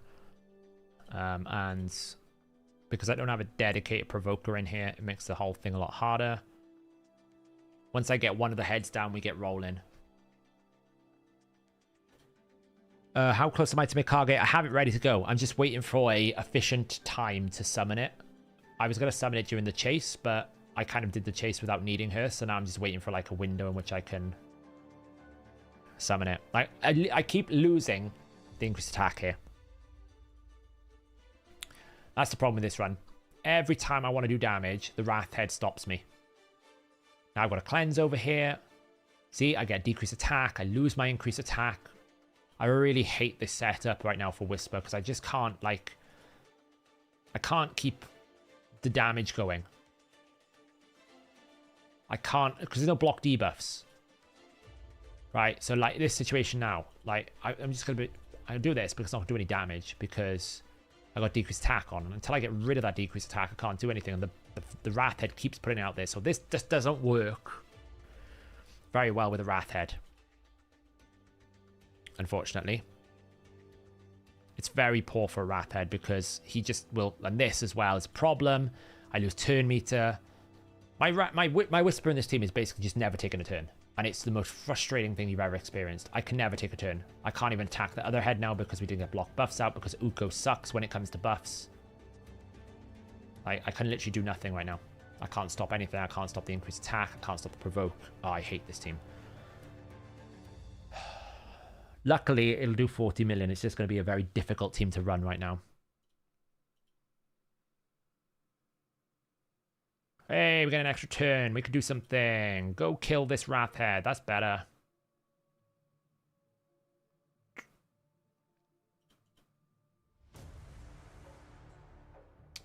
Seth, I haven't had time to watch your video on the path, but could you please tell me how many gems worth of energy you're looking for? The hero only. Have you done any soul summoning, DKS? Have you summoned any souls at all? Oh, can we stop stealing my Whisper buffs? Honestly, this setup is the worst setup in the world. Wrathhead with Mischief Head is just the worst combination of champions ever. It's just so frustrating to play this game when it's like this. I can't do anything. I'm not allowed to take a turn. Every time I try to do damage, I get stupidly stolen or something. So frustrating. It's actually getting on my nerves a little bit. Because I just need to kill a head. Once I kill a head, I can do stuff. But until I kill a head, I can't do anything.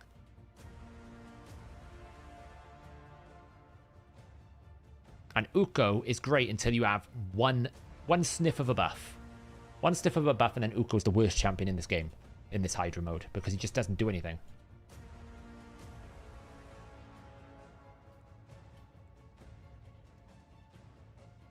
Weaken. Can we please... like, kill a head. That's what I want to do. Nice. Do not A3 the Wrathhead. If you A3 the Wrathhead, I'm literally going to lose my brain.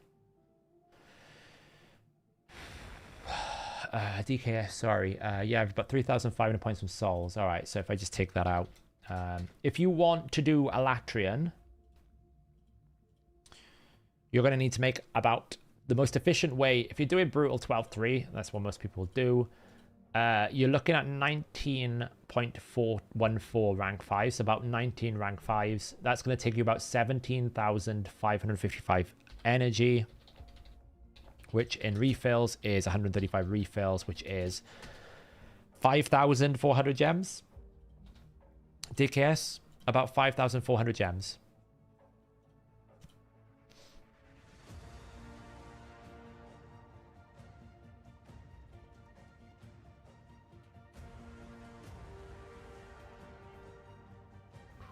Right, can we kill a Wrathhead? Please. Kill it? No, we've got decreased attack. Of course we have. Now we're going to get stolen, probably. Please, can we just kill this head? The other thing I don't like about this team is the decreased speed option is poor. Because Nia's decreased speed is just not good enough. Like, look how much I just don't have decreased speed out. It's just not really consistent enough. Because she only attacks every other turn as well. Get block buffs. This is great. We still don't have that. Oh, blimmin' well. A3 the Wrathhead. What does a man have to do to kill a head? Seriously.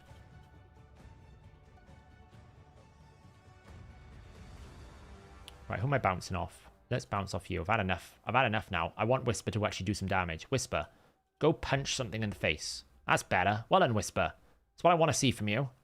None of this stupid... oh, now I've got Poison Cloud. None of this stupid, like, nonsense about where you don't take and do damage. Oh, well, she died.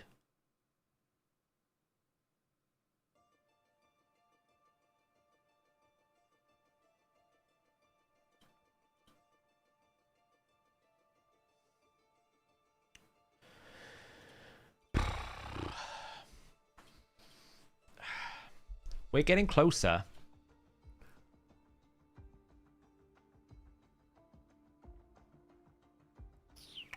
You have 22,000 for souls. 22,000. You're gonna need.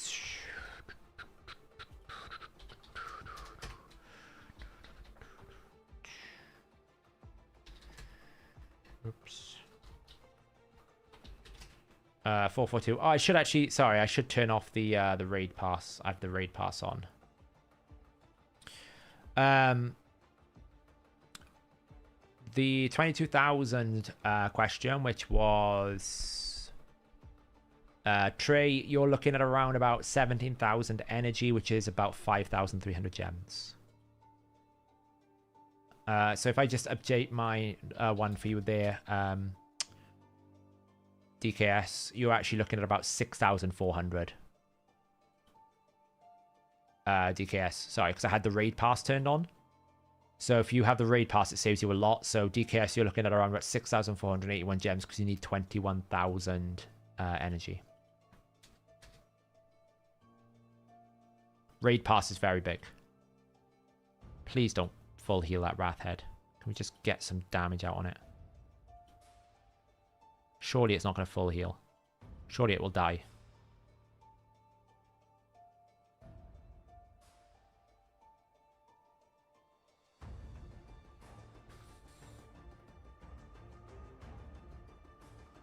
Man, please.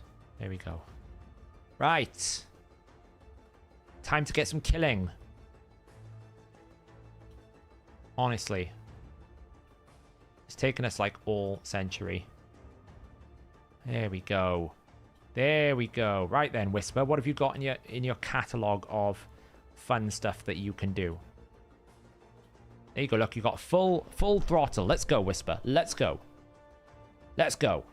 1.1 million. Now we're talking. Come on, Whisper. We got 40 million to hit here. Like, or whatever it is, 36.6. Who doesn't have Hex? Everyone has Hex. That's fine. You cleanse. You do whatever the hell you want. I don't really care about you anymore. Yeah, I'm still here, Nobo. Maybe I can get some turns in here. Please. Please. Right, okay. Who's the squishiest head? You're the squishiest head. Time to you. There we go. There we go. That's more like it, Whisper. Thank you very much. I think I did more damage in those 2 turns than it took me to do in like 50 turns. That's how bad this setup has been.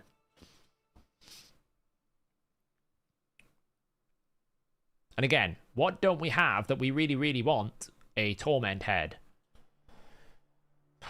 So until I get a Torment Head out, this is just slow.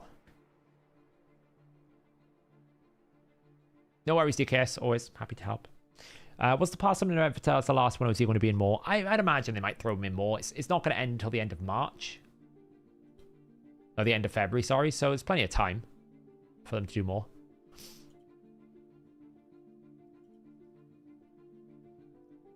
There we go. See, once you get a little bit going, you're good, you know? Just need to get, like, one of the heads down. The Wrath, the Mischief Head is still a problem in this team. The biggest problem this team has is I can't actually maximize my Whisper damage because it's always under a decreased attack and it's always under a Mischief or some sort of problem. Always means that Whisper doesn't get a turn. And it frustrates the hell out of me. I need block debuffs in this team or something. But I don't know how I can find block debuffs amongst all the other things that I need in 2 slots.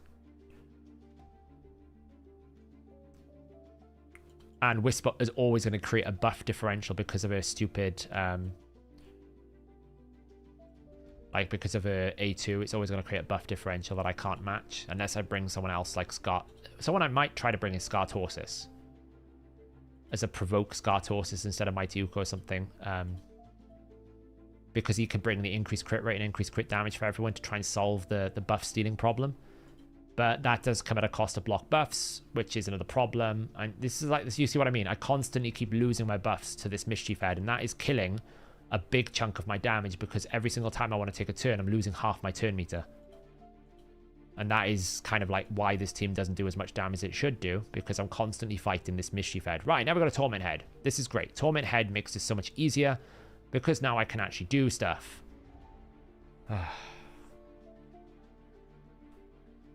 What blessing would you put on Rathalos? It depends on what the star rating is. If you're up to like 6 star, then Crushing Rend. For sure.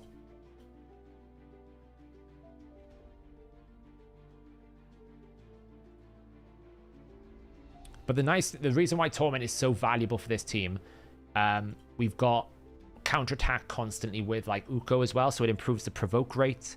We have Whisper boosting turn meter, so that means she's going to get more turns, so she can outrun the problem of the Mischief Head. See how much easier it is with this. I can actually deal damage. I can take turns. So much better when I'm like this. Like, she can pretty much one-shot this head now. But when we don't have the Torment head out, his team is just so poor. So this rotation particularly is really rough for a lot of my teams, the way I've set them up. It's really unfortunate.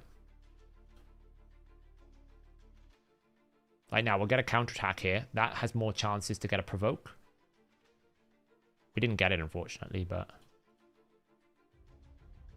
No.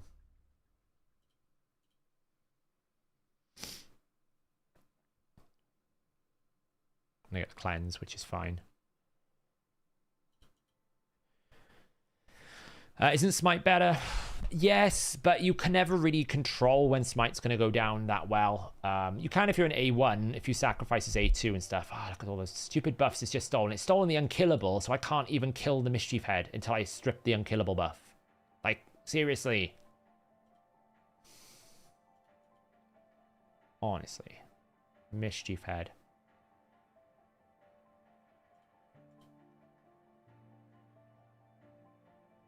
Right. And he weak hit both times. Uko's even weak hit to this Mischief Head. It's going to do my nut in. How does Whisper end up doing so much damage? Well, she is 6-star awakened in my best gear, so that is a big deal. Wait, when you have multi-hits on Fearhead, Shamael gives Termite a boost several times. Well, yeah, when you keep attacking it, well, yeah. Right. No more of that. Get Hex? No, I'm fine.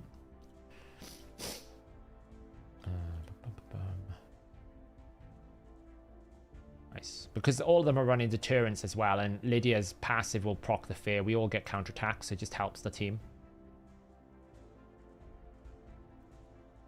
Honestly, it's just, you know, when you just want to do something quickly.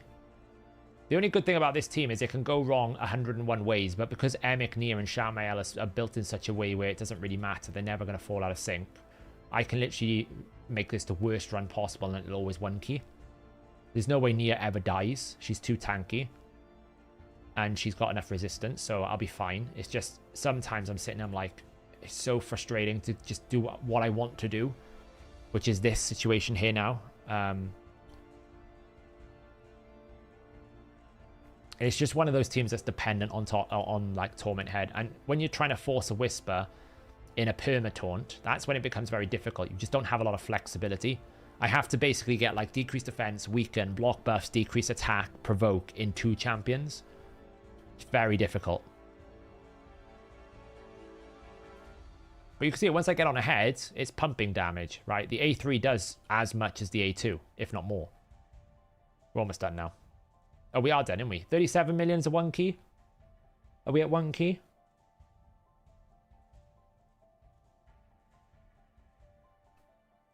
All I care about is Hydra right now. Do I book Rathalos, Nergigante, or Alatrian?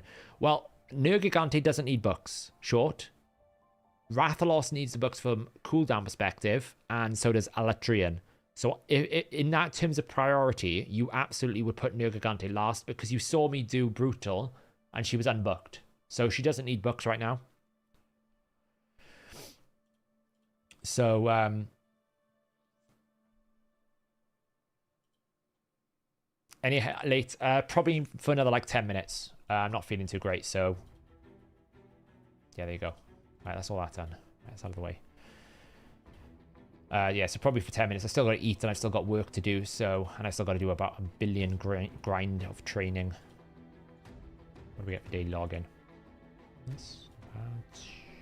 Yeah, I'm only at 29,000 points. I am slow. Get grinding. What do we get? Anything on the Soul Merchant? Nothing. Still waiting for my Rathalos soul that hasn't appeared. We can do a quick one of these though. That'll give us a soul. I'm going for the combined. I'm working on the combined at the moment. So right now I have got, what was it? What did I say? I had 29,000 points. So I need another 194,000 points. So I am currently on, but I need to put my hero, my raid card back in. I'm on about 32,000 energy that I need to do at the moment. but it'll go down a little bit to like 29,000. I've still got to make 35 rank 5s. What blessing you suggest for Rathalos? So if he's 6-star, Crushing Rend, probably. If he's not 6-star, Soul Reap is not a bad idea if you're killing bosses with him, because he will hit bosses really hard. Phantom Touch is always okay for a damage dealer, but it feels a bit weak for him. Like, it just feels a bit like meh. But I would say probably like Soul Reap or Phantom Touch. You don't really need Brimstone because you haven't got accuracy, so that's really not something you want to do. Yeah, that's what I would suggest. Like, Soul Reap feels pretty good. Soul Reap is very good for big hit boss killers like Newt. Very good, because you just want to add like a little bit more bonus on top. That's what I would suggest. It's not the best for Hydra, but it's probably the best of, like, it's not that many good blessings, I think, for him for this situation, because he's not an arena nuker either, so you don't really want Lightning Cage. Like, you don't really care about that. You don't want to make him a Mischief Tank. He's already problematic as it is. So yeah, so something like, you know, I don't think Cruelty is worth it. He's only got 1 AoE. It's not very good. I definitely think like Soul Reap, just to try and like target kill things off quickly. Hey Thomas, you finally made it to the channel. Nice. Welcome. Welcome, welcome. What blessing are you going to put on your future 5-star Latrian? Honestly, probably Temporal Chains.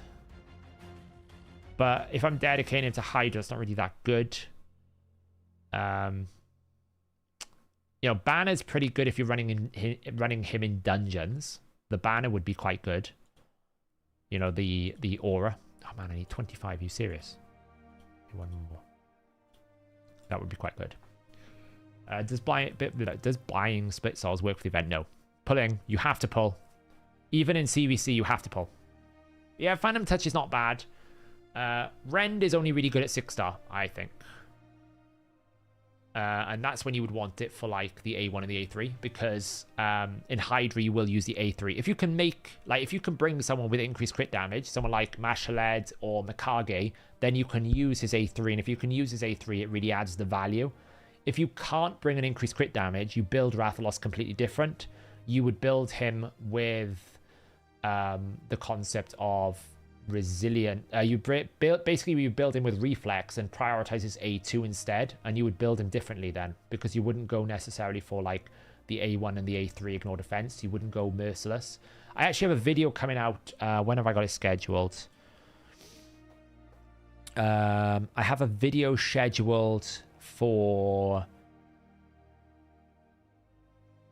Wednesday, which is going to go over the builds that and options you've got for Rathalos and how to set him up for Hydra, because he's actually quite technical. He's not strict. You can't just slot him in. There's lots of problems you have to deal with Rathalos. You need a HP burn, you need to increase attack, you need to deal with his A3, giving him an extra buff. You need to find the windows in order to make him do the damage. He's not just like slotting and off you go. So I have a video coming out that like explains all the different problems and how you can get around it. Thomas, welcome to the Minionship. Thank you so much. I really appreciate it. Welcome, welcome. Will there be a video for the most OP fastest team comps for each area like last year? Yeah, we talked about it. We kind of got distracted by the free-to-play. I need to pull the data out, but yes, probably. I'm using your Emic Elva 3-1 Clan Boss team right now. I just pulled the Mytha, and I have Fushan. Do you think worth switching for Mithru? I took my Elva and my Emic back out because I think they're too good to be put in Clan Boss. So if you can build a Mithru, I think that's like you're unlocking more powerful champions for other part of the game, Curry. It's fun to do the Emic Elva, but in reality, do you really want to lock those champions behind those speed tunes? Probably not. So that's why I unlocked it. Yeah, the Hero's Path is a lot of work. Like, I've been doing it all day and I'm only at 30,000 points. So. Hey, look, a rare. It's a 1-star. Awesome. Or 2-star. 2-star. 2-star. 2-star. There we go. Buy in the market. Always buy. So here's another tip. If you're struggling for mystery shards, buy market epics and uncommons, right? I'm buying the uncommons all the time. And I'm also buying the mystery shards. I'm doing them all the time. Right, where were we? Where were we? The filter is very handy as well. You can do this to filter out what you need to level. So you got, actually, I've got loads of rank 2s to do now. So I'm going to basically come in here and I'm going to go boom, boom, boom. And I'm going to carry on with my rank 2s. So yeah. Why is Brimstone no good for Rathalos? You need accuracy. So if you've got a 6-star Rathalos, then great. Yeah, Brimstone. You don't need accuracy. But if you haven't, then you're going to need accuracy. And he doesn't require accuracy for his A1. So essentially, you're building accuracy on him for no reason whatsoever. It's one of the really nasty changes they did when they rebalanced Brimstone. It affected champions like Walking Tombdrang. Didn't need accuracy, now he does. So, yeah, that's why.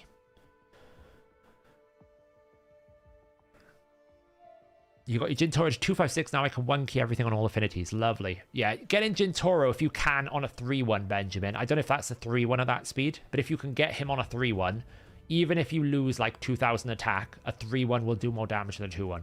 Because when you go 3-1, effectively, he's going to do 3 A1s, 3 A3s every single turn, which means that actually you'll probably end up getting like 5 of, like an extra 2 or 3 of those 5 hitters. And the extra 2 or 3 of those 5 hitters will easily overcome like a loss of 1,000 attack. I absolutely recommend anyone who's ever running Jintoro to look at a 3-1. Even if the build is terrible, it will do so much more damage. And also you're going to get the consistency of having decreased defense and weaken being applied every single turn. It's incredibly good. In my opinion, it's way better than anything. Yeah, that's what I would do. It's the best way to build him. 3-1. If you're building him 2-1, he can still do work, but he loses so much value.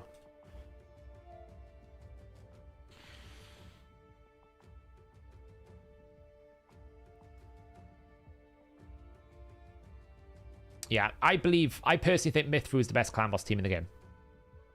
Not necessarily for damage, but just for the ease of building. You get the best aura, you get a good decreased defense, you get good affinity coverage, it's easy to put together, half of the champions are farmable rares, or have been guaranteed epics, right? A lot of the team's easy to put together. The speeds are pretty accessible. There's lots of flexibility. You can use different DPS champions in the last spot. I think it's one of the best teams there is. How do you build Tutura? I think I got it just like high resist. I can't really remember. I'll have a look now.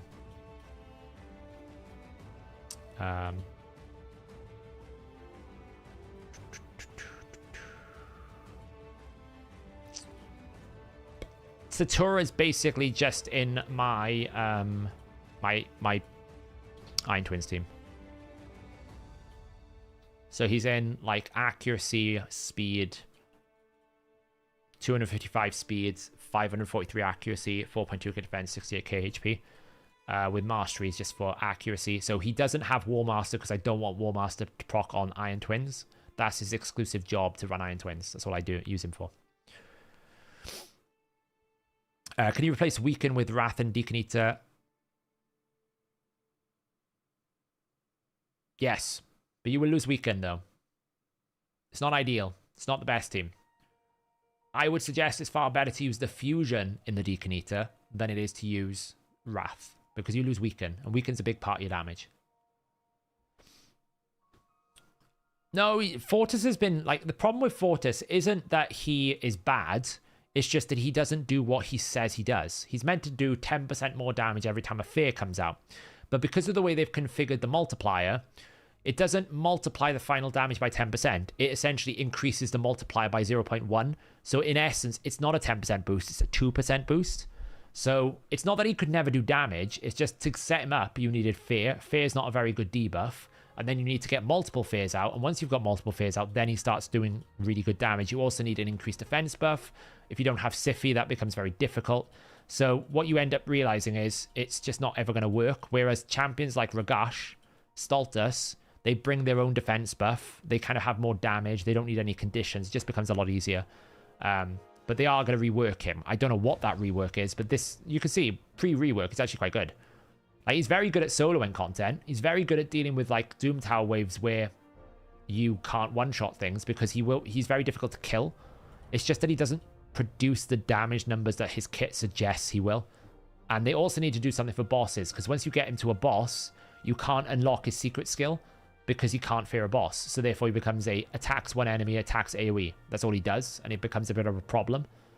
So if they actually adjust his build so that he has boss alternative effects, and just make it so that his passive actually does 10% damage on a fear, then he will be quite good. So, they haven't buffed him yet, no, it's on the list. next patch, I'm told. Next patch, which should be in 2 weeks. So yeah.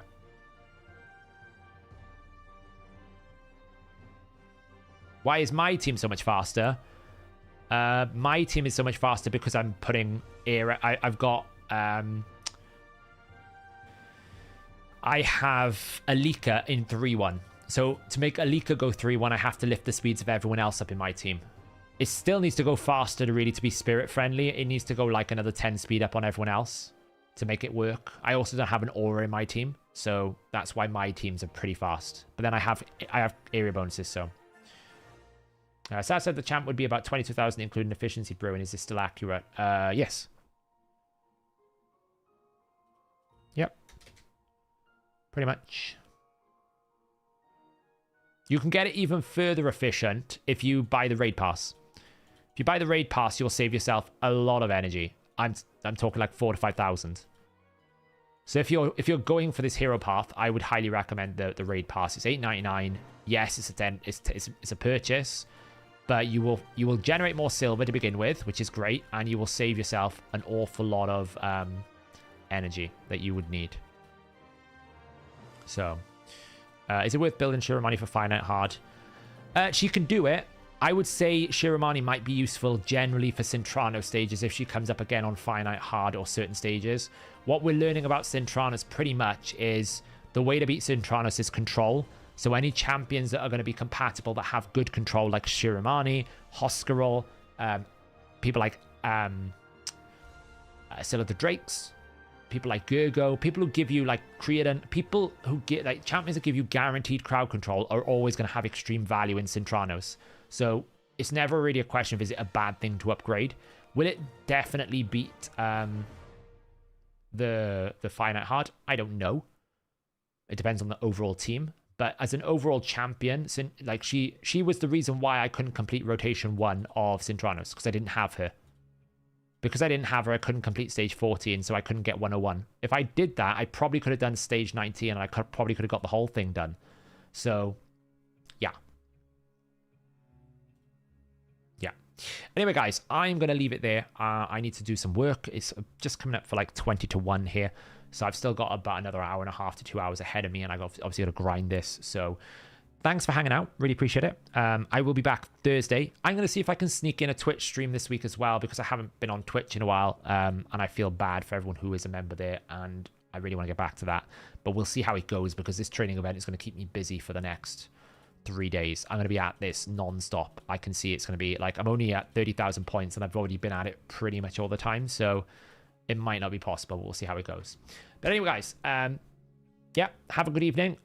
We'll see how fast you Demyth to get 3-1. My Demyth is at 345 Tilted Fury. Ironically, 345 is the speed that Demytha needs to go in Myth Fu. It's just that the aura brings her speed requirements down by quite a lot, right? Auras are very powerful. It's about 345 speed is the break point for Demytha to go for the 3-1 that you need in that team. So yeah. Hope to see you on Drock's channel. I was speaking to Drock. We're going to plan at some point a bit of a collab where he's going to... The rough titling that I've got in my head is A Kraken Teaches a Minnow to Swim in Arena. That's the rough title I have in my head right now. So it should be quite funny. What's the Twitch channel? It's twitch.tv/Saphira. Pretty straightforward. If you follow me in Discord, let me get the Discord link. If you join the Discord, you can follow all the different things. If you've become a member today, you can request a role that unlocks extra channels. I'd love it to be automated, but YouTube doesn't let me automate the role, unfortunately. So if you join the Discord, you can request a minionship, and any sort of like live streams, YouTube videos, and all that kind of joins and kind of comes out there. So, yeah, so that would be quite cool. Anyway, guys, it was fun. Have a good evening, and if you're going for this path, good luck. Stay strong. We can do it. We might not have any hair left. We might be dead by the end of it, but we can do it. It's totally possible. Have a good evening.